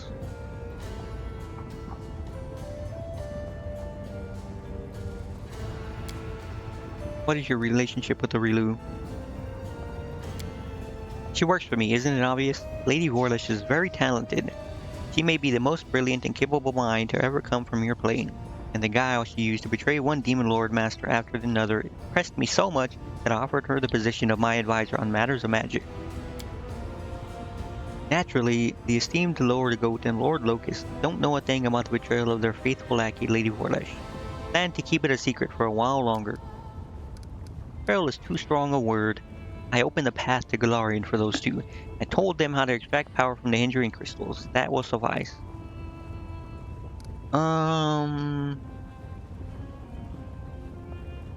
Does it bother you that she serves another master? I'm not prone to jealousy. Let Discari and Lady Vorlish serve. Think Lady Vorlish serves him still. His bug brain seems incapable of sensing betrayal. As for Baphomet, he, like any talented liar, is most vulnerable when he's trying to deceive someone else. So pleased to have fooled Discari that he became blind to the treachery that was happening right under his snout. In truth, Lady Vorlish's loyalty is mine alone. Loyalties for fools, shared interest, that is what rational minds rely upon. That and fear. No one in the right mind would oppose Lady in Shadow. When the world wound was first opened, it only led to Discari's realm, but then there was another, more powerful breach. The wound expanded, and its paths now passed through my realm, and Baphomet's as well. Before long, all sorts of interlopers had heard about the power contained within the crystals here, and the Midnight Isles were soon overrun with agents from my new neighbors. They flouted my embargo, burrowing greedily into my rock, stealing my crystals. The main culprit was one Arilu Vorlish. She was the one who discovered the energies of the Nahindran crystals. I had captured her and was about to carry out her agonizing execution, when Lady Vorlish offered me something I desired even more than her death. She entered my service, and her main task since then has been to close the world wound. Once it is sealed, my realm will once again be cut off from Baphomet and Discari, and their slaves will no longer be able to infiltrate my islands with such ease. Ah, that's why she wants to close it. You remember the elven archmage who used to serve you thousands of years ago. He's still alive. We know each other. Really, he was well past his youth even back then, and now, just how old is he? Can mortals even live that long? Well, apart from your immortal Aslanti, say hello to him on behalf of the Lady in Shadow. Tell him that the one who replaced him disappointed me immensely with his incompetence. No matter how hard he tried, he could never live up to my magnificent elf. You know, you managed to surprise me, a rare occurrence for someone who knows just about everything. With a bat of her eyelashes, Nocticula sends you a piercing gaze, one that feels like it's delving into the deepest corners of your soul. The Goat and Locust, allies is too strong a word for our relationship. Our connection was forged by circumstance, not out of desire to deal with each other. When the world one opened, it tied our worlds to our realms. Wait, they tied your world to our realms. I did not join my armies with theirs, but I was forced into making peace with them so as not to get bogged down in a tiring, distracting war. Okay, makes sense. If I had the opportunity, I would have made them on my terms and expanded my territories at their expense. Nocticula indulges herself with a thin smile. Ultimately, this is not currently possible. By the way, one of them came to me with an offer of an atrocious alliance that involved conceiving little ones together. Ugh. I'm still contemplating the specifics of my refusal. It needs to be clear and unambiguous. Her ensuing laughter is deep and musical, almost enchanting. I want to know more about you. Hunting my whole story will take longer than your brief mortal life allows. The list of demon lords I've slain is endless on its own, as is the number of islands under my rule. That's just the past. There's also my future. How did you become a demon lord? Bear in mind that I've always been unique. Ever since I was born, I was the first succubus of the abyss. Perfect specimen of my race. And enjoying my youth, sharing it with my brother and lover. Oh, right, she's the one that slept with her brother, or whatever. Okay. To the hungry gaze of the demon lord, a hindry fell upon me. The greedy tyrant saw me as a jewel to be added to his treasure hoard. Tried to abduct me. I knew I had no chance of defeating the demon lord, but in that moment, I was not thinking at all. I was fighting for my freedom. When it was all over, the Nahindri was dead. I eviscerated him, and for many days afterward, blood spewed from his open carcass. First, his body turned to stone, and then his blood, which had been flowing like a stream, began to crystallize into massive purple glaciers. Now you see why they are called the Nahindrian crystals. Perhaps they should be called Nocticulan crystals because of Nahindri's blood crystallized, so too did my understanding of my power. Soon, I began my campaign of conquest. I was cunning and swift, and demon lords themselves trembled before me, knowing I can take their very lives. Okay, what exactly makes her unique and different? Like, what is this power that not only lets her overpower and kill other demons, but lets her turn them into islands and solidify them? Like, literally keep their soul from going to the Rift of Repose. Only when all of the Abyss spoke my name with terror and reverence did I decide that I had killed enough. I had a realm, I had power I no longer shared with my brother, I had servants, and most importantly, I had safety. No one has ever repeated no old Nahindri's mistake. No one has tried to make me their slave.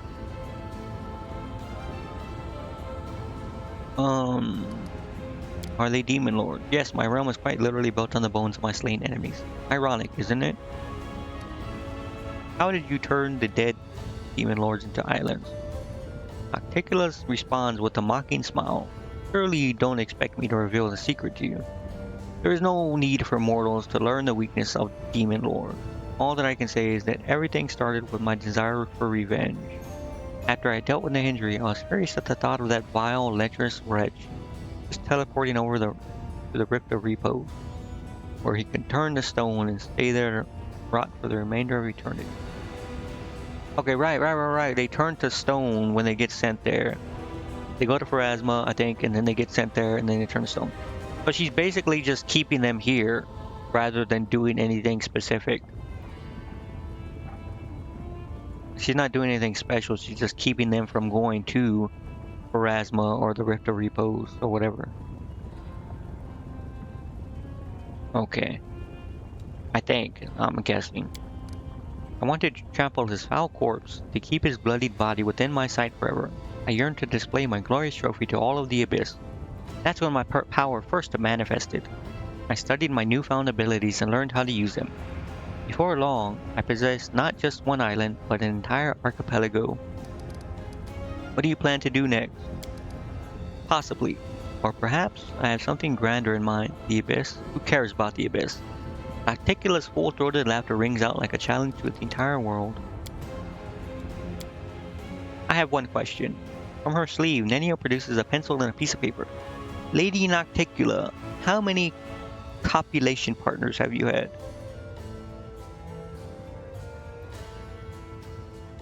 Fair question. What's her body count? I'm making a list for the encyclopedia, and I believe you may take one of the top spots. True.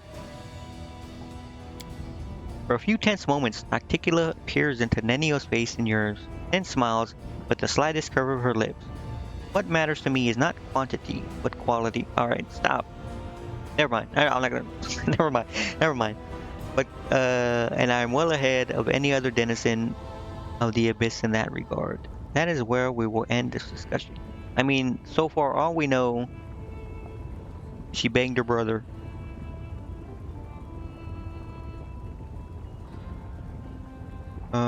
Other than that, I don't think it mentioned anywhere who else she slept with. Anyways, what exactly are you offering? I'm offering you the chance to become my weapon. Your enemies are a thorn in my side as well as yours. What's more, I have never schemed against Galarian, nor have my warriors taken part in the conquest of your plane, at least not at my behest. There is no cause for enmity between us. Alright, this is a little... I mean, so far...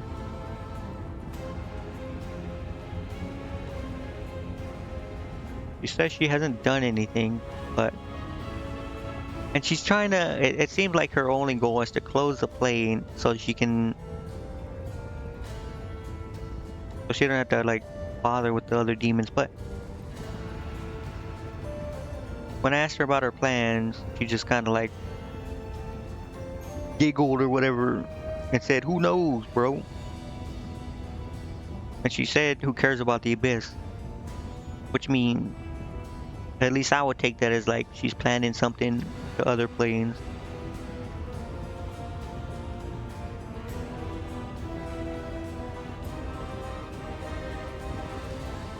I don't know. Why would you want to close the wound? When the world wound was open, I was pleased. My realm was now connected to another plane. I wanted to make it into a crossroads of worlds, a place where demons, devils, and even angels could meet. The wound was a convenient path along which I could advance my ideas. Okay. But the Midnight Isles were not the only realm that had been linked to Galarian through the wound. Skari and Baphomet now also had a way from their realms into your plane. Servants flooded my islands and spread out across them like a plague of locusts, killing guests who were under my protection, questioning my rule. They were driven by their lust to conquer and enslave, whether on Galarian or in another abyssal realm. I was forced to shift my focus and express my discontent. Eventually, atop the bones of our servants, we reached an accord. I would let their armies pass, and they would comply with my wishes while on my islands. Of course, the accord is a polite fiction. Both Deskarites and Baphomets are attempting to amass their power and influence in the Lushan era to overthrow me. When they think I'm not watching, they break my taboos and revel in their own impudence. That is true. First of all, Lady Vorlesh told them about the Nehindering crystals. Oh, right. She, like, told Xanthier. But why would she do that? That's what I'm trying to figure out. The only reason I can think, no, she was, like, using them to, like, advance her own research, and in doing so had to like tell them, sort of like telling an assistant what you're doing so they can help you progress it. They realized what kind of power the crystals hold, and now they determined to mine every last deposit hidden within my islands. And once an island loses its crystals, it becomes nothing but flotsam, slowly sinking into the dark waters of Ishiar.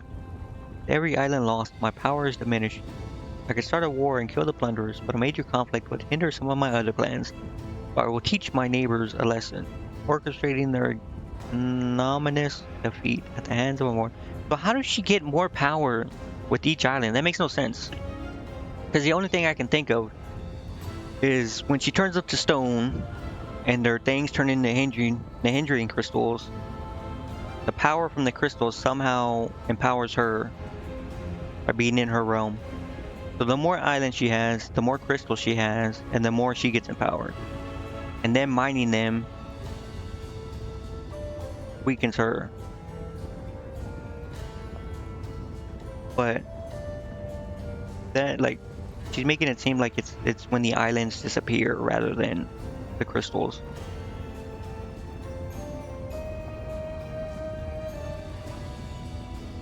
So what exactly, like, I don't know. What do I gain by serving you? Reasonable question. One must always serve one's own interest.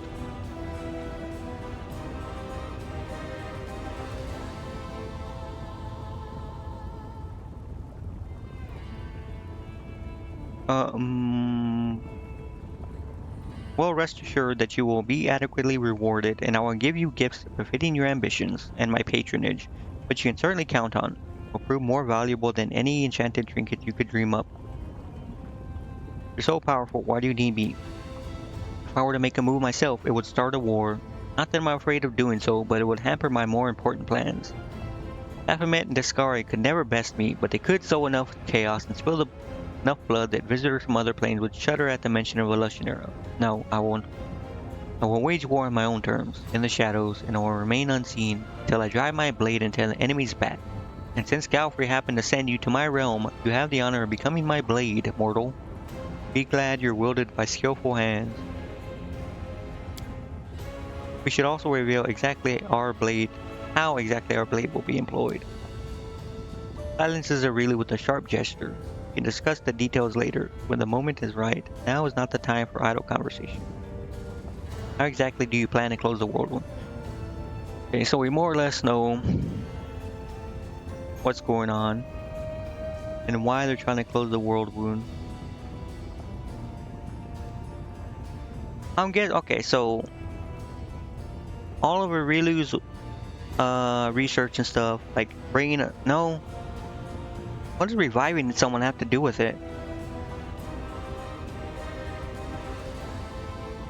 The creating a god like Aradin or whatever, like force triggering ascendance or whatever the hell it's called, makes sense because they need to make me a key. I'm guessing like some kind of like catalyst to close the world wound. But what does reviving someone have to do with it? And imparting like a soul into like a body or whatever.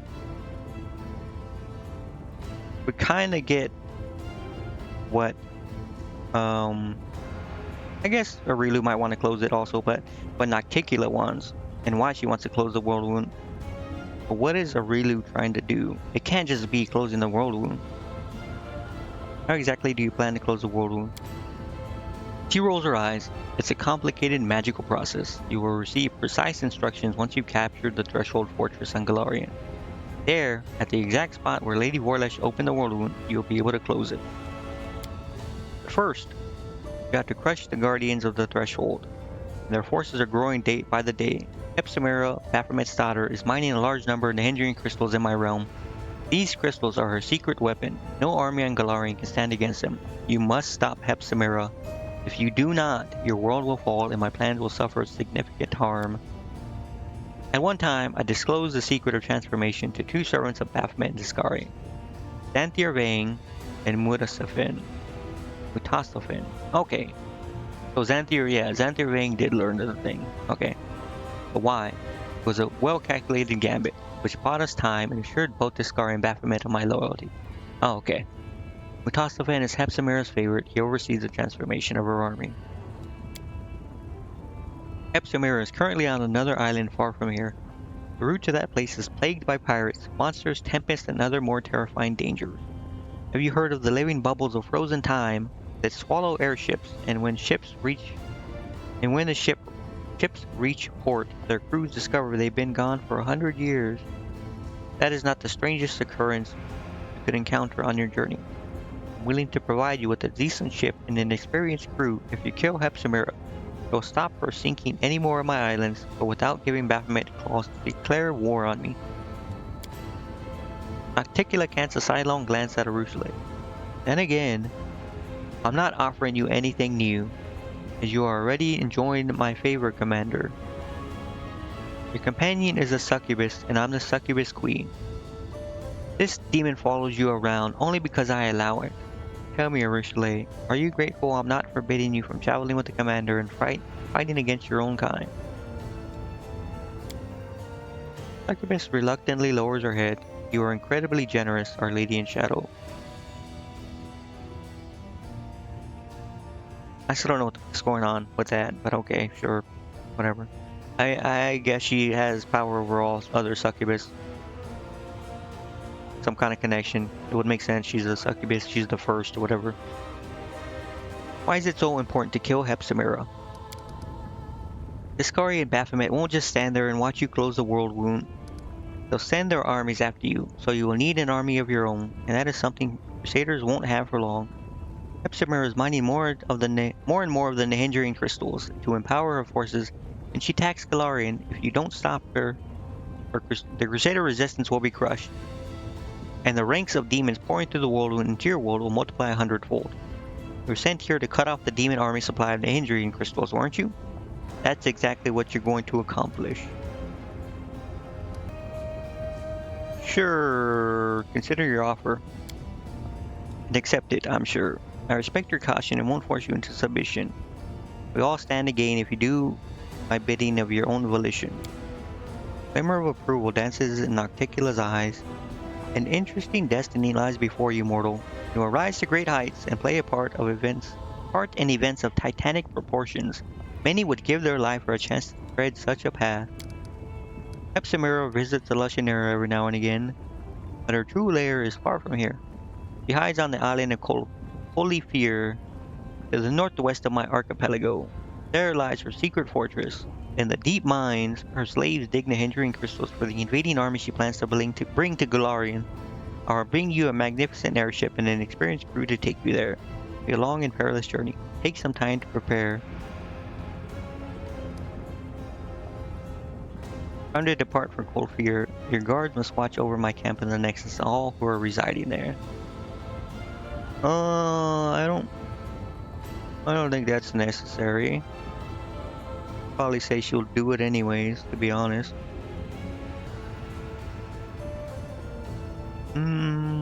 Sure.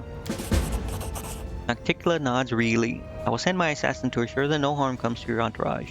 Be grateful for my patronage, mortal. I'm ready, I think. Let me make sure. As you wish, my lady. Aurelia vanishes, but you notice the look in her eyes, pensive and appraising. Taking a liking to my city, I see. Well then, savor it to its fullest, and then come back with truly important business. Nicola's lips part in a smile that is both predatory and alluring. Oh, I got a mythic level. Okay, well. Let's see, what is it, 6? I can't pick one of these. Kinda weird. But anyways, next. Mythic level 6, let's see.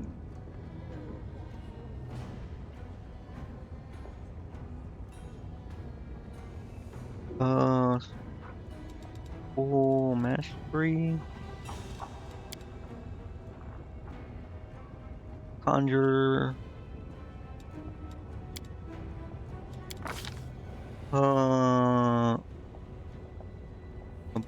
Abolish Guile. All Guile. Creature wielding them becomes immune to compulsion effects. Healing spells cast by the creature now remove all mind-affecting effects from the target. Oh, creatures that commonly use compulsion suffer an additional 50% damage from the wielder's holy damage. That is...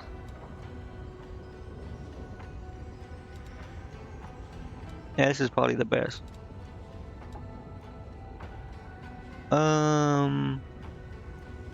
Don't view the weapons of only one creature. That's kinda shit. Damage from Sword of Heaven now maximized. Nope, don't care.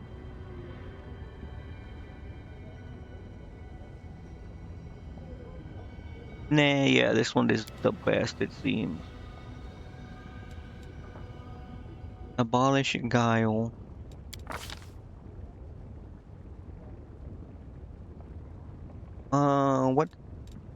What is a tier 3 spell? I don't think I need it, doesn't matter. None of this stuff I'm gonna use. We'll get, remove disease. Oh, resist energy. Oh, I already have that, but we'll get it anyways. Tier 4.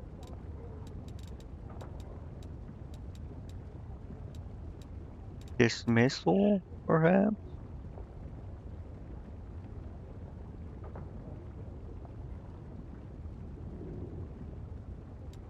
Or magic weapon greater.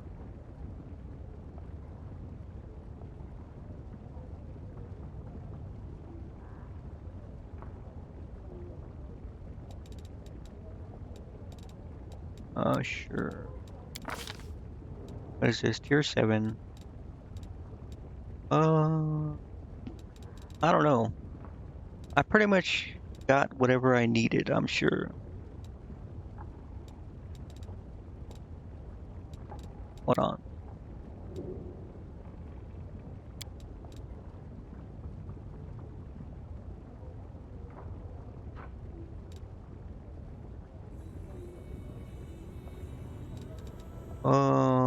What was this one?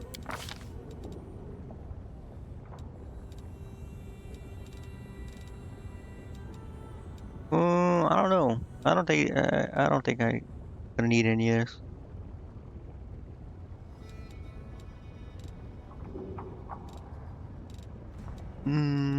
All these kind of don't seem like I would use them.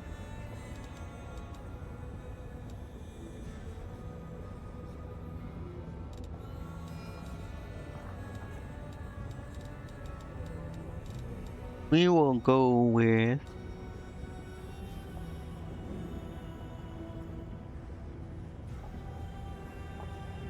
or lawful good. That's kind of weird. Okay, no, never mind.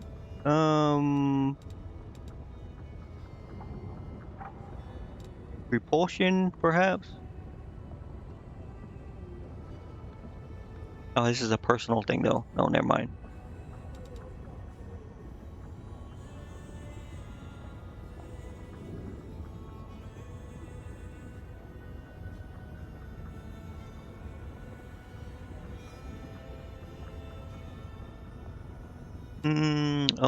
Umbral strike, perhaps.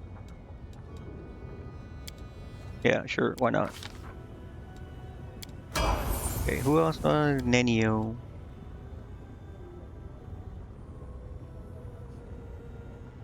We are on 6. Fruit initiative. Oh, Camellia.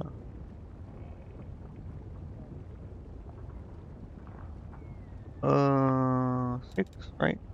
Yeah. Fruit critical. Okay. Be super high now.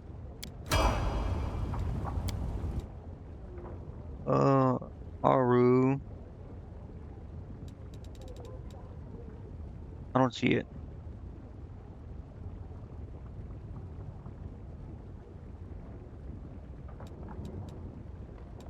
What do I already have?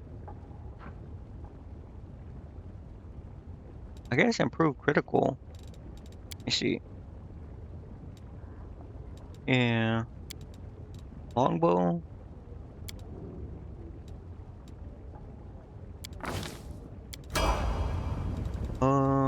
Who else? Windu.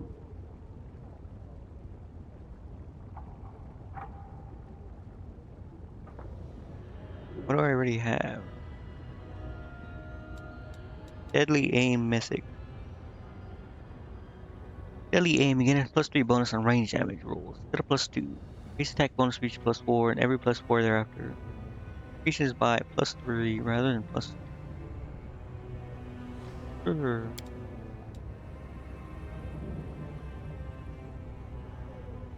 Yeah, that worked. Deadly aim, right? Yeah. And now Ember.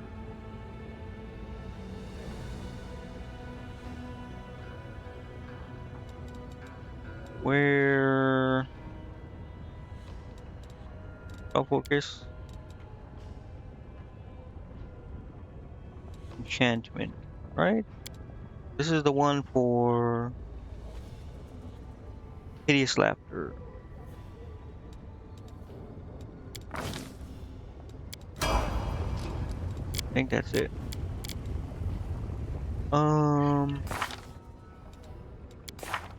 So what?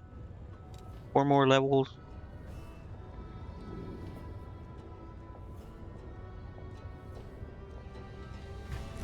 What did my journal say? Political of here. Okay, so I did Embers. It's mostly this. Issues fatal. Oh, well, sudden revelation. Handed her to ask Commander, talk to him in the Nexus. You know what? We save it.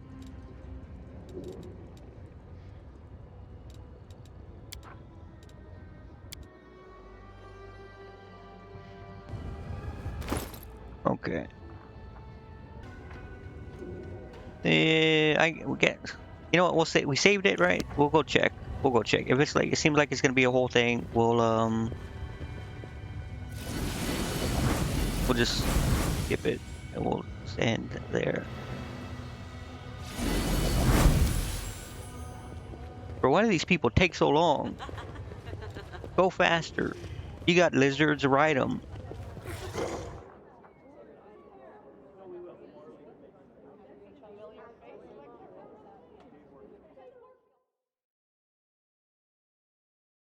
Surely this guy's not gonna be like, oh my god, I thought you were good, but you're really evil and blah blah. Wouldn't that, wait, even if he thought I was like evil or concede from evil, wouldn't he be like, hey, I've seen her, Aru, and she's like proof that evil can be good. So even if you were conceived in evil, you could be good. Why would he be freaking out?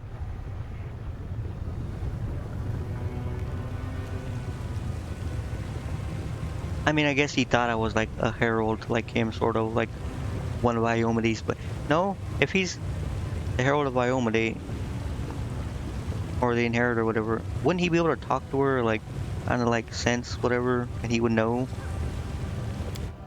This guy's kind of weird now that I think about it. Maybe he's the evil one.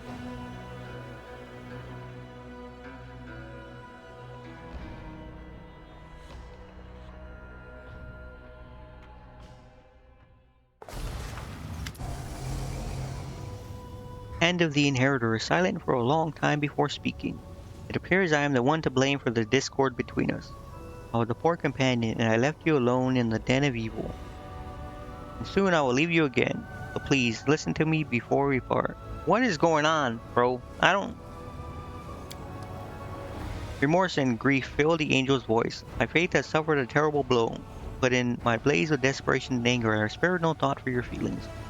Even if you are not the chosen one of my radiant mistress, you are still the victim of a plot devised by an evil soul whose insidious defies description. Insidiousness. You have my sympathy, believe me. If only I knew how to heal your soul of corruption, Aurelius Vorlesh has placed in it.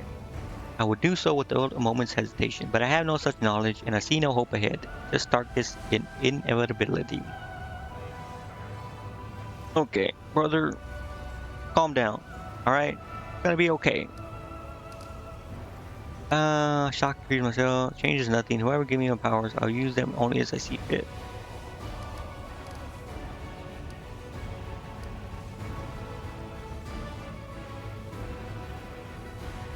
True, right? Surely he'll be like, I see what you're saying, and he won't be like, that sounds, that's what all evil people say or something. Surely he's not gonna freak out, right? Is what I'm trying to say. Surely he will not freak out. This guy better not just freak out on me. Alas, this changes a great deal. Almost okay. This guy is kind of annoying me, to be honest.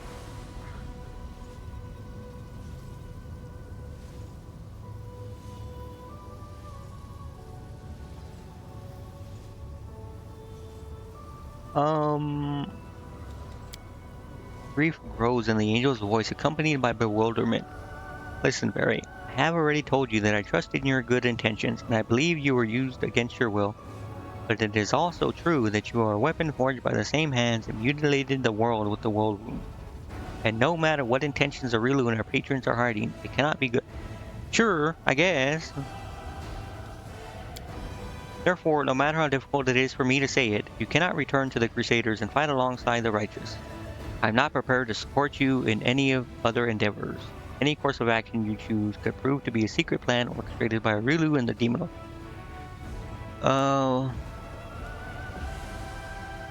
Sure, I guess, man. But whatever. I'm glad to heal you, but I can't. Be happy to bring retribution to Arilu and Lady in Shadow for what they've done, but it is not within my power. I am helpless here. I cannot just sit around doing nothing. I am leaving. I'm going to hunt down the Echo of Discari. Then at least one righteous thing will have been accomplished in the abyss. Forgive me. The angel falls silent. His words sound desperate, as if he does not truly believe in the success of his mission, and seeking your forgiveness now because he knows there will not be another chance. I don't know. We'll see. In that case, I'll have to fight Hepsamira and stop her army, mythic demons by myself. Whoever gave me my powers, no one but me can defend the people of Golarion. How frail must your faith be if you are ready to lose your trust in me so easily? Don't my deeds clearly show who I am? If you really think it's fair to judge people by the source of their powers and not by the way those powers are used, don't need your support, don't need you either. If you wish to die chasing the Echo of Discari, go ahead and do it.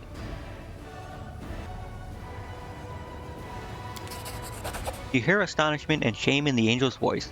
How bitter it is. The one whom I accused of being an involuntary accomplice to dark powers thinks only of saving the innocent. I was right to call you champion. Yes, you are right. We must stop Hepsamira's legions before they swarm Golarion, festering on living beings, and I will not abandon you until this mission is complete. Everything else that needs to be addressed can be addressed later. You're not so you're gonna abandon me after. Okay, so that was it. Where am I? How was I talking? Okay, sure. Sure, buddy.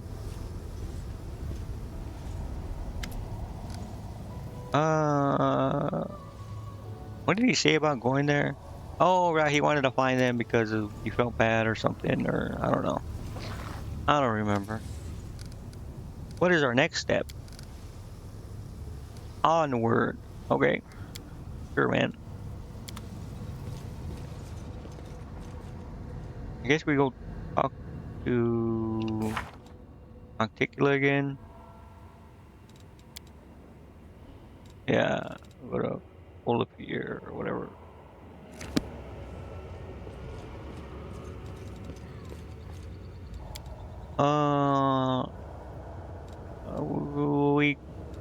We'll do that next time. I was gonna say we could level him.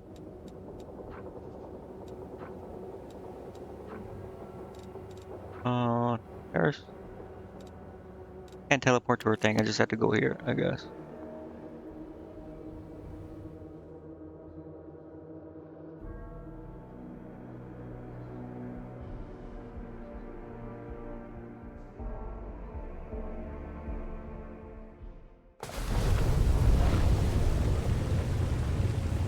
Bro, I hate that it starts like facing a weird direction. I wish it would just always start pointing north.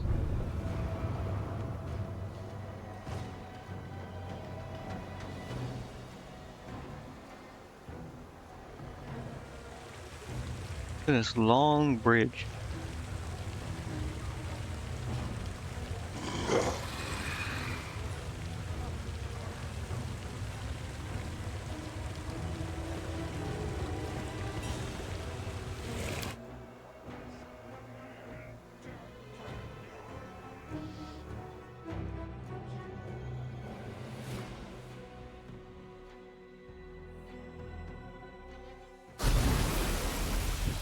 I gotta start focusing on being like the problem. It's so weird that being good makes you like neutral. I know it has more to do with like following the rules. Couldn't this be blue?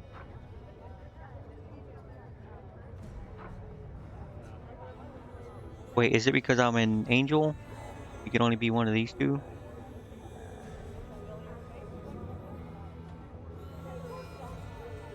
Or these three, I guess, maybe. I don't know. Or maybe one of these. I don't know, whatever. Either way. It's so weird that being like good makes you neutral. Some of the options, like when you read them, seems kind of odd. There. Save it again.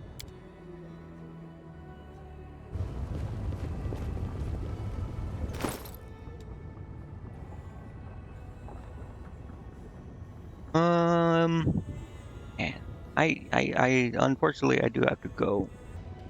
Thanks for watching, following, adding, lurking, and everything. I appreciate it. And yeah, so good morning, good afternoon, good evening, or good night.